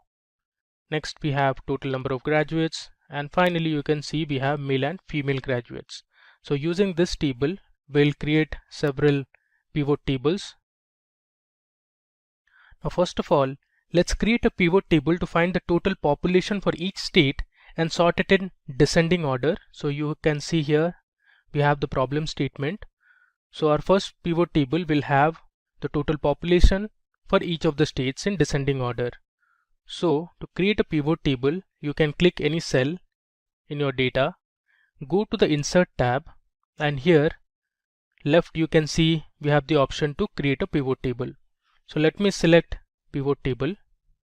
Now my range is already selected, the entire table, and here I'll choose existing worksheet because I want to place my pivot table in the same worksheet, and I'll give my location, I'll point to cell Q5. Now let me click OK. You can see the pivot table fields appears here on the right. Now since we want to find the total population for each state, so what I'll do is I'll drag my state name onto rows. So here in our pivot table you can see we have the different state names listed. Now we want the total population for each of these states. So in the field list I'll search for total population, which is this one, and drag it under values. You can see we have our sum of total population for each of these states. By default, Excel will sum any numeric column. You can always change it to average, minimum, maximum, anything you want. Now we want to sort this column in descending order. So I right click, go to sort option and choose Z to A, that is largest to smallest. You can see here in 2011 Maharashtra had the highest number of population, or the total population in Maharashtra was the highest. Then it was Uttar Pradesh, we had Andhra Pradesh, and if I come down we have Nagaland and Andaman and Nicobar Islands towards the end. So this is a simple pivot table that we created. Now the next problem we have is we want to find the total sum of literates in each city belonging to a certain state. So let's see how to do it. I'll click on any cell, go to Insert, and here I can click on pivot table. My range is selected.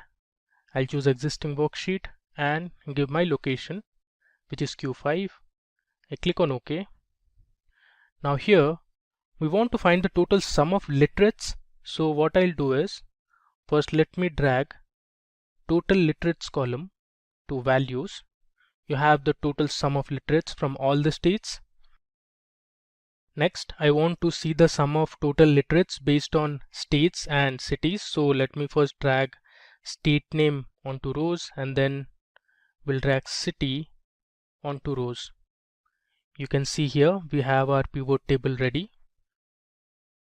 To the left of the pivot table you can see we have the state names and the cities per state, and on the right you can see the total number of literates from each city. If I scroll down we have Assam, then you can see we have Bihar, and if I keep scrolling we have all the states, Haryana, Himachal Pradesh, there's Jammu and Kashmir, which has now become a union territory. We have Jharkhand, Karnataka and other states as well. Moving on. Okay, so the next thing we want to see is what is the average sex ratio and the child sex ratio for each state. With that, we also want to find the states that had the highest and lowest sex ratio in 2011. So let's create a pivot table for this. I'll click on any cell, go to insert, choose pivot table, click on existing worksheet.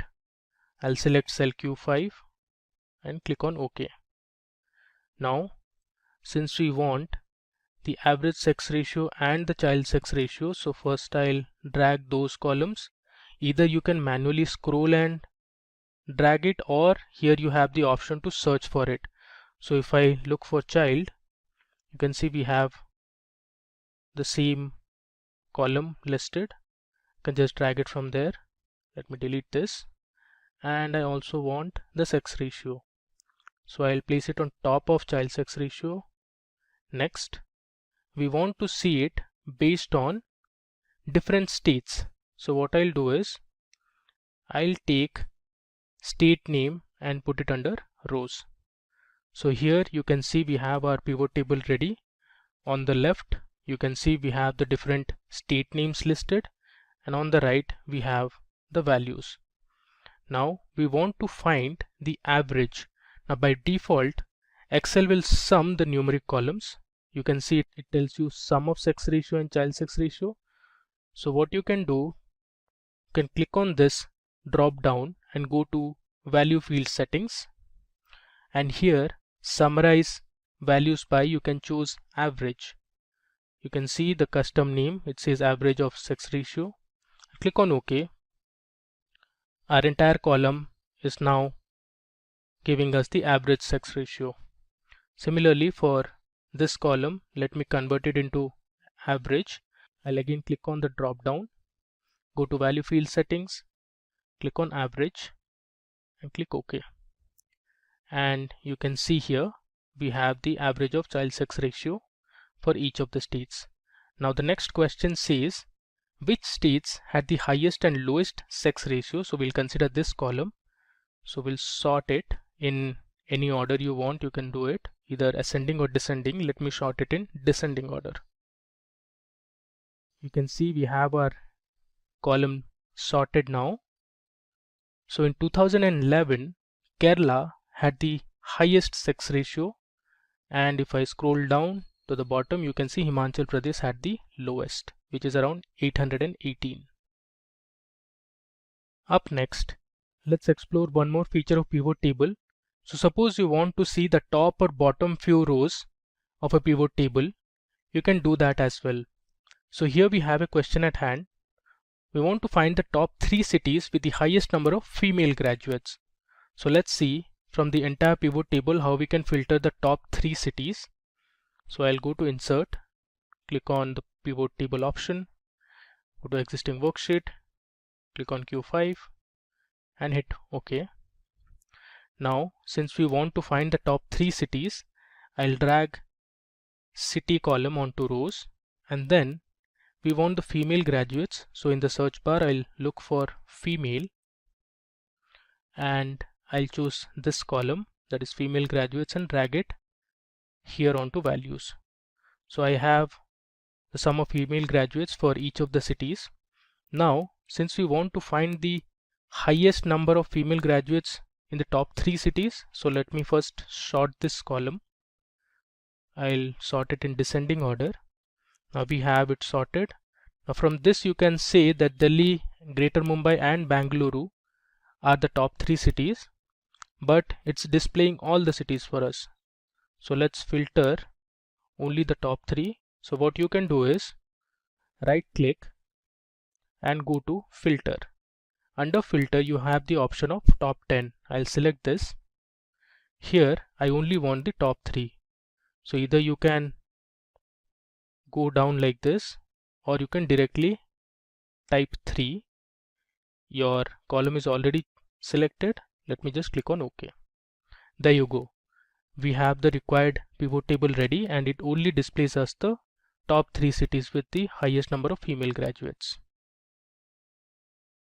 Now the next thing we want to see is how to use a slicer in a pivot table. So we have a question here. What's the total population for all the cities in Rajasthan and Karnataka? So let's create a pivot table for this and see how you can use a slicer to filter the table.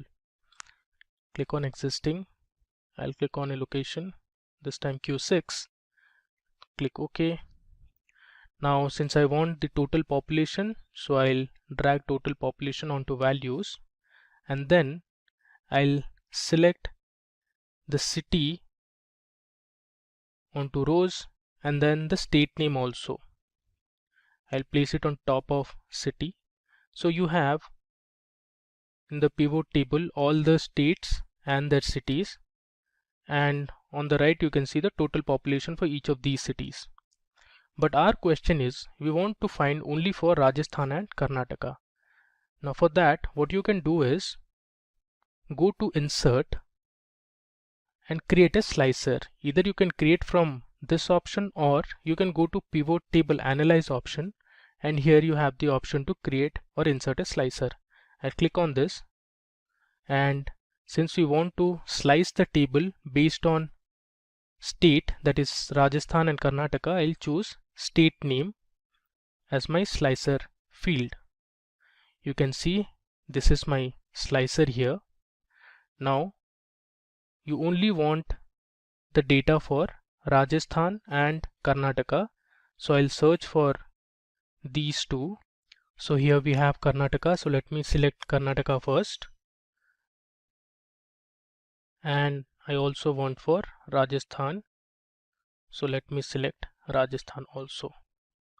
You can see in our pivot table we only have data for Rajasthan and Karnataka.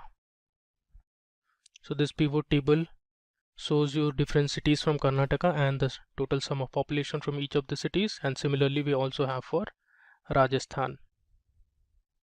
Moving ahead, now we will see another very interesting feature of pivot, that is how you can create percentage contribution of a table. For example, we have a question here, what's the percentage contribution of male and female literates from each state? Now we want to see in terms of percentage and not as sum or average. Let's do that. I'll create my pivot table, click on existing, and I'll select an empty cell. Okay. Now here, since we want to find the percentage contribution of male and female literates, so first I'll drag male literates onto values, followed by female literates onto values. By default it has summed up the male literates and female literates value, and also I want to drag state column to rows. So here you can see the sum of male literates and female literates per state. I want to convert this as percentage contribution. So what we can do is, I'll select any cell and I'll right click and I'll go to show value as, and here I have the option to select percentage of grand total. So I'll select this. You can see we have the percentage contribution of male literates to the total. Now if I sort this, you will get to know which state contributed or has the highest percentage contribution. So we have Maharashtra for male literates, then we had Uttar Pradesh in 2011. If I come down, we had Meghalaya, Nagaland and Andaman and Nicobar Islands as those states which had little or minimal contribution to male literates. Similarly, let's do it for female literates. I'll go to show value as and select percentage of grand total. So you can see here also Maharashtra, Uttar Pradesh, then Gujarat and all had the highest percentage contribution to female literates. So this is another good feature to convert your data and see it in terms of percentage. Now moving ahead, let's say we want to find the bottom 3 cities from each state that had the lowest female graduates. We can do that as well. I'll go to insert, click on pivot, go to existing worksheet, select an empty worksheet and click on OK. Now since I want to see based on states as well as cities, so let me drag the state name first onto rows, and let's drag the city column onto rows. Next, we want female graduates. So let me look for female graduates in the field list. I'll drag it onto values. Now we have the list of states and their respective cities. And to the right of the pivot table, you can see the sum of female graduates from each city. Now, first I'll sort this column. I'll right click, go to sort and click on shortest to largest. Now we have sorted our female graduates from shortest or smallest to largest. Now since I want to find the bottom 3 cities from each state, I'll come to this cell, right click, go to filter and select top 10. Now I'll replace top 10 with bottom, and I want the bottom 3 cities from each state. I have my column selected, that is sum of female graduates.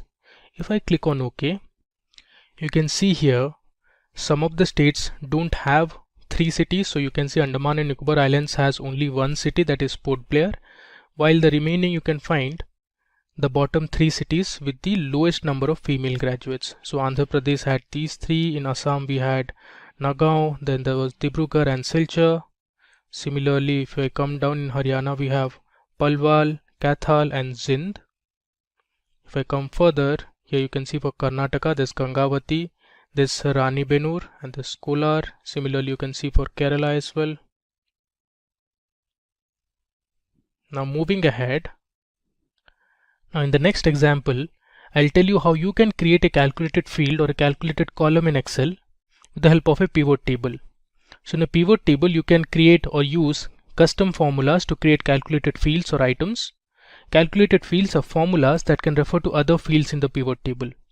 Calculated fields appear with other value fields in the pivot table.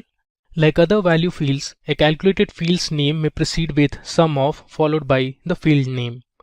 So here we have a sales table that has columns like the items, which has different fruits and vegetables, and those have been categorized as fruits and vegetables. We have the price per kg, and this is in terms of rupees, and we have the quantity that was sold. Now let's see, if you want to find the sales for each item in the table, you can create a calculated field. So your sales column is going to be the product of price per kg and quantity. So let me show you how you can do that with the help of a pivot table. I'll create a pivot table first. Click on an empty cell, hit OK.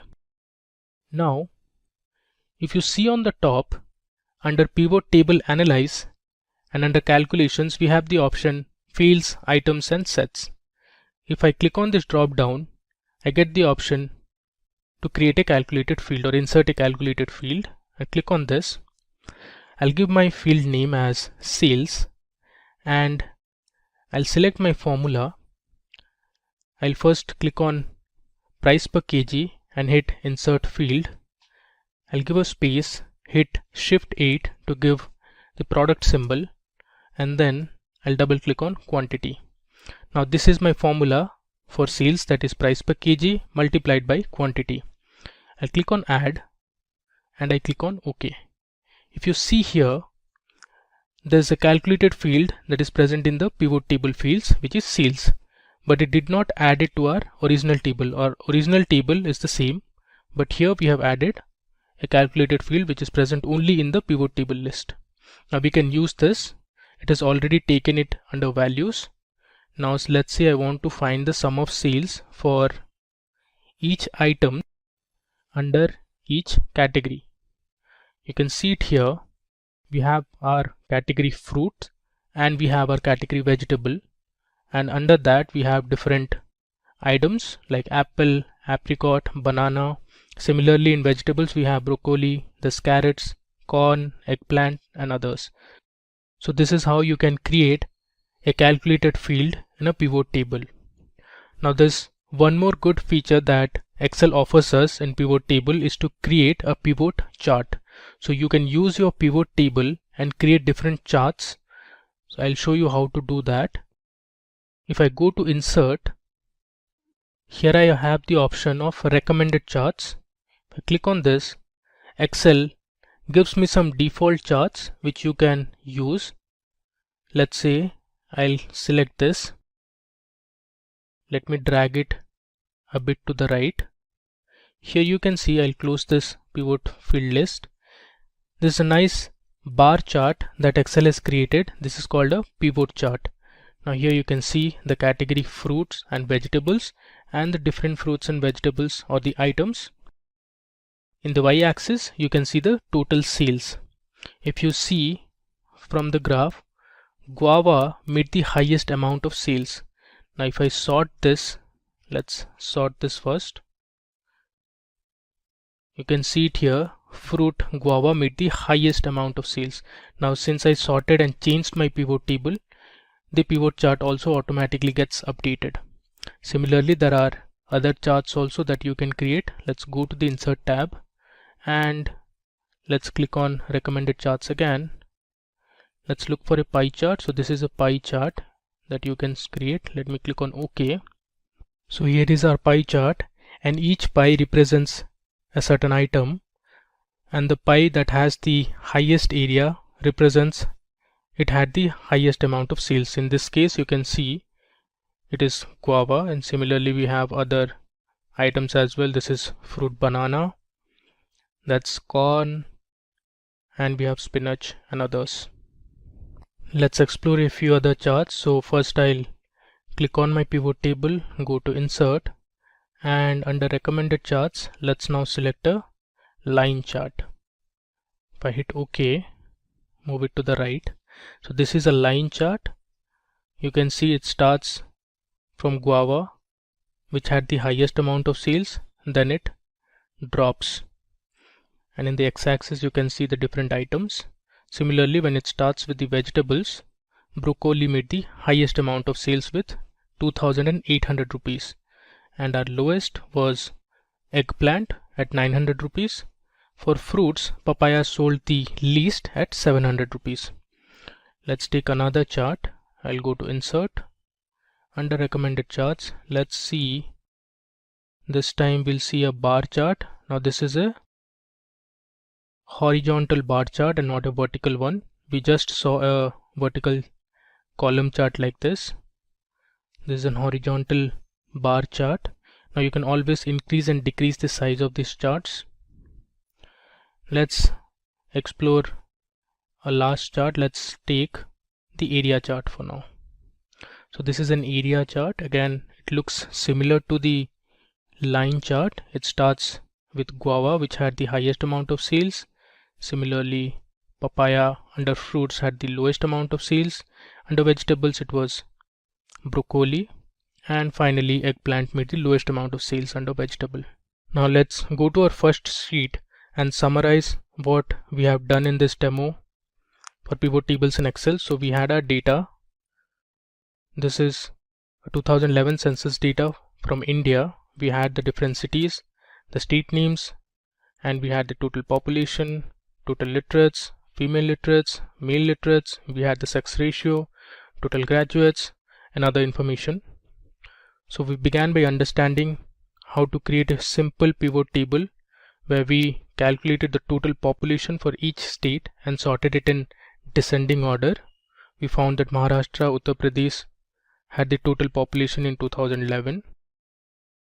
Then we saw another pivot table where we calculated the total sum of literates in each city belonging to a certain state. So you can see we had the different state names and the cities under each state. Then we saw another feature where you could calculate the average of a certain numerical column. So here we calculated the average sex ratio and the child sex ratio for each state and found out which one had the highest and lowest sex ratio. After that, we saw how you could find or filter tables.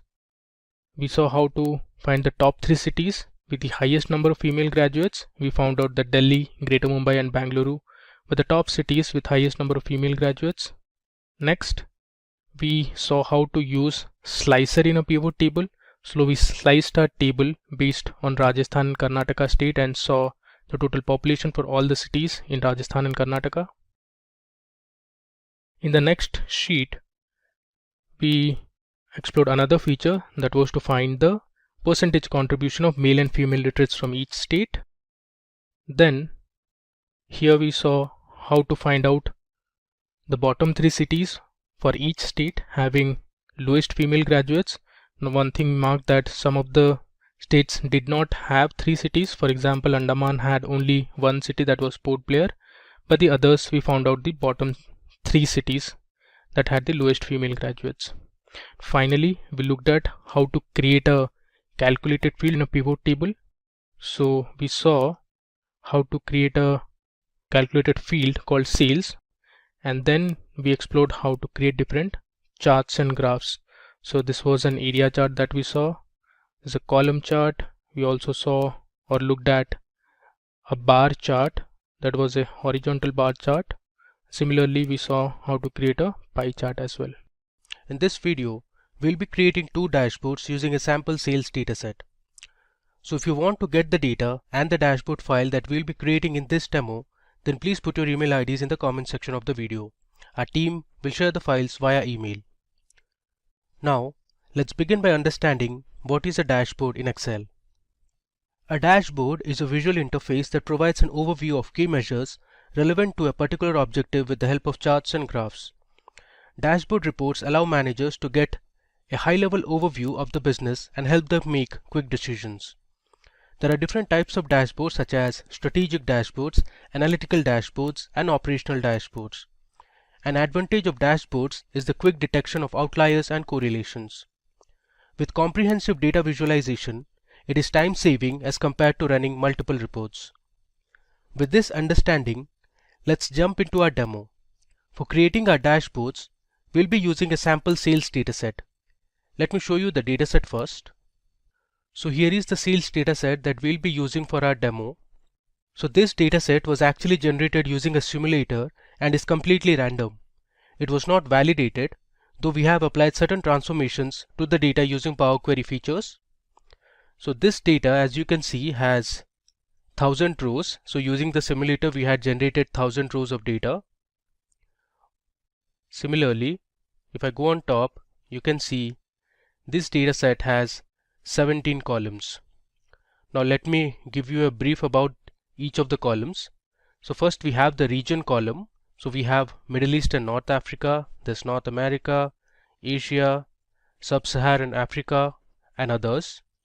Similarly, we have the country names from which the item was ordered. The third column is the item type. So we have different items: cosmetics, vegetables, there's baby food, cereal, fruits, etc. Then we have the representative's name, or you can say this as the customer name who ordered the product. Then we have a sales channel column. So there are basically 2 channels, whether the item was sold offline or online. Next we have the order priority column. Now here C stands for critical. Then we have H, which is for high priority orders. Then we have M for medium priority orders, and finally we have L, which is for low priority orders. You can see the order date column. Then we have the order ID, the ship date. Next we have units sold, which is basically the total number of units sold for each item. Then we have the unit price column. This is the price at which each product was sold. Then we have the unit cost column, which is basically the production cost for each of the items. Next we have the total revenue. The total revenue is actually the product of units sold and unit price. Then we have the total cost column. Now the total cost column is actually the product of units sold and the unit cost. Similarly, we have the total profit column. So total profit is the difference between total revenue and the total cost. And finally, we have created 2 more columns, that is order year, and then we have order month. Now these 2 columns were actually generated using the Power Query features. So we used the order date column, which is this column, and extracted order year and order month. So first, we are going to create a revenue dashboard where we'll focus on generating reports for revenue by order year, revenue by year and region, revenue by order priority, and much more. We'll create separate pivot tables and pivot charts and format them to make them look more interesting and presentable. We'll add slices and timeline to our dashboards in order to filter it based on specific fields. Now let's create our first report to see the total revenue generated each year. So we need to create a pivot table for this. I'll click on a cell in my dataset and then I'll go to the Insert tab. Here we have the option to select the pivot table. I click on this. You can see my table range is selected. Next, I want to place my pivot table in a new worksheet, and let's just click on OK. There you go. So we have a new sheet where I can place my pivot table. So first, I need to find the total revenue generated by each year. So what I'll do is, I'll drag my order year column under rows, and then I'll select the total revenue column under values. You can see I have my pivot chart ready. Now if you want, you can sort this. So from the data, you can see we have order year from 2010 to 2017. Now based on this data, let's create our pivot chart. So I'll click on any cell, go to Insert, and here you have the option to select recommended charts. I click on this. Now actually I want a line chart, so I'll click on line here and select OK. There you go. So we have successfully created our first pivot chart. Now let me show you how you can format this chart to make it more readable. So first, let me delete these. So I'll right click and select hide all field buttons on the chart. So this will delete the buttons present on the chart. Now let me go ahead and edit the chart title. So the title I want is total revenue. I'll type it down by year. Alright. Next, let's do a few more transformations. So if I click on this plus sign, which is actually for chart elements, we have some options like to add axis, axis titles, chart title, data labels, this grid lines, legend and others. Okay, so let's remove the legend now. You can see the total legend is gone. Now let me add axis titles. So we'll label our x-axis and y-axis. So here under x-axis I can write it as year. Similarly on the y-axis I'll put revenue. Okay, now you can move a bit. Alright, now let me select this chart style option and go to colors first. Here I'll select yellow color. Okay, and then let me go back to style. Let's select a new style from this list. I want this style. Okay, now you can also add data labels. So I'll just click on data labels. You can see we have the revenue for each of the years. Now this is not readable at all, so we'll format this a bit.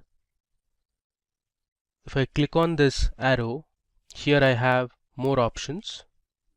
If I scroll down, you can see we have something called as number here. I'll expand this, and under category I'll select custom. Now here we'll give a format code which is a bit different. So this is actually a kind of a formula.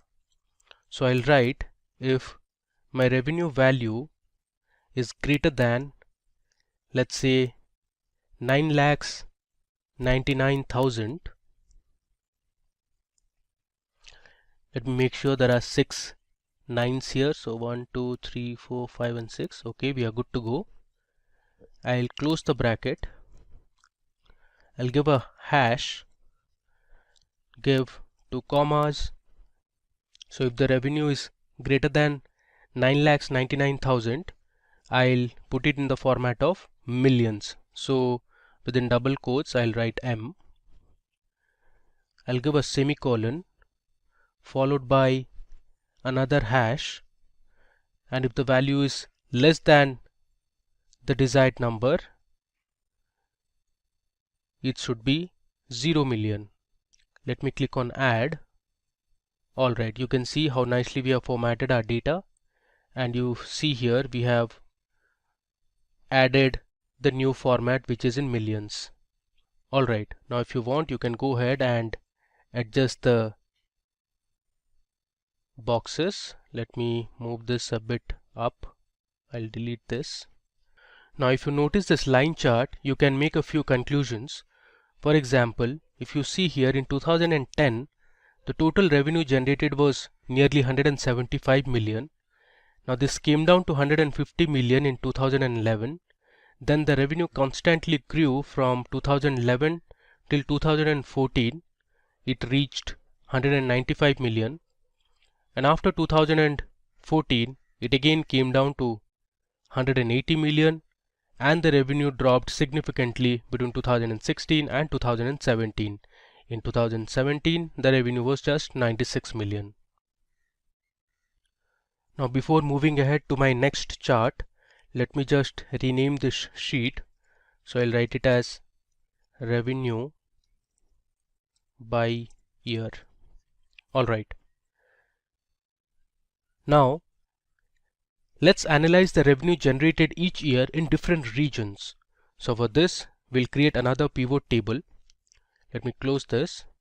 I'll click on any cell, go to insert and select pivot table. I'll just click OK so that my pivot table is placed on a new sheet. Alright. Now this time we want the revenue by each year and region. So first of all, let's drag region to columns. Then let's drag the order year column under rows, and then I'll select total revenue onto values. So here you can see we have the pivot table ready. So for 2010, you can see in Asia, this was the revenue generated. Similarly, if you see for 2013, this was the total revenue generated in Europe, and we have for other years as well. Now let's create a line chart based on this pivot table. So I'll select any cell in the pivot table. I'll go to insert and I'll click on recommended charts. From this list, I'll select my line chart and click on OK. There you go. So we have our next pivot chart ready. So on the right, you see the different regions that are present in different colors. Let me just expand it so that you can see all the regions we have. So in total, we have 7 regions, and each of the regions have been represented in different colors. So if you notice this graph, for the sub-Saharan African region in 2012, sub-Saharan Africa made the highest amount of sales.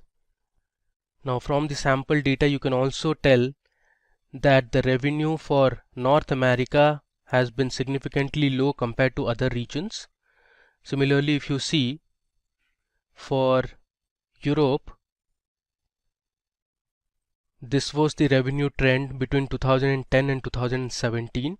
So if you see here in 2011, the sales were at this level, then it significantly dropped in 2012.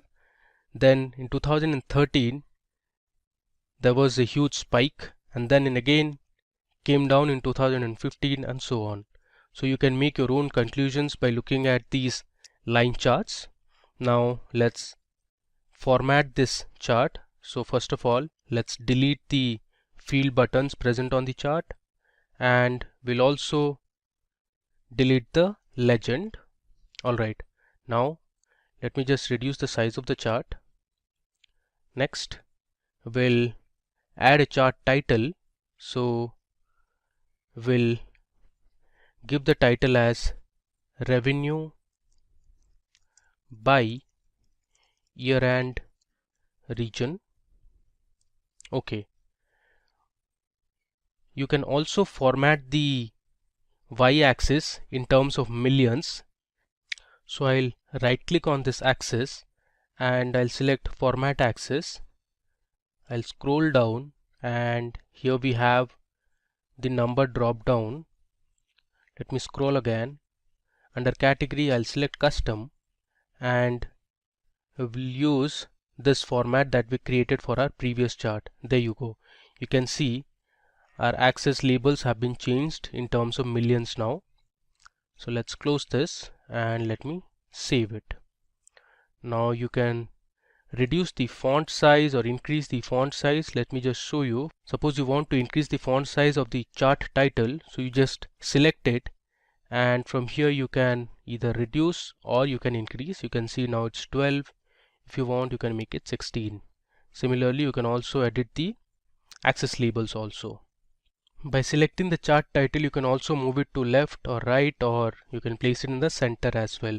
For the time being, let me just keep it to the left. Alright.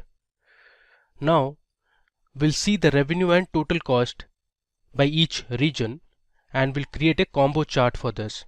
So let me show you how to do it. I'll go to my data sheet. I have my cell selected. I'll go to insert and click on pivot table. Let me just click on OK. Alright. So for this, I'll select my region onto rows and then I'll have two columns under values. The first one is going to be total revenue and the next column will be the total cost column. Alright. So here we have the pivot table ready. Now based on this pivot table, let's create our pivot chart. So I'll go to recommended charts and if you see below at the bottom we have combo chart. So this is the preview of the combo chart. Alright. Now let me just click on OK. There you go. So we have a nice combo chart ready here. Now the way to look at it is the bars represent the total revenue, which is this column. Now the line represents the total cost. So let me go ahead and edit this chart a bit. So first of all, let's delete the field buttons. Alright. And let's also remove the legend from here. Next, we'll add data labels. So I'll click on data labels here. Okay. So these are the data labels for the bars or the revenue column. Now let's format the data labels in terms of millions. So I'll click on this arrow, go to more options. If I scroll down, I have number. From here I'll select custom and I'll choose my type, that is in millions. Alright, so you can see we have formatted our data. Next thing, we'll add a chart title. So here I'll write as revenue by region. It's actually revenue and total cost by region. Before moving ahead, let me rename the sheets as well. I'll write revenue and total cost. Similarly, sheet 3 also I'm going to rename it as revenue by year and region. So this makes your sheet more readable. Alright. Next, we are interested to get the revenue generated by order priority, and for this we are going to create a pie chart. So let's go to the data sheet and create our pivot table first. I click on OK. Now I'll select order priority under rows and under values I'll select total revenue. So this is a very simple pivot table. So you have your order priority. So C is for critical, H is for high, L is for low, and M is for medium. Now based on this, let's create a pie chart. So I'll go to recommended charts and here you have pie chart. I want to select this 3D type of pie chart and I'll click on OK. Alright, so we have our pie chart ready. Let me just resize it, and from here I'll remove the field buttons, and I also don't need the legend, so I'll delete this as well. Alright, now let's give a chart title. So this is going to be revenue by order priority. Now let's add our data labels. I'll check this option. Okay, now let's again format this in terms of millions. So here I'll click on the last option, I'll go to numbers. Under category I'll select custom, and my type is going to be in terms of millions. There you go. Let me close this. I will just move this to the center. Alright. Now if you want, you can change the color of the text as well. So let's have it in white color and see how it looks. Okay, so this looks pretty decent. Cool. Now moving to our next report. So this time we are going to find the total revenue by countries. So we have multiple countries present in our data set. We want to visualize the revenue generated in each country. So for this we are going to create a horizontal bar chart. So let me show you how to do it.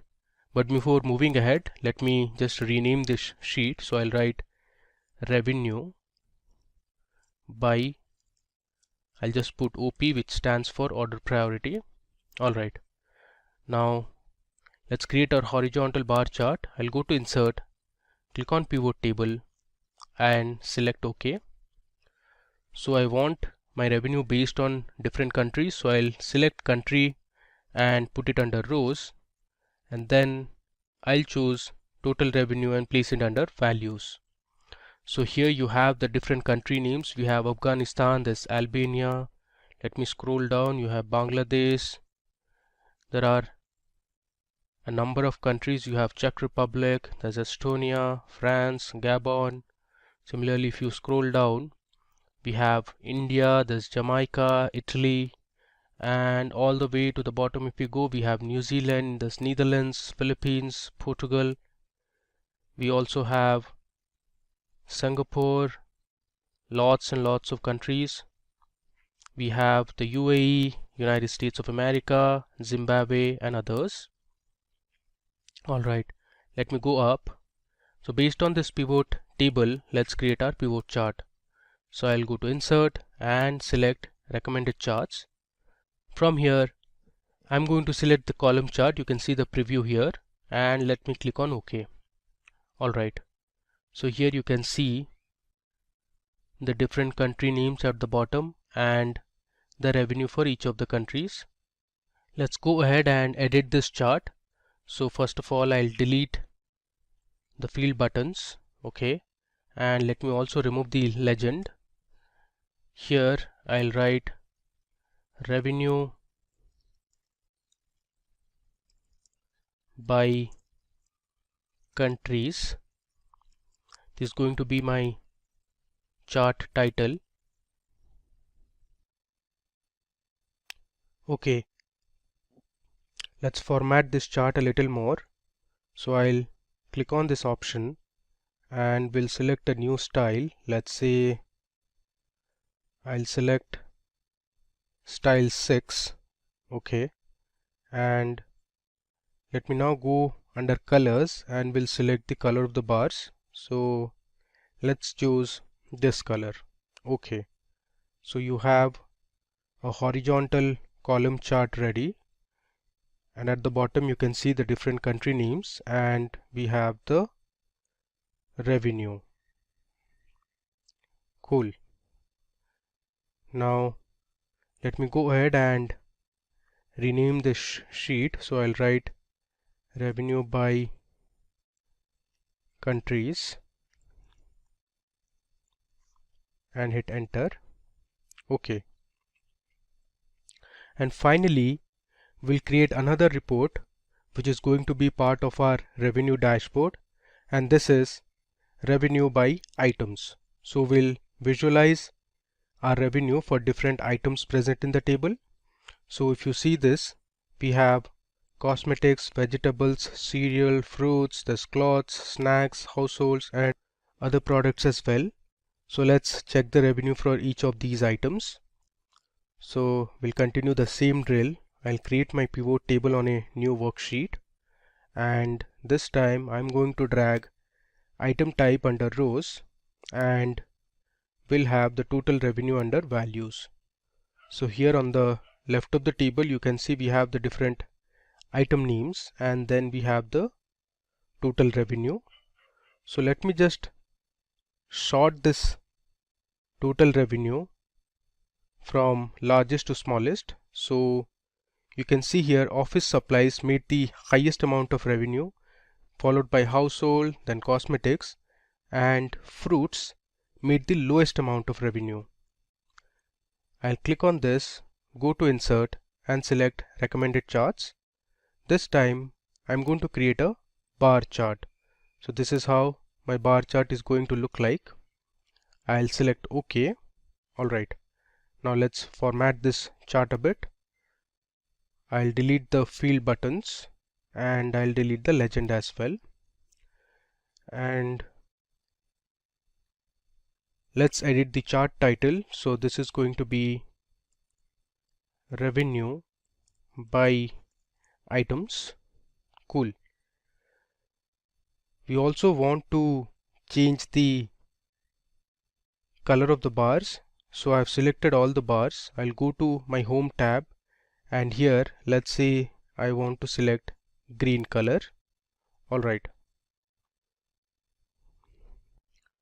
I've edited my chart a bit. Now let's make it 14 and I'll remove the bold. Okay, here if you want you can change the font also. Let's keep it in blue color. Alright, finally let's rename this sheet. So I'll write revenue by items. Cool. Finally, now it's time for us to merge all the charts that we have created to our dashboard.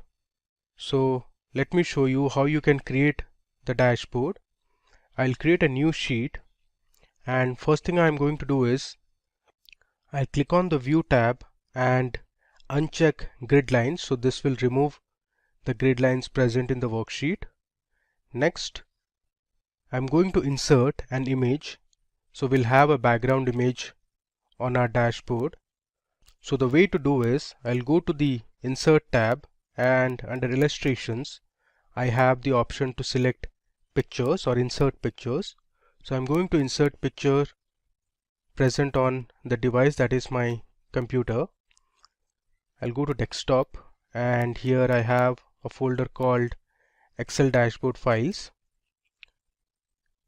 and I'll select this dashboard background and hit insert. So this is going to insert an image. Now let me just drag this image so it covers a fair enough portion.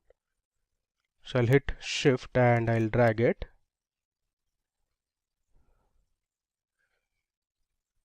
Alright, so you can see I have successfully added a background image. If you want you can still expand this background image a bit to the right.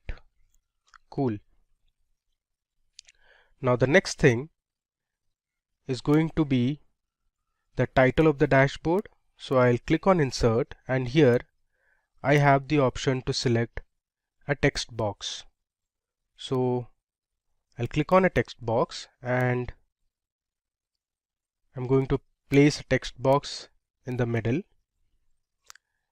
and I'm going to name this text box as Excel Revenue Dashboard.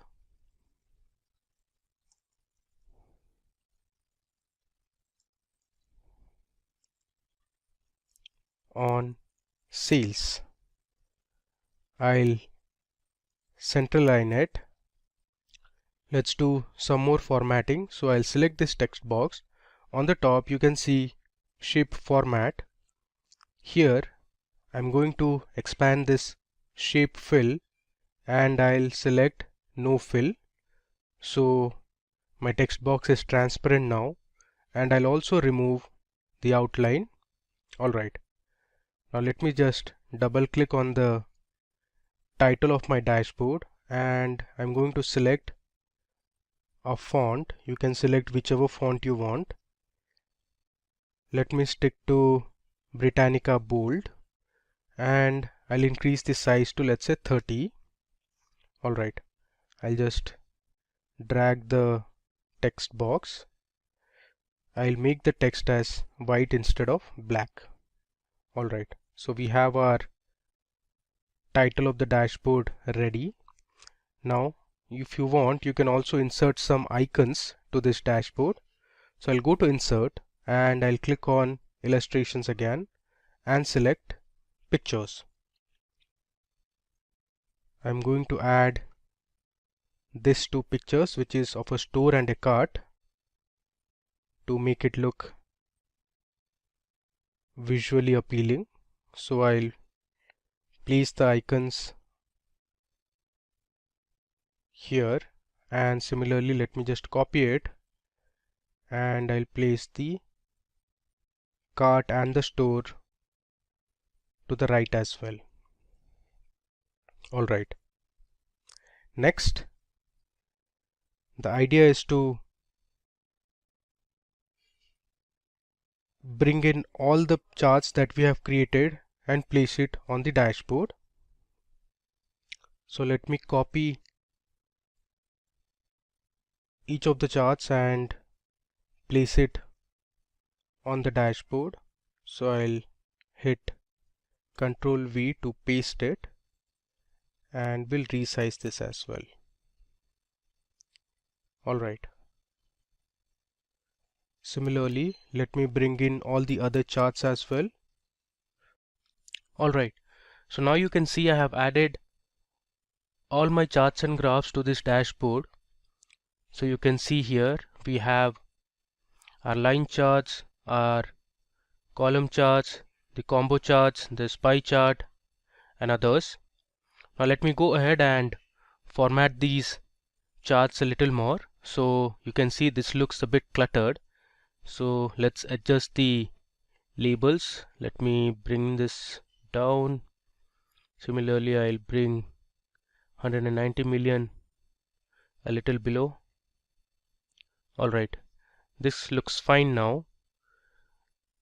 One more thing we are going to do is we'll remove the white background from each of the charts and make it transparent. So let me show you how to do it.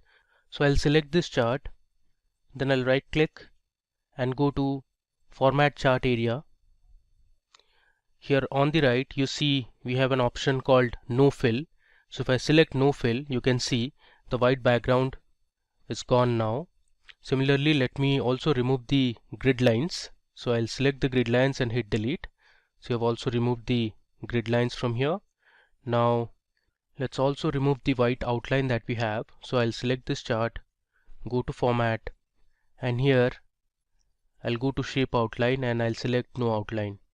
You see this? So we have our total revenue by year, which is a line chart, and this is completely transparent now. Now what I'm going to do is I'll place this chart over a box. So I'll go to Insert, and in Insert we have the option to create a shape. So I'll click on Illustrations and here I'll choose a shape and let me select a rectangle. So I'll just create a rectangle here. Alright, and now what I'll do is I'll select this and bring this to front. I'll right click and choose Bring to Front, and I'll place this shape below it. Alright, now the next thing is to edit the shape. So first I'll change the color of this box. So let me select this blue color and let me increase the transparency. So I'll right click and go to format shape. Here I'll increase the transparency. Let's keep it to 25%, or let's say 20%. Alright, next thing, we'll just convert all the font to white color, including the axis labels, the chart title. We'll also convert all the axis labels to white color so it looks better. Now we'll just adjust our chart over here. Next thing, let's just remove the outline. So I'll go to shape outline and I'll select no outline. You see, we have now formatted our chart. Let's just pull this a little up. Alright, now we'll add this blue background to all the other charts. So we'll first add the background, make it transparent, and then we'll convert the font text to white color to make it more readable and visible. So for the time being, I'll just pause the video and come back again. Alright, so now you can see on your screens we have nicely formatted our dashboard. So I've added a few logos for each of the charts. You can see the logos here. So for revenue by countries, we have a globe. Then if you see here, this is kind of a map or a location. Similarly, we have all formatted the color of the bars. Then we have also formatted the labels in terms of millions. If you look on the y-axis, even the revenue for year and region are all formatted in terms of millions. If you want this, you can also format the total year by revenue in terms of millions. So the way to do is, you can select this graph, right click and go to format axis. Here if I scroll down, you have numbers, and under category I'll select custom.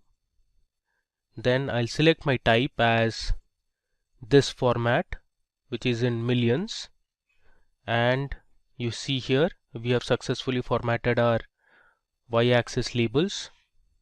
Alright, so the next thing is to add slicers and timelines to our dashboard. Now slicers are used to format your data based on a particular column. Suppose if you want to see revenue by certain items, you can add item as a slicer and you can view the entire dashboard. Similarly, for timelines you can add date columns. So if you want to see what was the amount of sales or revenue generated on a particular year or a particular month, you can do that using a timeline. So I'll select one of the charts, and then either you can go to the insert tab, and here you can see under filters we have slices and timeline, or if you go to the pivot chart analyze tab, here also you have insert slicer and timeline option. So I'll select insert slicer here first. Now it's giving me the list of fields present in the dataset. So I'll select country, region, and let's say we want to know by item type and sales channel. So these are going to be my 4 slicers. I'll click on OK. You can see it here. We have our 4 slicers here, and these are the list of values. Under region we have Asia, this Europe, North America, and others. Similarly, we have the different country names for country slicers, and then for item type also we have all the items that were present in our dataset. Now moving ahead, we need to connect all the slicers to a dashboard. So what I'll do is, I'll right click on this option and I'll go to report connections. Okay, so under report connections you have all the pivot tables that we created. You currently see only one of the pivot table is selected, so we need to select all the pivot tables. So let me check all the pivot tables present in this workbook and click on OK. Alright, now that we have connected one of our slicers, we'll now connect the other remaining slicers. So I'll right click on this, go to report connections, and I'll check all the pivot tables present in this worksheet. Click on OK. Similarly, let's do it for the country slicer. I'll go to report connections and let me select all the pivot tables. And finally, we have the item type. So I'll right click, go to report connections, and then I'll select all my pivot tables. And let's hit OK. Alright, now let me just organize this a bit. So I'll place my pivot tables to the right. I'll just reduce the size. Let me scroll down. Now I'll add my region slicer here.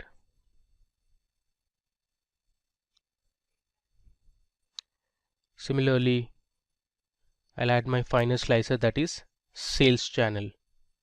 Now in our next dashboard, which is going to be the profit dashboard, I'll show you how to add a timeline. Alright, now I have arranged all my slicers. So let's say you want to find the revenue that was generated for an item type, let's say beverages. So you can just select beverages here, and all your charts show the respective revenues. So you have the total revenue by year for beverages only.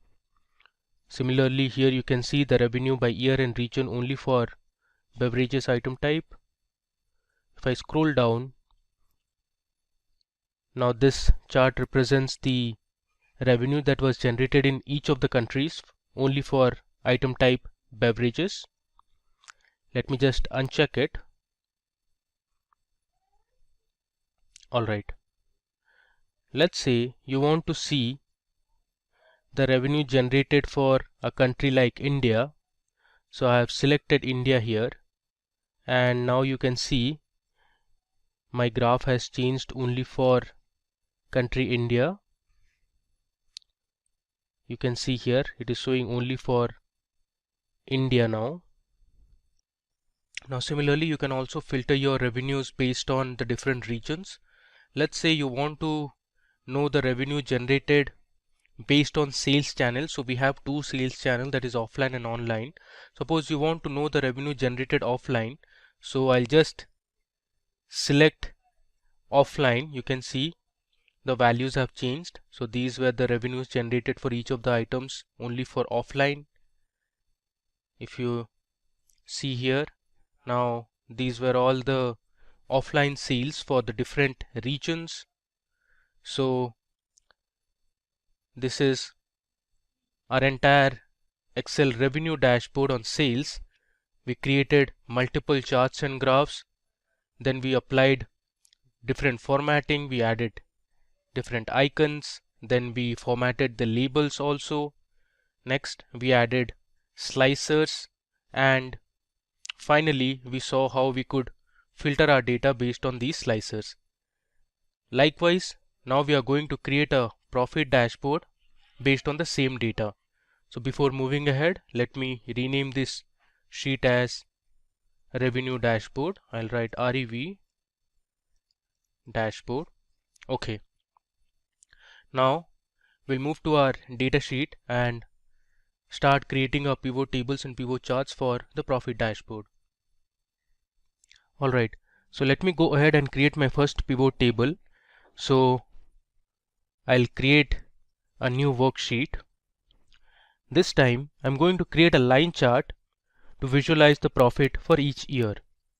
So I'll drag my total profit column to values and my order year to rows. So here you can see we have our pivot table ready.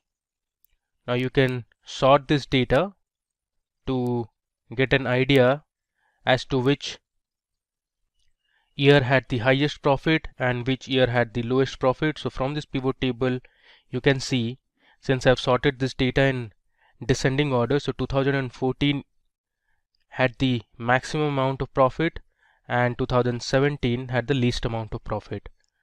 I'll just do Control Z to undo it. Alright.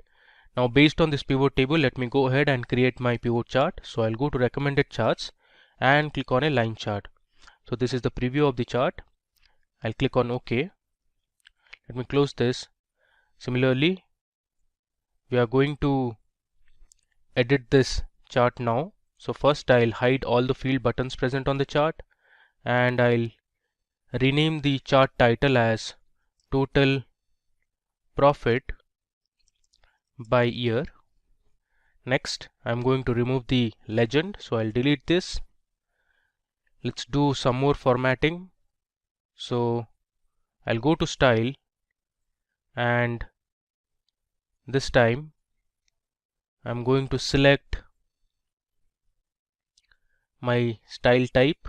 Okay, and if you want, you can choose the colors as well. For the time being, let's have this yellow color.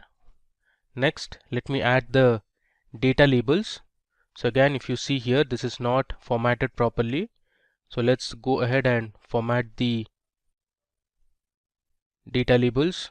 So I'll click on number and I'll select custom here, and the type I'm going to select is in millions, and I'll click on close. So here you can see we have our line chart ready, which shows total profit by year. Let's rename this sheet as profit by year. Alright, now let's move back to our data sheet again. Next, we are going to show the total profit by countries. For this, I'm going to create a map. So let me first create my pivot table. So I'll go to insert and I'll click on pivot table. Let me click on OK. Since I want the country names, so I'll select country under rows, and then I have my total profit under values. The next thing I'm going to do is I'll just rename the row labels as countries, and then I'm going to delete the grand total, which you can see at the bottom. So here we have the grand total. Let me just delete the grand total. So I'm going to select this pivot table, go to the design tab. Here we have subtotals and grand totals. I'll switch off the grand total. Let me just verify it again. I'll scroll down. You see the grand total has gone now. Alright, now we want to create a map out of this. The way to do is I'm going to select my data, copy it, I'll go on top and I'll paste it here. Using this data, I can create my field map now. So I'll go to insert. Here we have the option to create a field map. There you go. You can see we have our map ready. I can expand this. Now, as you can see, our map has a color scale which comes from light gray color to dark blue color. So the countries that are in gray, or you can say light blue, have the lowest amount of profit, while the regions or the countries that have been shaded in dark color or dark blue color have highest amount of profit. I will go ahead and delete this scale. Okay. Next, we need to connect this map to the original data source. So what I'll do is I'll right click on this map and I'll go to select data. Here, instead of the previous range, I'll give my new range now. So my new range will be my original pivot table that I had created. I'll go on top and click on OK. So we have our map ready now. Now if you want, you can change the color of the shade. So I'll just go to colors and let's say we'll keep green color. So the countries that are shaded in dark green have the highest amount of profit, while those which are highlighted in light green color are the countries that made least amount of profit. Okay, now moving on. Next, we want to create a pivot table that will show us the profit by year and sales channel. So for this we are going to create another line chart. So I'll go to insert and click on pivot table. So I'll select new worksheet. Here, since I want to know the profit by year, first of all I'll drag my order year column to rows, and then I'll choose my total profit column under values.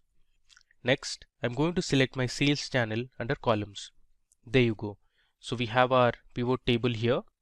Now based on this pivot table, let me create my pivot chart. So I'll go to recommended charts and I'm going to create a line chart.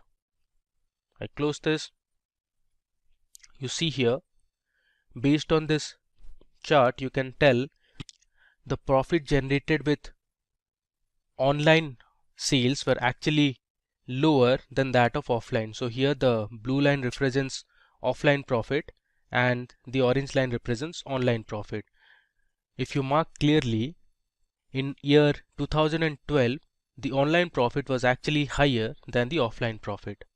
So let me go ahead and edit this chart a bit. So we'll delete the field buttons. I'll also delete the legend for now. Let me go ahead and add a chart title. So I'll write profit by year and sales channel. Okay, so this is my second report. Before moving ahead, let me just rename this sheet. So I'll write profit by countries. Similarly, let me rename this sheet as profit by year and let's say SC for sales channel. Okay, moving ahead, now I want to create a pie chart based on a pivot table that will show the profit by sales channel only. So this is going to be a simple pie chart. So I'll first go to insert, click on pivot table and click on OK. So I'll drag my sales channel under rows and then we'll have the total profit column under values. So this is my simple pivot table. Now let's create our pivot chart, which is going to be a pie chart. Let me explore the other types of pie charts we have. Okay, so I'm going to select a donut chart here. I'll click on OK. Let's edit this chart. I'll remove the field buttons. Let me now remove the legend as well. I'll just resize it, and this is going to be profit by sales channel. Okay, let's also add data labels, and here again I'm going to format this label. I'll select the category as custom and my type will be in millions. Okay, let me just move this to the left and this to the right. Okay, let's also delete the lines. Cool. Now let me just rename this sheet. So I'll write profit by, let's say SC, which stands for sales channel. Cool. Finally, I'm going to create a report that will show the revenue and profit by items. So I'll go ahead and create my pivot table first. This time I'll choose my total profit under values and we'll also have the revenue column. So I'll put my revenue at the top. Then I'm going to select item type under rows. So here is my pivot table. Based on this pivot table, let me now create a combo chart. So you can see the preview of the chart. The blue bars represent the total revenue and the orange line represents the total profit. I'll click on OK. Let me close this. First, let's remove the field buttons. Let's also remove the legend here. Then we'll add a chart title I'll name it as revenue and profit by items. Okay, if you want, you can also go ahead and change the color of the bars. So let me just select one of these colors. Okay, alright. So we have our 5 reports ready that we are going to use for our profit dashboard. Next, let's create a new sheet and we'll get started with building our dashboard. So I'll click on a new sheet. Let me just rename this as profit dashboard. Alright, we'll continue with the previous drill. So first of all, let's go to the view tab and remove the grid lines. Now we'll insert a background image like we did for our revenue dashboard. So I'll go to insert, under illustrations I'll click on pictures and select this device. I'm going to have the same background. I'll click on insert. Alright, so you can see we have a picture of a company, or you can say an organization. Let's just drag this a bit to the right. We'll adjust the size also. Alright. Now let's copy the title of my profit dashboard. So here you can see I have brought my revenue dashboard, and I'll copy the title and the logos that we used for the revenue dashboard. I'll paste it on my new dashboard. Let's just align it in the center. Alright, the next step, let me now go ahead and edit the title. So this is actually going to be Excel profit dashboard instead of revenue. Now we'll copy each of the charts that we just created. For example, the revenue and profit by items, then we had profit by sales channel. All this we are going to copy one by one and put it on the profit dashboard. So let me just copy a few now. I'll paste it here, and later on we can make the adjustment. I'll copy this as well. Similarly, I'll bring the other 3 charts onto my sales dashboard. Okay, so here on my profit dashboard I have added all the charts and have aligned and reshaped it so that it looks good. I have also made some formatting. For example, I have reduced the size of the chart title.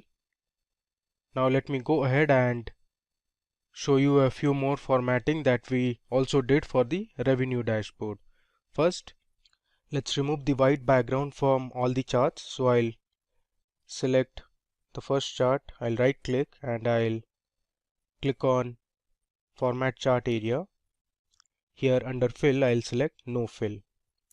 Next, I'm going to remove the grid lines, so I'll just delete it. Let me close this. Now we also have a outline, so I'll go to design, actually format, and I'll remove the outline. Next, I'm going to add a blue box at the back like how we did for the revenue dashboard. So let me select a blue box from here and I'm going to paste it here. Okay, now let me just select the chart and I'll bring this to front and I'll move this to the back. Next, I'm going to change the font color all to white so that it's clearly visible and it's more readable. I'll do it for the x-axis as well. Okay, so here I have my first chart ready. The same I'm going to do for the rest of the charts.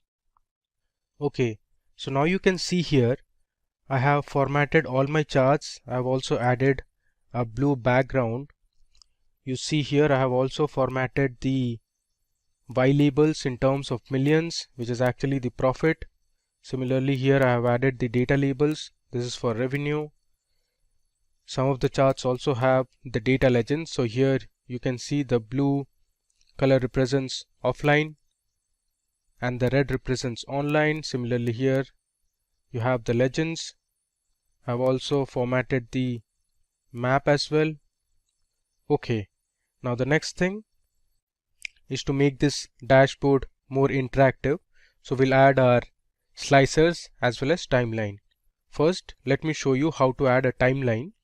So I'll select one of the charts and I'll go to insert. Under insert, I have the option to create a timeline. So I'll just click on timelines. So timeline is actually based on date columns. So since in our dataset we only have two date columns, one is order date and one is ship date. So Excel has only shown us two columns. So I'm going to create my timeline based on order date. So I'll select my order date column and I'll click on OK. You can see here this is called a timeline. I can expand this. Now this timeline is based on months now.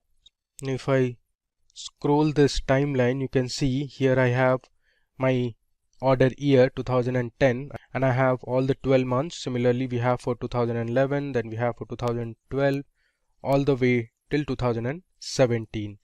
Now you can filter this in terms of years, quarters, months or days.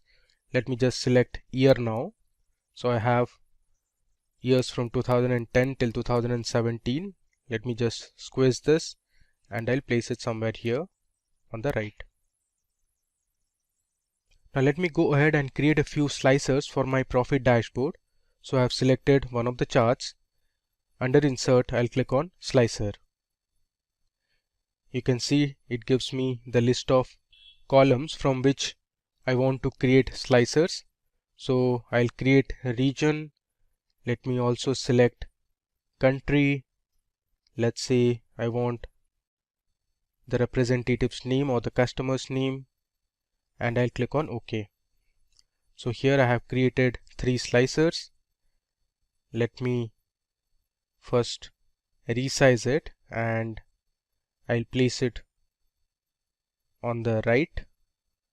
Similarly, I'll place the country column also. Then we have the region slicer. I'll resize this and I'll bring it here. Okay.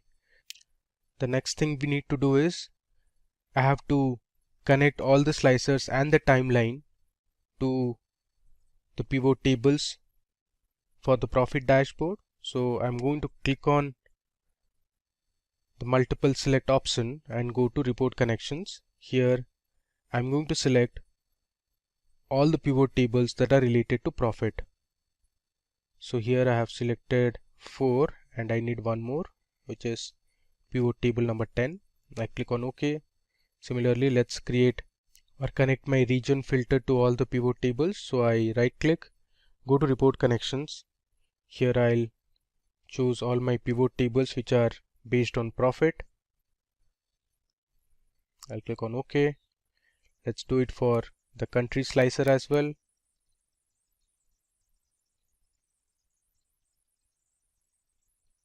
I click on OK, and similarly I'll connect my timeline as well. I'll go to report connections and I'll select all the pivot tables related to profit. Then I'll click on OK. Let me now go ahead and create another slicer based on sales channel. So I'm selecting one of the pivot charts. I'll go to insert, click on slicer, and I'll select sales channel and hit OK. So I have my sales channel slicer. Now let me connect it to all the respective pivot tables that are based on profit. Click on OK. Now let me just bring it here. Alright. The next thing I want to show is how are we going to use the timeline first. So you see we have all the years here from 2010 till 2017. Now suppose you want to know the profit that was generated in the year 2012. So I'll just click on this range and now you can see our charts only show information for 2012. So this dot represents there was 51 million profit in the year 2012. Similarly, you can see here the profit by sales channel for 2012. From the map, you can see the different countries and the profit each of these countries made in 2012. If I scroll down, you can see the revenue and profit by items. Now, if I select another year, let's say 2013, I can just drag this to the right, and now you can see our profit by year and sales channel for offline and online. You can see the map or the line chart for total profit by year. So in 2012 it was 51 million, and then it went up to 54 million in 2013. Similarly, our map has also changed. Now this is a sort of an information that we have. You can click on this and check the information that Excel has prompted. Alright, so this is how you can use a timeline. Now, as I said, we checked by years. You can also see it for months and quarters as well. Let me just uncheck it. I'll send it back to the place where it was, and I'll reduce the size. Okay. Now suppose you want to check the profit made by different representatives. You can select them one by one. Let's say Adam Churchill. This is the profit generated by Adam Churchill. Similarly, you can select multiple persons as well. Now suppose you want to see the profit by different countries, so you can use the country slicer. Let me just bring this to the middle, and let's expand our chart a bit. Okay, so here you have the profit by different countries chart. I'll just bring this to the front so that you can see it clearly. Okay, now here suppose you want to see the profit generated in, let's say, United Kingdom. You can select United Kingdom. So this is the map of United Kingdom, and it tells you the total profit that was generated in United Kingdom, and below you can see the revenue and profit for all the items that was sold in United Kingdom. So you had beverages, clothes, household, office supplies. So you can see clearly office supplies item made the highest amount of profit in United Kingdom. Now you can also select multiple countries. Let's say I want to know for France as well. So my map will change accordingly. So now I have United Kingdom and France selected, and the other charts present in my dashboard change accordingly. Now I have my country selected as India. You can see the map of India here, and these were the respective profit values. Now one thing to note here is this is actually not millions. This should be in K, that is thousands. So please mark this as 1000 and not in millions. Even for this is actually K and not million. Alright, so we have successfully created our second dashboard, that is on profit. Let me just resize this a bit, and we'll place it where it was earlier. Cool. So we saw how to create different pivot tables and pivot charts, and then we formatted our pivot charts based on our requirement. We saw how to edit the colors. Now let me show you one more thing. You can also change the look and feel of the dashboard by going to the page layout tab. Under page layout you have themes. So here you can select different themes. Currently we are with the office theme. Now let me just select another theme, let's say Facet. You see the colors have changed and it looks really beautiful. Similarly, let me try out another theme, let's say organic. You see our chart has changed. Let me just delete this. Okay, so now once you change the theme, the text also change a bit. You can see the slicers are in a different font. Let me explore one more theme. Let's say this time I'm going to choose depth, and this is more of a green type of color. You can play around and select whatever theme suits the best. Alright. Now let me just move back to my revenue dashboard and see how it looks. There you go. So since we changed our theme, even our revenue dashboard is also impacted. So this is how it looks now. You can always go ahead and play with different themes, colors, fonts and effects. Alright. So in this demo we saw how to create a revenue dashboard. So we created line charts, this combo chart, pie chart, horizontal and vertical bar charts, and then we learned how to add slicers and connect it to different pivot tables, and we filtered our data to see revenue as well as profit by items, by countries, by different regions, sales channel. We learned how to create a map and lots more. Let's quickly see some more examples of doing data analysis using Excel. And for that, we can use some inbuilt add-ins which can be added to our Excel sheet. So for example, if you would want to do a descriptive analytics or descriptive analysis on your data, say for example getting your descriptive statistics such as your mean, median, mode and so on, so we can do that and we can use Excel for it. So for example, you can, if you are given some data, say I have temperature, price of ice cream, units sold, and I would want to have descriptive statistics on this, what I can do is I can click on file, and here in file you can click on options, and within options click on add-ins. Now within add-ins you have Excel add-ins which is selected here, so click on say go for example, and that shows what add-ins are available and you can choose which ones are you interested in. So for example, I have chosen analysis tool pack and solver add-in and click on OK. Now that basically should add more options to your Excel. So if you click on data, so here you see data analysis and solver, and this is what we would want to use to get our descriptive statistics for these three columns. So for example, let's say temperature, or you can even give the names later once you get your descriptive statistics.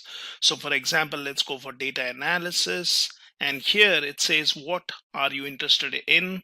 There is a two-factor with replication, you have correlation, covariance, descriptive statistics, you have histogram. So let's click on descriptive statistics, click on OK. Now this one basically asks your input range. So while your cursor is blinking here, also it is said grouped by, so let's give it a range. So for example, I will say temperature. Now if I do this and I have selected the heading, just look at that, and now you need an output range. So let's just select this, and then you can have your cursor blinking in here. Let's select say fields here, and this is where I would want the output. Now it also said what options do you want, so it has output range. We can then select summary statistics, confidence level. So I will say summary statistics is what I'm interested in, say OK, and this says input range contains non-numeric data. Now why is that? Because we chose temperature, the heading also. So click on OK, and here we will alter the range. So this one is our range should be only the values, numeric values on which we would want the descriptive statistics. We have output range already selected, we have summary statistics, and now you can click on OK, and that basically gives your descriptive statistics for temperature. So here I could basically given a value for this. So I can say temperature, and that's my descriptive statistics for temperature. Might be I can just do some formatting, and that's it. So that gives me descriptive statistics for the values here. Now, similarly, we can do it for price of ice cream. So what we need is we need to basically go for data analysis, descriptive statistics, say OK. Now you need to give a range. So here I will change my range to these values. Output range is already selected. Now we are interested in summary statistics. Click on OK. And this says output range will overwrite existing data. Press OK to overwrite data in range. I will say cancel. No, that's not what we want to do. We need to give a new range. So let's select our new range, which is here.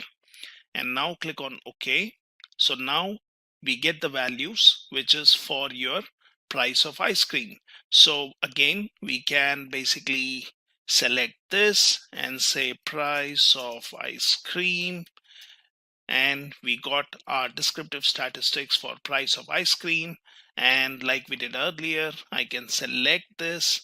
I can basically do a merge and center, and that gives me descriptive statistics for price of ice cream. So we could also basically change this.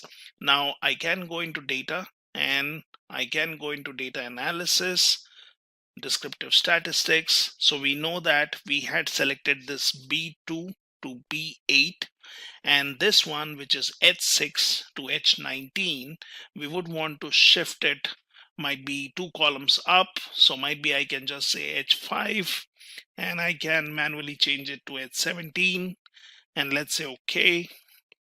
And we will basically get this, and I can get rid of this. So I can have it in the same range. So similarly, so this one will have to be renamed, and I can basically say price of ice cream, and that's basically my descriptive statistics for my price of ice cream. And similarly, we can do it for the third column, which is units sold. So we would want to have this. Now let's see, we can click on data, we can click on data analysis, descriptive statistics.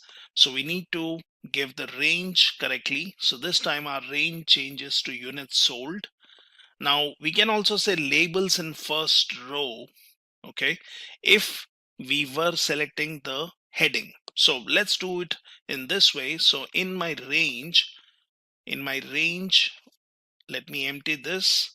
I can basically select this, which we know has non-numeric data in the first row. Say for example, I'll say labels in first row. I'm interested in summary statistics, and this range will now have to be changed from H to basically something like J. So let's say J, and let's select these values. So that should take care of things. And now you see you have your units sold. You did not have to manually rename it, and you have basically got the descriptive statistics. So this is how you can simply perform analysis using data analysis here.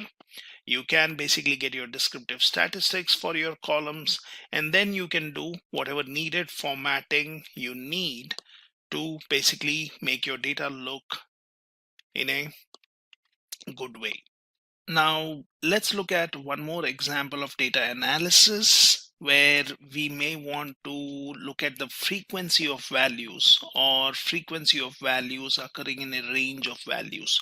So for example, if you have been given temperatures, you have been given some bins where you would want to identify how many values fall into the range of 0 to 20, 20 to 30, 30 to 40, 40 to 50, and the easiest way to do that would be creating histogram. Now histogram is usually used for data analysis, where you would want to look at different variables or say features. For example, temperature is one such feature. There might be one more, variable or feature such as sale of ice cream, and you would want to see if the increase or decrease in temperature affects the increase or decrease in sale of ice cream. Might be sale of ice cream is a response based on temperature, so it depends.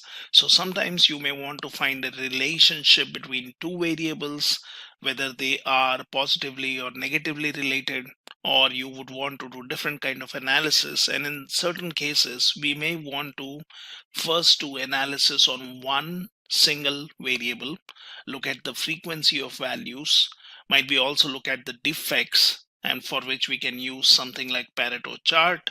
So we can go for histogram, and that basically gives us the frequency of values. Now how do we do that? So we have already added the